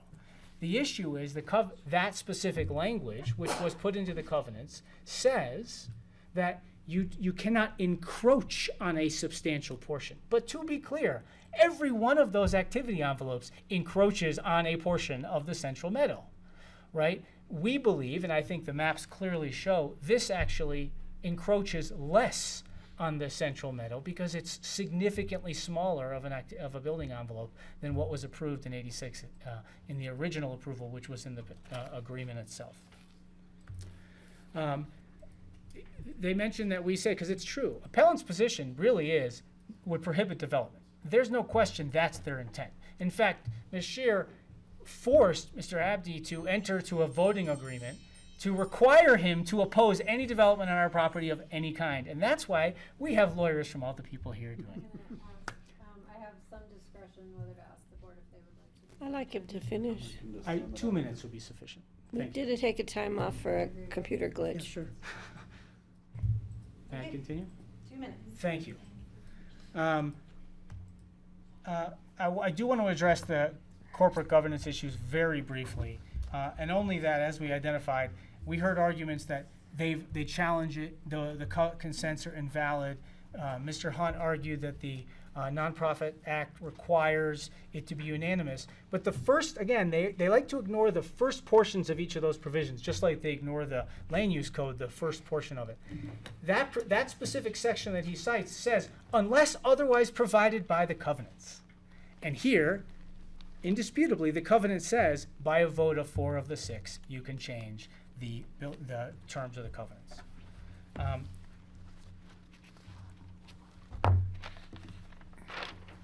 He also makes an argument of the hearing officer had a conflict of interest. There is a presumption in favor of the hearing officer. I mean, this is a Hail Mary of all Hail Marys in terms of arguments. But I do think it's important that the HOA, through their prior counsel before Mr. Hunt took over, in an email on June 17th before the hearing, specifically consented because there were disclosures of potential conflicts. Mr. Smith didn't think there was a conflict, but he disclosed issues, and they said, we don't think there's a conflict. We want this to continue. I think that's important for the board to consider. We also heard, lastly, on Section 5, a lot of arguments about the whole purpose of this agreement was, the settlement agreement was to preserve the open meadow. The purpose of the agreement was to allow for development. If you can remember, the lawsuit occurred because there was restrictions on the development. If you look at what the wherefore clauses are in terms of this, it was a settlement of a lawsuit to allow development. Now, we agree and we want to preserve as much of that open meadow as possible. That's not our intent. We believe this movement maximizes the interests of the land use code, the conflicting issues involved, allows for proper development under the agreement, and otherwise supports the various provisions. So with that, we ask you to affirm, and we thank you. Thank you. Thank you, sir. Are there questions for Mr. Hunt and Mr. Goldstein? I just have one question, and it's probably for you, Glenn. So in developing new irrigation patterns, that's not the easiest thing in the world to do. So how difficult is it going to be to incorporate irrigation on the unirrigated part of this property? Based on our discussions with Gustavo, the irrigator, who's been doing it since 2007, it won't be hard at all, because the portion of the Latawana that is to the east of the steep slope is all flat. And it can easily be irrigated. It may have to be tilled, and you may have to plant some pasture grass there. But in his opinion, the shift in irrigation would be relatively easy. They now use sprinkle irrigation, so it's not a matter of having to use flood Oh, irrigation. they use sprinkle? Yeah. Oh, okay. Thank you. I have a question. Thank you. Does it say in the 1984 agreement or in the subsequent consents, I guess is how we're calling what I'm considering to be updates to that agreement, like any language relative to, all other conditions apply, or this supersedes all other prior agreements? So if I could, Those are sort of like two sides of the same coin. I do want to clarify. I think we're mixing up two things, and that's, if I may, the 1984 agreement has not been modified. Okay, nobody's claimed there's a modification. We're not claiming there's a modification to that agreement. The 1984 agreement requires in sections 5 and 6 covenants to be put in place, which were. Otherwise, they'd be in breach of the agreement. Those covenants then are governed by the members of the HOA and the 6 parcel owners. Those covenants have been modified multiple times, many times. The only relevant ones we've addressed, but they've been modified multiple times, like covenants are on a regular basis in any place governed by a covenant. So the consents that we're talking about in 2015 was an HOA modification to the building envelopes that were originally in the 86. They were modified immediately in 87, and then they were, for other people, modified at different times, and other items were modified. But that's. I just want to make sure we're not talking about there was no modification or amendment to the 84 agreement. Okay. Is there language in the updates to the covenants that requires all other conditions remain? As to the covenants, yeah, it's only a modification of the building envelope. We're not arguing that. The only covenant argument that anybody's been made here is that somehow that 2015 amendment to the building envelope is somehow invalid. But I haven't seen an argument that we're somehow violating the covenant. I am in no way claiming that I memorized all the covenants. I didn't read them in that much detail because they weren't at issue. And condition number 5 lives in the development agreement. That's in the settlement agreement, yes. Right. Or Penobscot agreement, as it's known, is in the settlement agreement. But again, condition number 5 says that there will be covenants put in place. Is there any language in the development agreement that says in case of a conflict, the development agreement controls? You mean the settlement agreement? Well, I understand what you mean. If you're talking See about what I'm trying to get at? Yeah, Right. yes, there's no such language in there. Okay. It just requires covenants to be put in place to cover two things, which are in sections 5 and section 6 of the settlement agreement. Okay. Other questions? Francie? Yeah. So Glenn, is the irrigated land, is the hay actually harvested or grazed? I don't know the answer. So we don't know if it's really agricultural crops or if it's just aesthetic or for wildlife or. I know it's just to use irrigated up regularly, water. but I don't know whether they're haying it. Interesting. Okay, thank you. There is wildlife. Other questions? I think I need an executive session. Do you want to hear rebuttals first? Whatever suits the chair is fine with me. I just need a clarification of a simple point, but I would like to do it in executive. Oh yeah, very similar. Oh, Yeah, please mute. He's a husky and a We Torrential appreciate your Shepherd. enthusiasm. He's Please mute. like some Aussie. Who are we hearing from? It's pretty interesting. Cody, is that Cody Horn? Yeah, so I think we can do rebuttal and then, because I think mine's. Or, unless you think it may raise questions that you want to ask. I don't think it will. Can I ask a question of Glenn real quick? Of course. So Glenn, do you have any other maps that show the relationship of this property in the building envelope to the other properties? And the irrigation thing was just kind of perplexing to me because it seemed like almost an arbitrary rectangle carved out for the irrigation, and I didn't understand it because looking at the picture, it looks like that entire meadow's irrigated, and I'm just wondering, I guess I want more clarity on that. Okay, so here's This is a map that shows, based upon the Division of Water Resources, what's irrigated in this entire portion of Picken County. Got it. And I went through in my presentation why this is inaccurate, because you can see that it irrigates over some home sites. Right. So just an overlay. I can go now to, I guess I got to X out of this. No, stop share and then share the other one. Stop share, and then we share go again. share this one. Yep, hit share again. Oh, you got it. Okay, so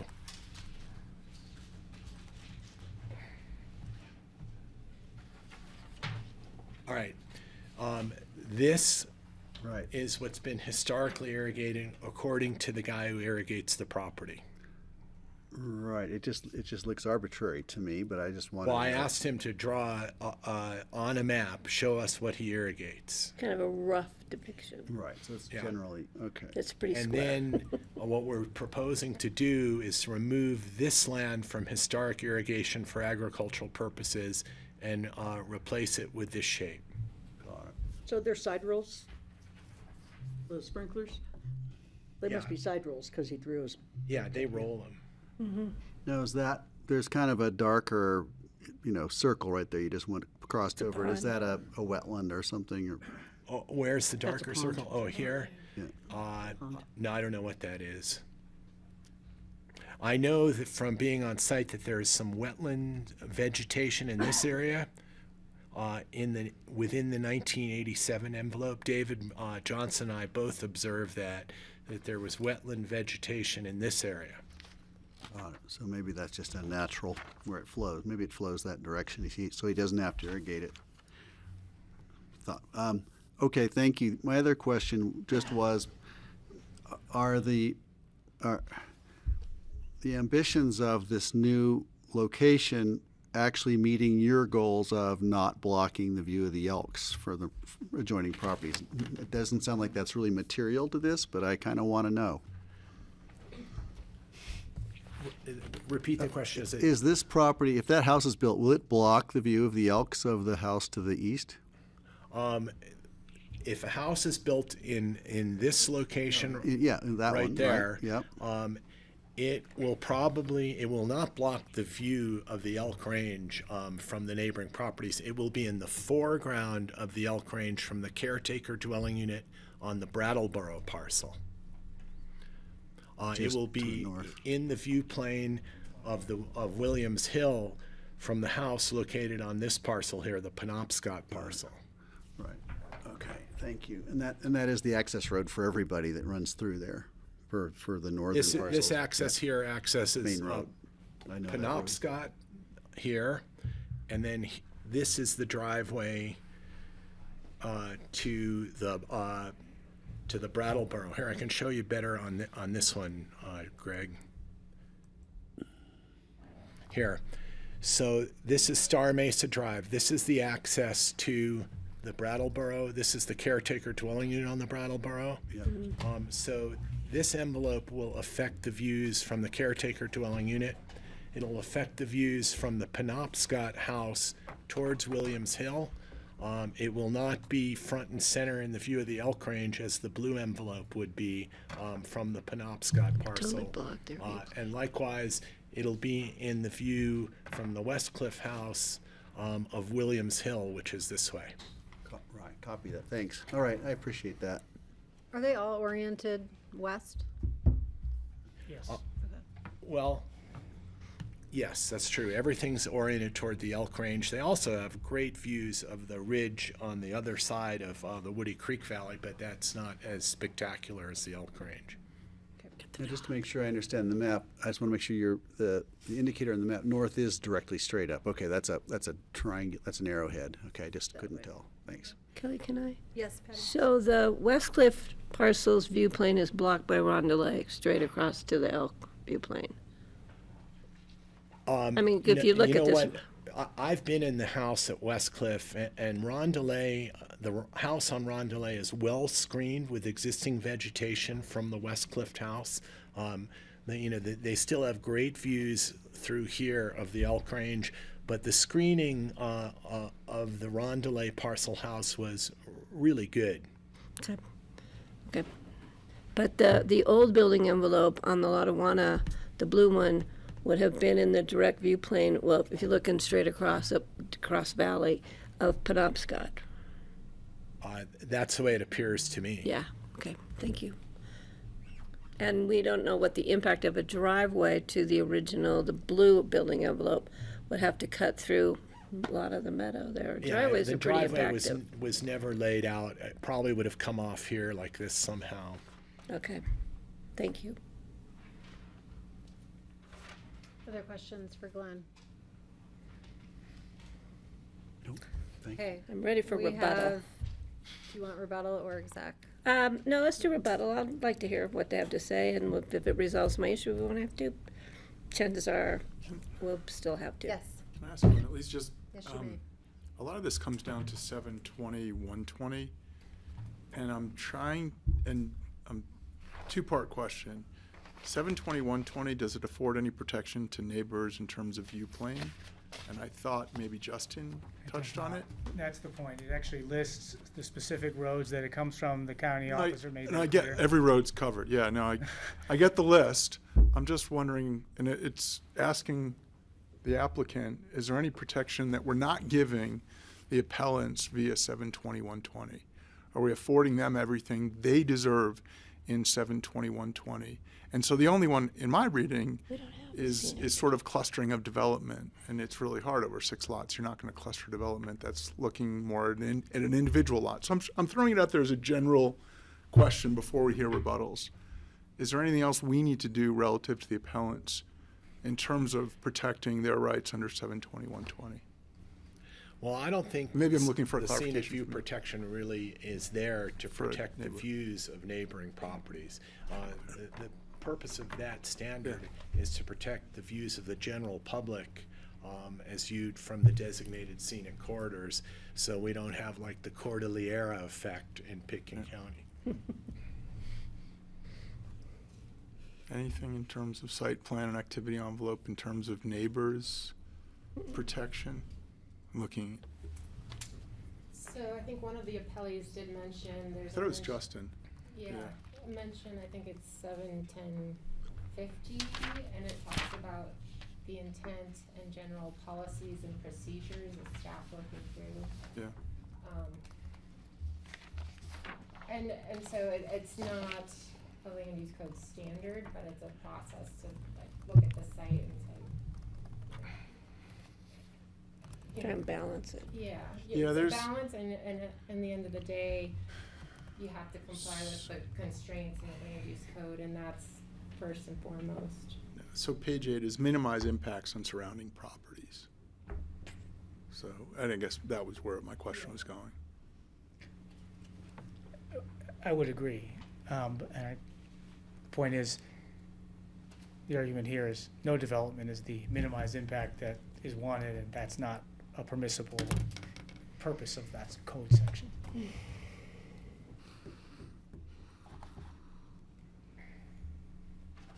you. Ready, next. Okay, we're finished with questions for Thank you. Glenn and All right, Samir. thank you. Thank you, guys. Alright, everybody, Really, thanks just for so your- you know, Evan had told me that his daughter is participating in a window or something. So he, I suppose if it's over, he will come back.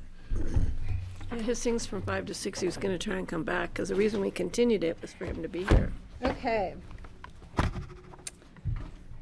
Continue it again.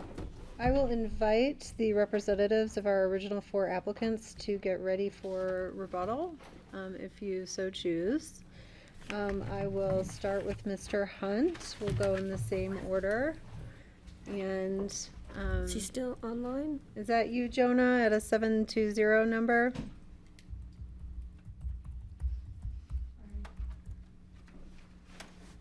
Did he leave us? I don't know. Jonah, is that you at 720-341-6678? I see a hand raised.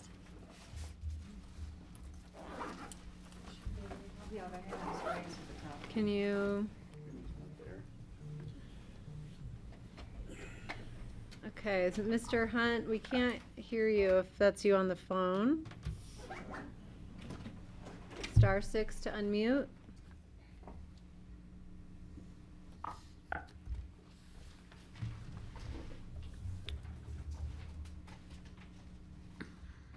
We come back to him. Okay. He's not on still as a panelist or anything? Okay. Oh, I have 2 hands raised. Oh. Okay, we'll go to Ms. Decker.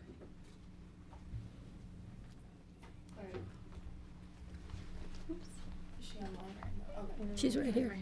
Actually, David Gerstenhaber is Yeah. going to speak for a couple minutes. And He's ready. Okay, so you have 7 minutes remaining. 7 minutes, 10 seconds. Okay, can you guys hear me? Yes, sir. Say your name loudly for the record, please. David Gerstenhaber, the owner of the West Cliff parcel. Great, thank you. Okay, I got a timer going, so I'll go quickly, because Christian Decker's an awesome lawyer, and I'm not a lawyer. I'll mention that there was no valid vote in 2015. That'll be the subject of another lawsuit associated with this.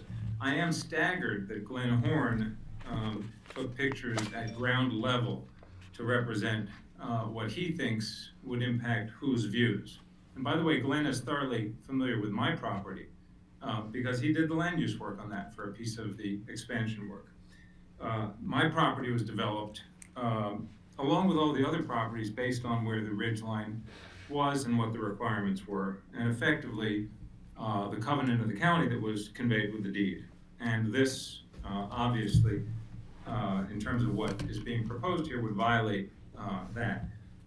You know, listen, all real estate isn't created equal. I understand totally why the guy who owns this piece of property wants to put his house smack dab in the middle of the meadow, ruining the views of many of the adjacent houses, because it'll maximize the value of his real estate relative to where he actually is supposed to put the house and where it was meant to be.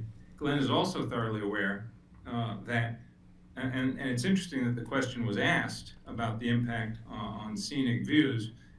My view that's prominent is the Down Valley view, where the sun sets. And this house, to the extent that anybody cares, where they want to move it to, which as far as I understand is totally illegal anyway, radically destroys the view, which Glenn is well aware of. Additionally, there's been no engagement by the Lottawanna owners with any of the neighbors who are adversely affected. I, in fact, said to Glenn, hey, do you want to come up and walk around? Also to Joe Craybacker, after all of this started. They didn't want to, but there was no engagement with me from these people prior to attempting to move the building site from what, as far as I understood, was the legally mandated spot as part of the Pickton County agreement. But the bottom line is, just because you own a piece of property doesn't mean you need to be able to build a 15,000 square foot house where you want to. You know, what happened in the 1980s happened, and that's kind of the way it was. And you know, I don't want to take too much time away from Kristen, but it all seems pretty straightforward to me. The building envelope is where it is. Pickton County's a party to that. It can't be moved. There was no valid vote in 2015 anyway. There's no unanimous approval in any case. These guys didn't engage with their neighbors. They're happy to spoil everybody else's view for their own pecuniary reasons. And you guys are sitting and listening to this, and what I hear in my voice, in my ear, is the voice of my extraordinary 17-year-old daughter, who's not from our generation and views things differently. And when she thinks things are totally absurd, she looks at me and she says, are you dumb or are you stupid? And I'll leave it to you. Okay, thank you. Would you like to, you have 4 minutes Sure, left, I have 4 Kristen? minutes left. Yeah.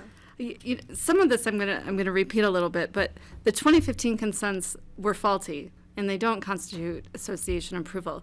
But the important part is, even if they did, say they were properly obtained and everything went according to the rules, even if they did, the association doesn't have the right to approve a building envelope in the meadow. And so the association would be in violation of the 1984 agreement. And again, we're in the same position. As David said, he was never approached. He offered his property to show the visual impacts from his land. Nobody cared. Nobody was interested. Why is this coming up now? Was asked by Mr. Goldstein. Well, it's coming up now because they filed an application and for a site plan and activity envelope. David was never contacted when they were going out and getting the 2015 consents. Sorry, I'm going down my list here.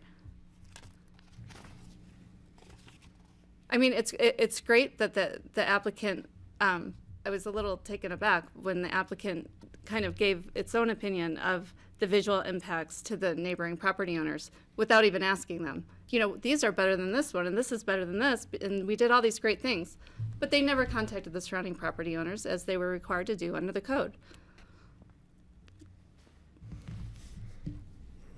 And then lastly, as far as the standard of review for Colorado Rules of Civil Procedure 106A4 action, it's true that the standard is there has to be no competent evidence in the record to support this decision. However, to be arbitrary and capricious means they don't follow, that the county or the local government didn't follow the code properly. And for all the reasons that I'm not going to go through again, the code was not followed by the hearing officer, and that's why it needs to be reversed. Thanks. Thank you. Are there any follow-up questions for Ms. Decker? No. No? Okay. All right, thank you. Thank you. I see Mr. Hunt was able to come back on with us. Jonah, hi. You have 5 minutes and 50 seconds for your rebuttal. Sure. Thank you again. 2 points. The consents in 2015, those were executed in 2015 on different dates, I believe, but they were not collected over a number of years, so I misspoke. 2, the consents themselves, again, there's argument from the applicant that even though it says we consent to X, Y, and Z in the body of the document itself, the applicant is now reframing those consents as actually a declaration amendment. 2 problems with that are that the consents were drafted by legal counsel for the applicant. The attorney could have tried to propose a legally compliant declaration amendment. He chose not to. He prepared consents. Because they weren't unanimous, they fail. I would encourage the board simply to look at the consents that are in the record, see if there's any verbiage or language or anything remotely resembling a declaration amendment. There isn't. That's all I had. Thank you for your time tonight. Okay, thank you. Okay, would Mr. Nyberg like to come up? What? Justin, you got to talk fast. I know. We have Okay. a minute 30 He's good at that. reserved for you. So what we heard today was a lot of from the appellee was a lot of de novo review about why this is a good project, why the activity envelope is adequately placed. I was really hoping they would address my primary concerns, which I think are fatal flaws with this application. There was an admission there was no attempt to argue that Section 120E was complied with. I was hoping we could just remand this to the hearing officer to address something the hearing officer failed to address. But these rural character guidelines for building location, these mandatory requirements, the language is the development shall comply with the following standards. They were not even included in the application. This is a faulty application. It does not comply with the land use code. It should be denied. Jeff, to your points about what the negative impacts to the applicant are, those requirements critically require that development mandatorily be located at the edge of a meadow or pasture. Furthermore, the development needs to be located so as to separate developed areas, located so that as to separate developed areas that are natural areas and pastures, to preserve open space in the largest contiguous tracts practical, taking into account allowed densities and uses. The design of this property needed to comply with this, and it just didn't. The board can today find that this application failed to satisfy these code requirements and deny it, and we're done. Okay, a couple other things on the irrigation. Glenn makes the point that I'll leave it at that. Thank you. Unless there's any other questions. Thanks, Justin. I'd like to ask a question, what you're going to say about Glenn making a plan about the irrigation. Glenn brings up good points, about there's different, he brought up the point that the DWR maps are not, quote, as accurate as just talking to someone. The hearing officer should have taken all information into account, determined which is the most credible, and decided. But the fact that the DWR maps show irrigation over approved home sites is just an indication that the data predates the home sites. The data on that chart, the red lines that go around the fin, were from 1993, meaning it identifies irrigation that occurred prior to 1993, prior to development. So we can't hold today's development against the data from 1993 that establishes historic irrigation on that mesa. Thank you, Justin. He is good at talking fast. Sorry. Gets it in. Thank you. Okay, Mr. Garnett. How long do I have? You have 2 minutes. And I sense you're a fast talker too. They're lawyers. Right? They're lawyers, they know how to talk fast. They know how to talk. Rye's more of the folksy lawyer kind. Okay, it's time. Get Okay. The clock started? Ready? Yeah, we're We're starting the in the clock. middle of a hearing. All right, sorry. Mrs. Shear may decide to address for the remaining portion. I think what's crucial here, because the land use code has been discussed at length, Mr. Goldstein conceded that it is in the open meadow. They're not contesting that it's not in the open meadow where they're planning to develop this parcel.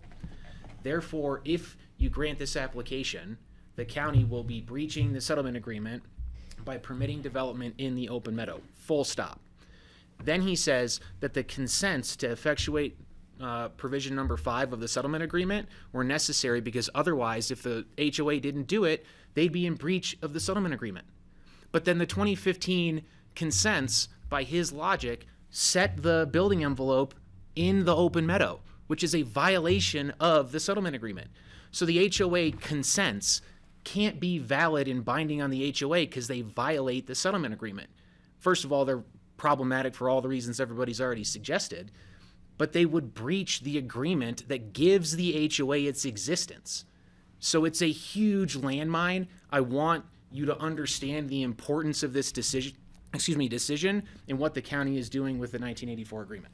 I would like Mrs. Shear to say whatever she can in 40 seconds or however long we have, and I appreciate your time.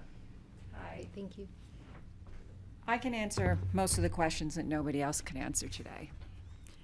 Just speak your name clearly into the record because it helps for taking minutes. Thank you. Yeah. Jacqueline Shear, Star Mesa, president, agent, acting president, homeowner. I can continue the list. Thank you. Anyway, I would like to talk a little bit about the 2015 consents. Nobody has mentioned Mr. Craig Slater here today. He was the selling owner of the Lotwana parcel. Now, those consents were made by the buyer's attorney and not by the association, and were quite frankly fraudulent consents, knowingly forged by the buyer's attorney with the inclusion of the association's name as a real misrepresentation of true facts. Furthermore, the consents were worded contrary to the requirements of the association's governing documents, and even bigger tell of the association's non-involvement. One of the 4 signed consents submitted by the applicant to the county not only have an invalid signature for the Rondelay parcel as the beneficial member owner of Aspen Kiwi Trust Company is Graham Hart, and he is not a signee of the document. And let it be known that Aspen Kiwi Trust Company is a foreign entity that is not even registered with the state of Colorado. The nerve. Furthermore, the multifaceted invalidity of the consents includes the invalid signature for the Rondelay parcel, thereby having the tally only add up to 50% with 3 of the 6 consents signed correctly. The invalid approvals as the lack of 100% from the Star Mesa Homeowners Association member owners, those are the beneficial owners, is required to relocate a building activity envelope. The invalid documentation of approvals from the association to the county as the consents did not meet the requirements per the 1986 Declaration of Protective and Restrictive Covenants, Book 523, page 816, 2-6. Relocation of building site shall be made by the association, not made by the buyer's attorney. The invalid, fraudulent Pickens County recording of the consents submitted by the law firm Sherman and Howard on behalf of Mr. Kraybacher only a day after his client, December 10th, the Prince closed on the purchase of the Lackawanna parcel.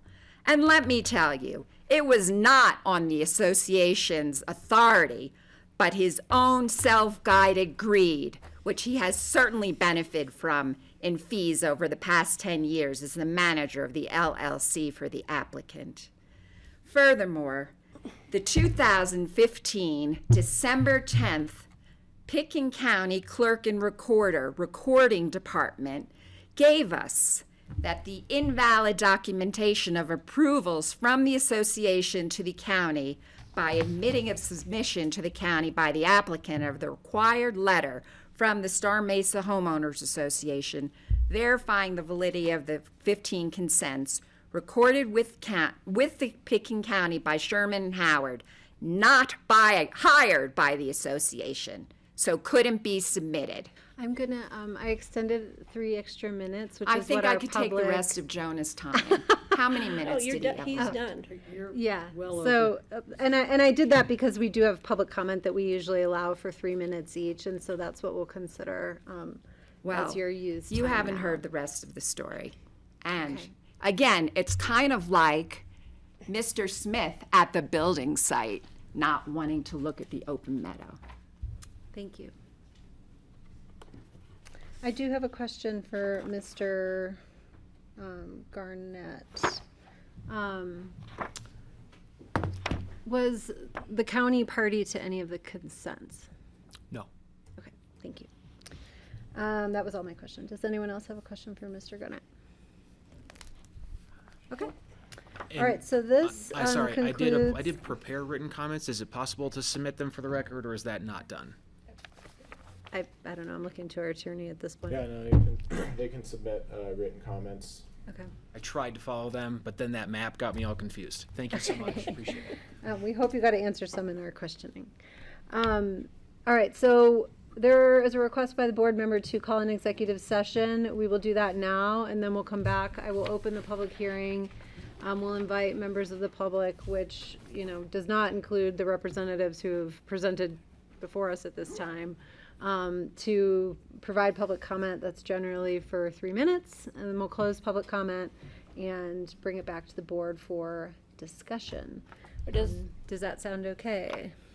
Need a motion? Does the Well, board hang want to on. hear public comment first before we go to exec, or? I didn't know we fine were either gonna way. do public comment on top of all the Let's comments. do public It's comment part of first. our process. Okay, oh, sorry, I missed that part. Okay. I don't know, you all tell me, would you prefer to do public comment now and then seek advice from the attorney, or? I'm fine waiting to hear what everybody has to say. Okay. If Well, the then board's we'll okay. do that. So I will, again, I'll open the public comment on this matter. Again, this is for individuals that we haven't heard from as part of our public hearing process on this. Generally, we'll ask you come up, you state your name, and you have 3 minutes. Is there anyone in the room who wishes to do so? Okay, I'll go to folks online. Is there anyone online? Please raise your hand by using the Zoom function or hitting *9.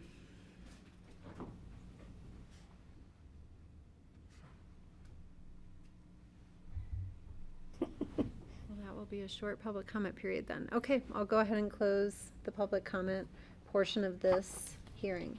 Perfect. So I would like to ask for a executive session.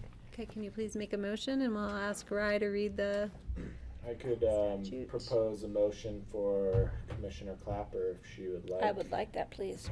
All right, so it would be a motion of the Board of County Commissioners of Pickens County, Colorado, to hold an executive session for the purpose of discussing the appeal of hearing officer determination number 2-2024, approving the Star Sky Holding LLC activity envelope and site plan. I know the rest of the application goes on to discuss single-family residence, but I think that's sufficient for the purpose of the motion. And that would be pursuant to CRS 24-6-4024B for the purpose of receiving legal advice from counsel. And I will make that motion. Thank you, Patty. Thank you, Greg. Any further discussion? I'll let the public know we will adjourn, and the 6 of us will go upstairs to our conference room, and when we're done, we'll come back. We'll restart the public meeting again at that time. So you're welcome to hang out, or I don't know how long it will take. And if you do leave the building, just be cautious that someone's in the lobby to let you back in, because I think it may be locked this time of day. I know I need to call the door open too. All in favor, please say aye. Aye. Aye. Thank you, guys. Thanks. Do you know how long you're going to deliberate? 3 or 4 hours. I don't, no.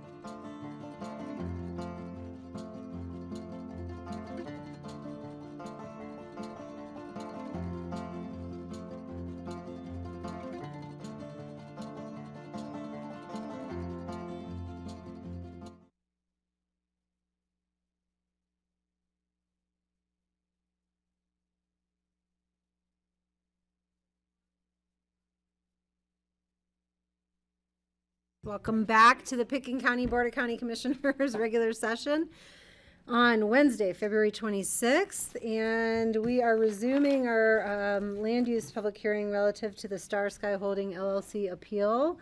We've had quite a lengthy appeal hearing here, and we are reconvening after receiving advice from council in order to have some discussion and solidify our direction. I will remind, as I said at the top of this hearing, that this will end up being a continuance today, right? But we will come back, we will give direction on a resolution that will come back to us for formal adoption on April 9th. So there won't be any fundamental, we won't redo this hearing, we won't revisit all of this on the 9th, but we will, that will be when we formally adopt the language of a resolution, because we don't have one in front of us, not having known what our direction was going to be. We have a clear understanding of that now after seeking advice from our attorney. And I will just say, I will recognize that we received additional information for the public record, which will go into, we've entered into the public record, including an email received around noon today and subsequent documents from Mr. Garnett received here at the hearing. And so that will go into the formal public record as well. And I think we have direction and decision, and I will, Patty Clapper was our scribe upstairs, and so she is going to read the decision of the board on this topic. And there's, I'll just also say, I mean, this is quite a complicated hearing. You know, there was a lot of information. There is quite a record to it that covers many decades relative to this property, and I have faith in the thoroughness of the review that our board has given. And I'll ask Patty to, or I'll go to Rye for I just want to make one point of clarification, Kelly. I think that Commissioner Clapper is going to propose a potential resolution for this that could be subject to further discussion by all the board members. Thank you. I do want to just state for the record that the decision that is in front of the board right now to some extent weighs on determinations of law that are outside of the authority and jurisdiction of this board to determine. And you did see receive some legal advice from me upstairs to that effect. I won't repeat exactly what I told you, but I did want to make that clarification that you all need to discuss now the path forward and make a motion and vote on that going forward from here. Okay, thank you. So we will I'll look to you to propose our direction, and then we can comment on it and see if there's additional clarification I am proposing required. a direction for staff to come back in a resolution for April the 9th at our next meeting on this. And this is the board's proposed decision as follows. The Board of County Commissioners finds that the hearing officer made a demonstrable error, and we are remanding the application back to the hearing officer for consideration of the applicability of Code 7-20-120-E. And prior to the hearing officer's hearing, the appellants and the appellee shall resolve the issue of whether or not the 2015 consents lawfully amended the Declaration of Protective Covenants for the HOA. Okay. Further discussion or clarification on what has been proposed? I guess I will just offer, I'm not gonna take, you will have a comment, you will have an opportunity to comment on the proposed resolution that will come before us on the 9th. You know, I'll just offer there's a difference in the record here on arguments about how the 2015 consents matter. You know, the way that I've looked at this is the development agreement, the settlement agreement, matters as far as determining where the activity envelope should be cited, and then subsequent to that, how the land use code is applied. And so getting clarity on that, I think, is really important for this application. And I need to clarify that my statement I made and is my motion. Commissioner Clapper, I don't think some of the folks in the back heard your statement. So if you could read it a little louder, I think that'd be helpful. You want me to read it louder? I'll read it. Read it loudly. The Board of County Commissioner finds that the hearing officer made a demonstrable error, and we are remanding the application back to the hearing officer for consideration of the applicability of Code 7-20-120-E. And prior to the hearing officer hearing, the appellants and the appellee shall resolve the issue of whether or not the 2015 consents lawfully amended the Declaration of Protective Covenants for the HOA. Everybody get it? Okay, thank you.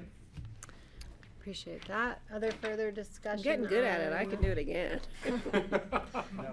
No, I'm just kidding. That is my motion, and to give staff direction to reflect that statement into a resolution to bring back on April 9th for further discussion. Right, is there, do we have to, just provide support or justification for our individual votes on this? You do not, but I would clarify for anybody interested that for the purpose of calculating the time within which to bring a Rule 106 action, the county would consider the formal approval of the resolution on April 9th as the date for calculating that date. Thank you. All right. But I can tell that you want me to, so I will. No, I don't. I just didn't know if it It's was fine. important to put into the record. It's fine. That's all. So I will. Go ahead, then. Francie. Okay, so I am not going to vote in favor of this, so everybody knows, because I think that if it had been my choice alone, I would have affirmed Tom's decision, because I don't think there's, I don't think there's compelling evidence that he didn't consider the rural nature of the property or any of the other things that were required. So I felt like he did act appropriately, and I also believe, although this is irrelevant, that the location which has been proposed is a far better location for the whole county than the original one. That's not how I based my decision, and it's not relevant, but it's my belief. Thank you, Francie. Any other discussion? Yeah, Okay. I think that Tom should have considered Code 7-20-120E, which I stated in our statement, but I think that should have been part of his consideration that was not clearly identified or documented in his decision. Okay. So the motion at hand, Patty, did you say formally you're making a motion to continue this for staff to bring back a resolution to? Okay. Reflecting the language that I provided. Thank you. Is there a second to Patty's motion? Come on, guys, I read it twice. I'll second. Thank you. Okay. Thanks. Okay, and I will ask for all those in favor, please say aye. Aye. Aye. Aye. All right. And all those opposed, please say nay. Nay. Okay, and I'll just note that Patty, Greg, Jeffrey, and I said aye, and Francie is a nay. Thank you all, and you can look in the packet the week prior to the 9th for the exact resolution, the exact language of the resolution that we will Have a public hearing. have in again. front of us. And that will be a public hearing And that again. will be a public hearing. Thank you. Okay. April 9th. April 9th. We have one more land use item, so our meeting keeps going, but I hope the rest of you all enjoy dinner. Okay. All right, item number 16 is a ordinance approving a text and zoning amendment to the 2006 Pickens County Land Use Code, Title 8 of the code, specifically amending Chapter 4, Section 4-30-50B3, accessory and temporary uses, use-specific standards for temporary land uses and activities, seasonal farm worker housing unit. We continued the first reading on this to today. If I'm correct, this is a 2-reading action because it is an ordinance. So the goal hopefully is to make a decision on first reading today, and it is set for second reading sometime in the future, which I saw on future agendas, but I forget the exact date. So I will turn it over to Suzanne Wolf, who has patiently hung in there with us. She's probably all healed And and hopefully feels like better watched a now. movie or something. Oh, she's still there. today. Okay. Thanks, gentlemen. Bye-bye, thank you. Thanks, Kelly. And I guess I just want Abby to check and see if Eden is on. He's online. He's there? Yes. Okay. Yes. Great. Yay. Great. So I think I'll be brief because I think we sort of, discussed what the proposal is. It's to broaden slightly the seasonal farm worker housing opportunity in the land use code, to allow for people to store it over the winter. Right now it's required to be removed from the site. The other change would allow it to be used through that 3-month period where currently it would not be allowed to be used. So essentially it's looking at somebody who has a winter producing operation and has need for employee housing during that time. So you all had some questions that came up at the last meeting, and unfortunately Eden wasn't able to be with us then. He provided some responses, had listened to the meeting and provided some responses that I added into the memo. So I don't know if you just if you have questions for me, I'm happy to jump in, or otherwise maybe let Eden jump in and respond to some of your concerns. Okay, questions for Suzanne? Otherwise, I'll turn it over to Eden. Patty. Just real quick, yeah, I think part of and I see it addressed under your issues raised, was the kind of the definition of producer full-time. And so I think you addressed it in the term farm worker, not staff or teachers, but farm worker. And you also clarified it with ranchers as long as they're producing food for, for human consumption. Food for human consumption. Yeah. Sorry if I've had a misspelling there. Got a lot of fours in there, but so yeah, so that was the issues that I had, and I think we've addressed that. Thank you. Yes. Yeah, thanks, Suzanne. Thanks, Eden, for being here. Thanks for being here all day, and then glad you came back. I just want to be clear that I understand what a full-time producer means. Is there a criteria for that? Is this the only job that the resident of the housing will have? And they have to be a full-time worker on the property? And do they actually have to produce something? Could they go out and water the winter wheat, and would that qualify? Or, if there's one, struggling plant out there, is that enough to justify the housing? And I'm just wondering, because it might be easy to find a workaround. And I like the first part that says the annual permitting will look at all this, but I'm just trying to eliminate gray areas. So it doesn't look like a loophole, hey, water this plant and you get a place to live. So Greg, I think some of that's addressed in the existing language in the code provision. It talks about the agricultural operation produces and sells food for which the primary purpose is human consumption.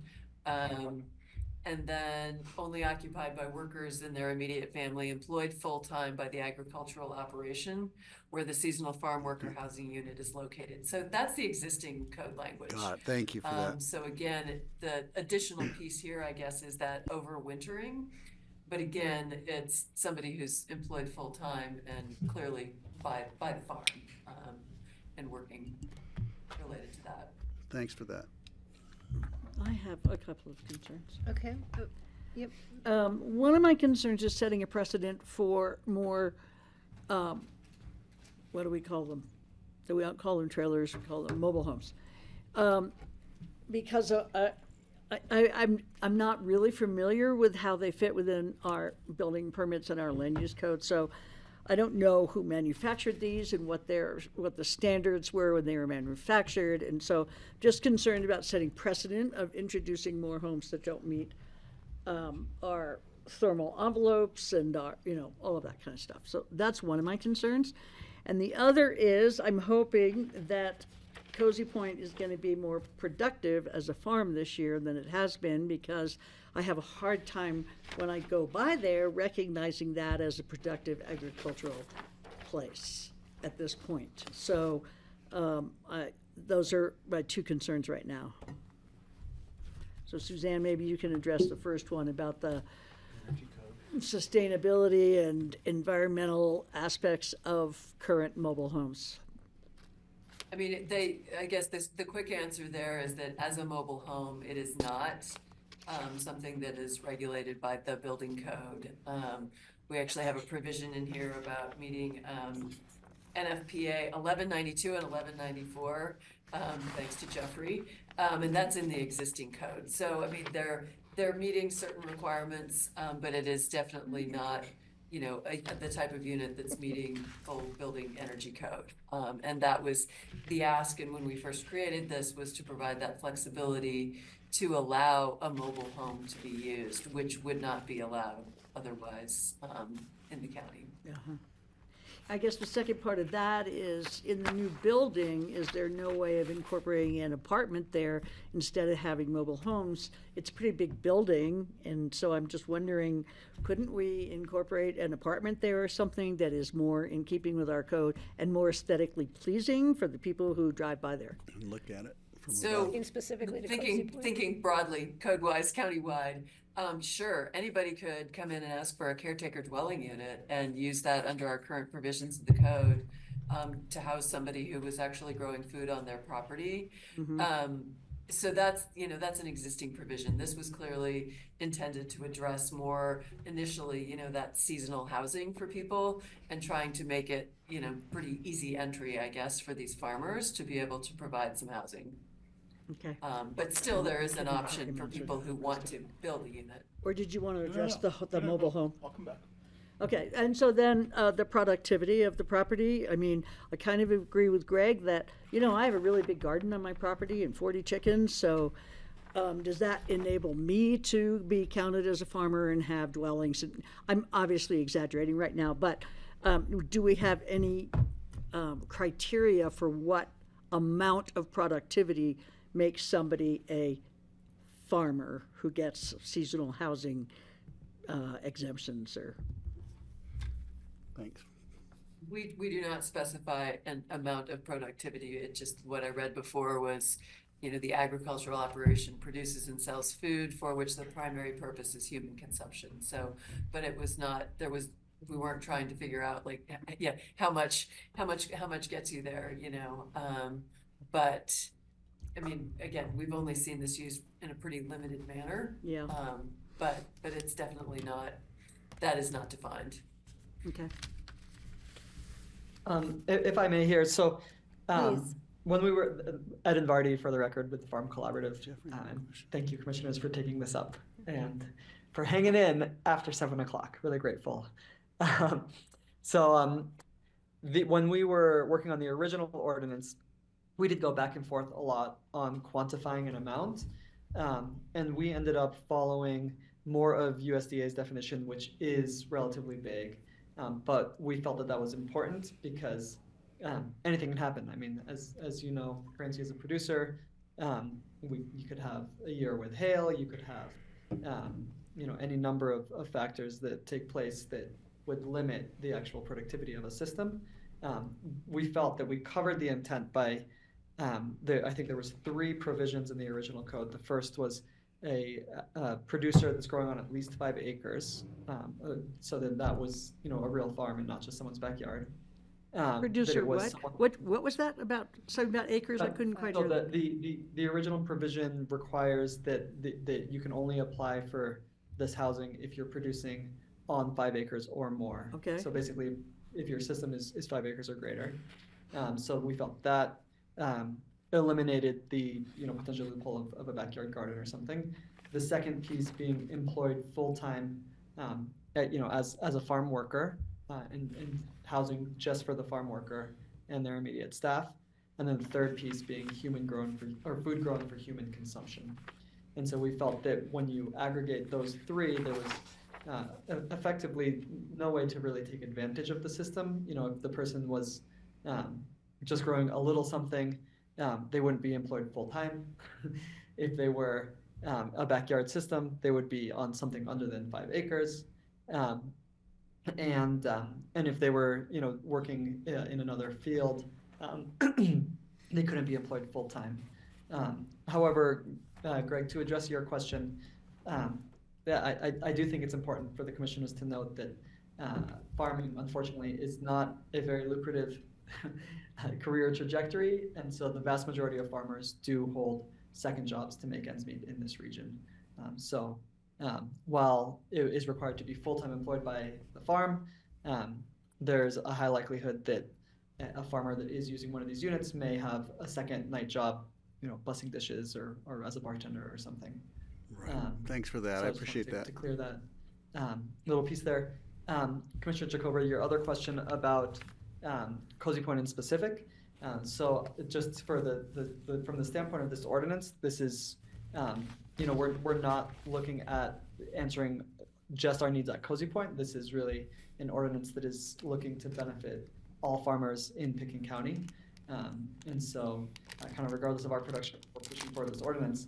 That said, our farm center building has occupied the vast majority of our time in this last year. And we had some pretty significant irrigation challenges with a down pump for our primary water right in 2024 out at Cozy Point, which significantly reduced our capacity to produce. So we ended up putting all of our production efforts last year into our partnership campus at Sunfire Ranch, and our net product was 50,000 pounds of produce, up from about 12,000 the previous year. So we did have significant production. It just was not as present at Cozy Point Ranch. But I do believe that at large is outside of the scope of what we're discussing here tonight, which is the farm worker ordinance for farm workers across Pickens County. Well, I appreciate that, Ed, but isn't there housing at Sunfire?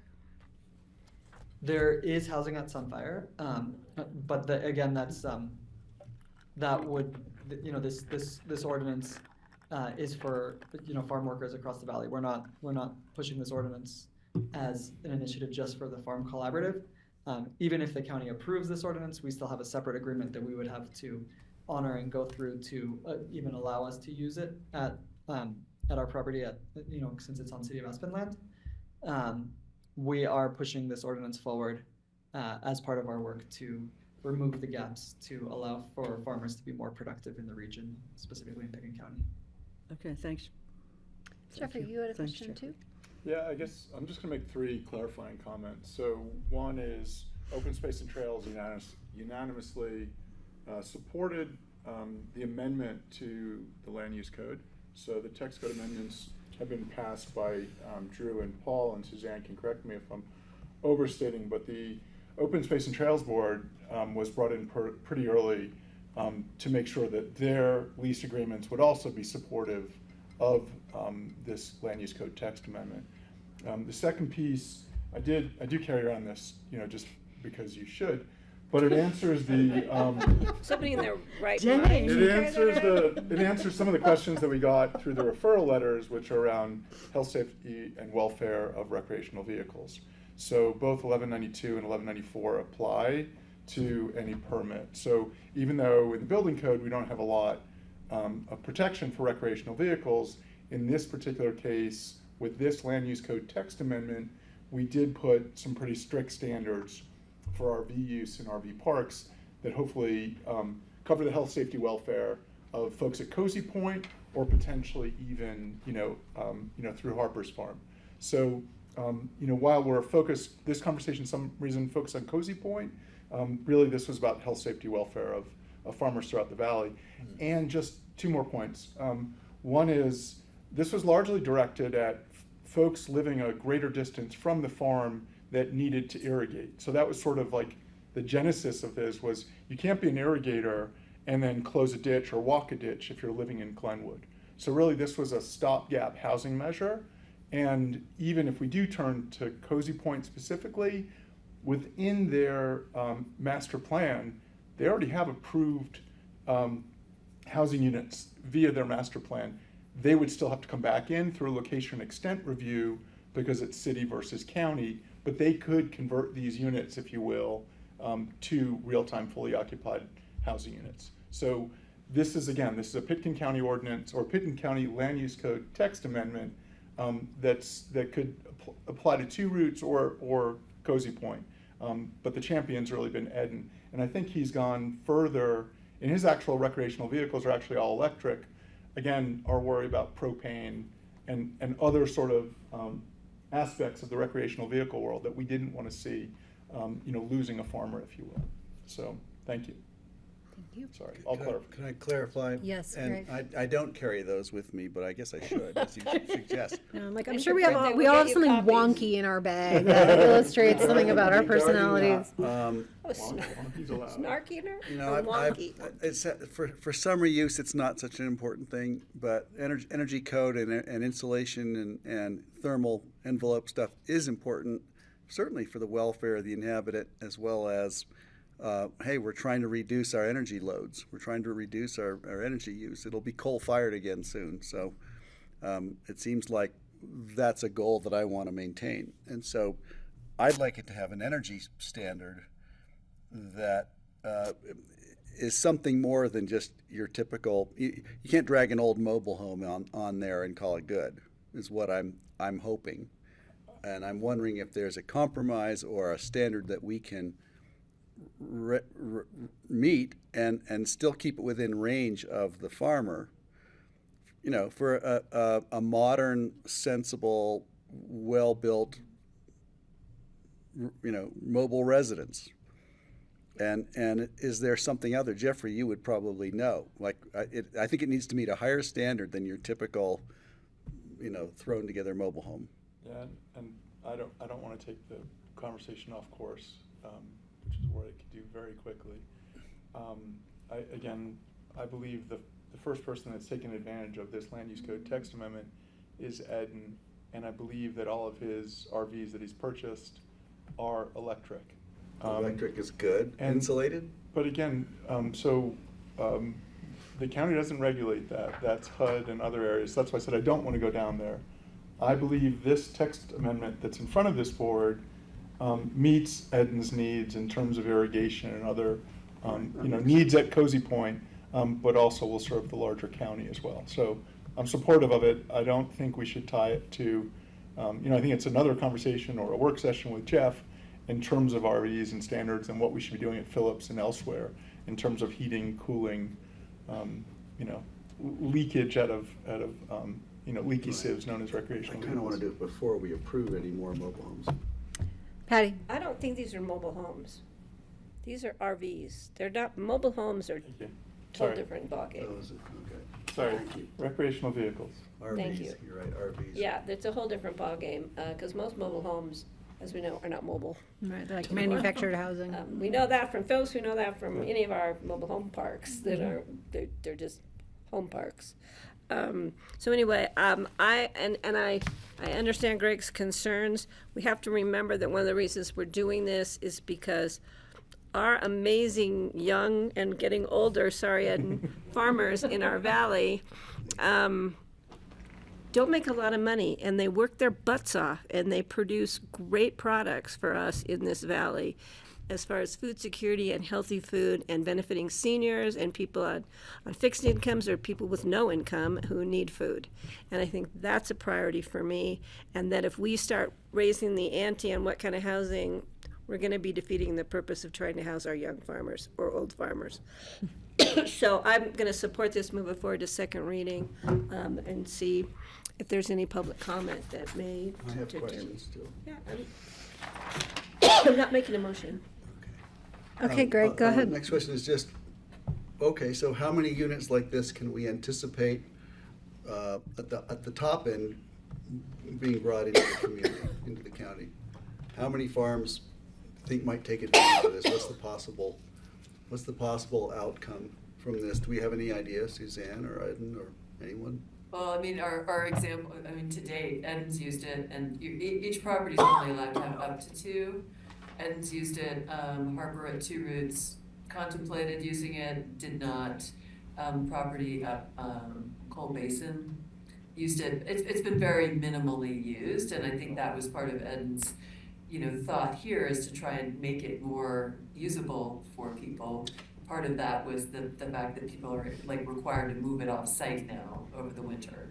So even if they're not using it, there was a concern from I think maybe some Emma neighbors at the time about it sitting there all winter long. So this would allow it to stay in place and be closed up and set aside or used. But we've seen very minimal use, and I think I don't anticipate this change bringing on a whole slew of applications, but it might open the door to a couple more people to, consider this as an option. Got it, thank you. I was just trying to calculate the number of food producing farms we have in the county and multiply that by 2 and get a number. You take a motion. Well, does Greg feel like his Nobody has an concern answer, was but I guess resolved? there's no answer. I don't know how many food producing farms there are that could qualify for this. 1, 2, Somebody should know this. 3, 4, 5. I'm going to say 20, counting ranchers. Maybe 20, maybe 30. Once you bring the ranchers in, but most of the Okay, so- crop producers, But you like don't have to 2 be a Roots, crop et cetera, producer. I'm saying like 2 Roots or Sunfire, they're not, there's a handful. They're not what? There is a handful. Yeah, and then ranchers, so, who? 25, produce 30. lots maybe. of food. Okay, so Ranchers 60. have to be around to There could deliver be those 60 babies. RVs out there. Okay, as long as we know what we're doing, that's all. Any further questions for Suzanne or Eden? I don't believe we need to open a public hearing on this because we will go to second reading when we have a public hearing. Would you like a motion? I would. Yeah. Do you have a date certain? I will make a Oh, yeah. motion. Do we do, but let me see if I can find it. You got it, or? Oh, This is no. First reading, but it doesn't say I that. know. It's in our future agendas. Yeah, it doesn't even say first reading on here, so. It does. It says continued So first reading. The second reading is on Thank March you. Oh, 12th. continued first reading. March 12th, it's item number 12 on March 12th. Thank All you right. very much. So I will make a motion to move ordinance approving text zoning amendments to the 2006 Pickens County Land Use Code, Title 8 of the Pickens County Code, specifically amending Chapter 4, Section 4-30-50B3, accessory and temporary uses, use specific, standards for temporary land uses and activities, seasonal farm worker, housing unit, until March 2nd, 12th. which will be 12th, which will be the second reading, and it will be a public hearing. Thank you, Francie. I'll second. Thank you, Patty. Any further discussion? Only that it'd be nice to just have an estimation of how much uptake we could have, say, over the next few years. When we have that discussion, I'll try to remember to ask it again. I'll remind you. Thank you. All right. Yes. All in favor, please say aye. Aye. Aye. Aye. Okay, do we have any open discussion items? Real quick. I have one, yep, go real quick. Does anybody want me, Greg gave me some information. I'm hopefully gonna be able to at least give a little opening with our congressional delegation when I'm there. Right now. not Wild getting and started. scenic, I would note Trump passed two wild and scenic designations passed through the last Trump administration. We'll work on that. 4 years ago. So, Last one. I mean, I think there's been more since then, but during his administration, two passed. Let's remind him, if I see him at the NACO conference. You can bring it up. Or the I'll other, remind him of that. or anyone else you talk to. Okay. It's not a lost cause completely. Okay. I guess I would ask that you bring up possibly with Senator Bennett or Hickenlooper questions about the Shred Act and what the heck's going to go on now. Is it ever going to see the light of day? Okay. And they're reintroducing the Core Act. And the Core. I've already got info on the Core Act, and I'll ask about Shred. Just because it's such a cool name. I mean, I would know, Jeffrey really brought this up a couple weeks ago, that we should maybe think some thoughtfulness about if our land use code requires any amendments, should things go in the opposite direction, and we start to see federal land divestiture rather than protections. We might want to start brainstorming along those lines. I will also know, so I let you all know yesterday that I'm going to be out the last week in March. Greg just let me know he is also not going to be at the 26th, which is our regular session. We can discuss this next week during future agendas, but I did just want to flag it. Currently, there's no land use scheduled. I think that's probably unlikely, but that's what it says now. The 26th, hopefully I don't get detained in Washington. I'll be home You to should be attend back. that meeting, so we can have a quorum. And I'm gone for a QQ meeting in Granby. Thank you. Is that what you were? Jeffrey's going to If try to Jeffrey wants attend to the come with first me, then- part of it. We won't have a quorum. Yeah. Yes, Francie. I am going to the CAST meeting next week in Denver, and I'm wondering if it's mostly legislative updates, and the governor's going to come and talk to us. Okay. Well, we'll see if he does, but and sort of updates on that. And I'm wondering if there's anything you want me to take to that. or That'd be a talk good one about. to bring up, the Shred Act. I brought it up with Kevin the other day, but it's like, Making sure we still have a quorum on the 26th. Well, if there's It Fred, should be the three That's of what I'm you. working on. well, we don't know. Well, right now, there's three of us, but Who knows? who knows? Maybe in El Salvador. Venezuela or Guantanamo.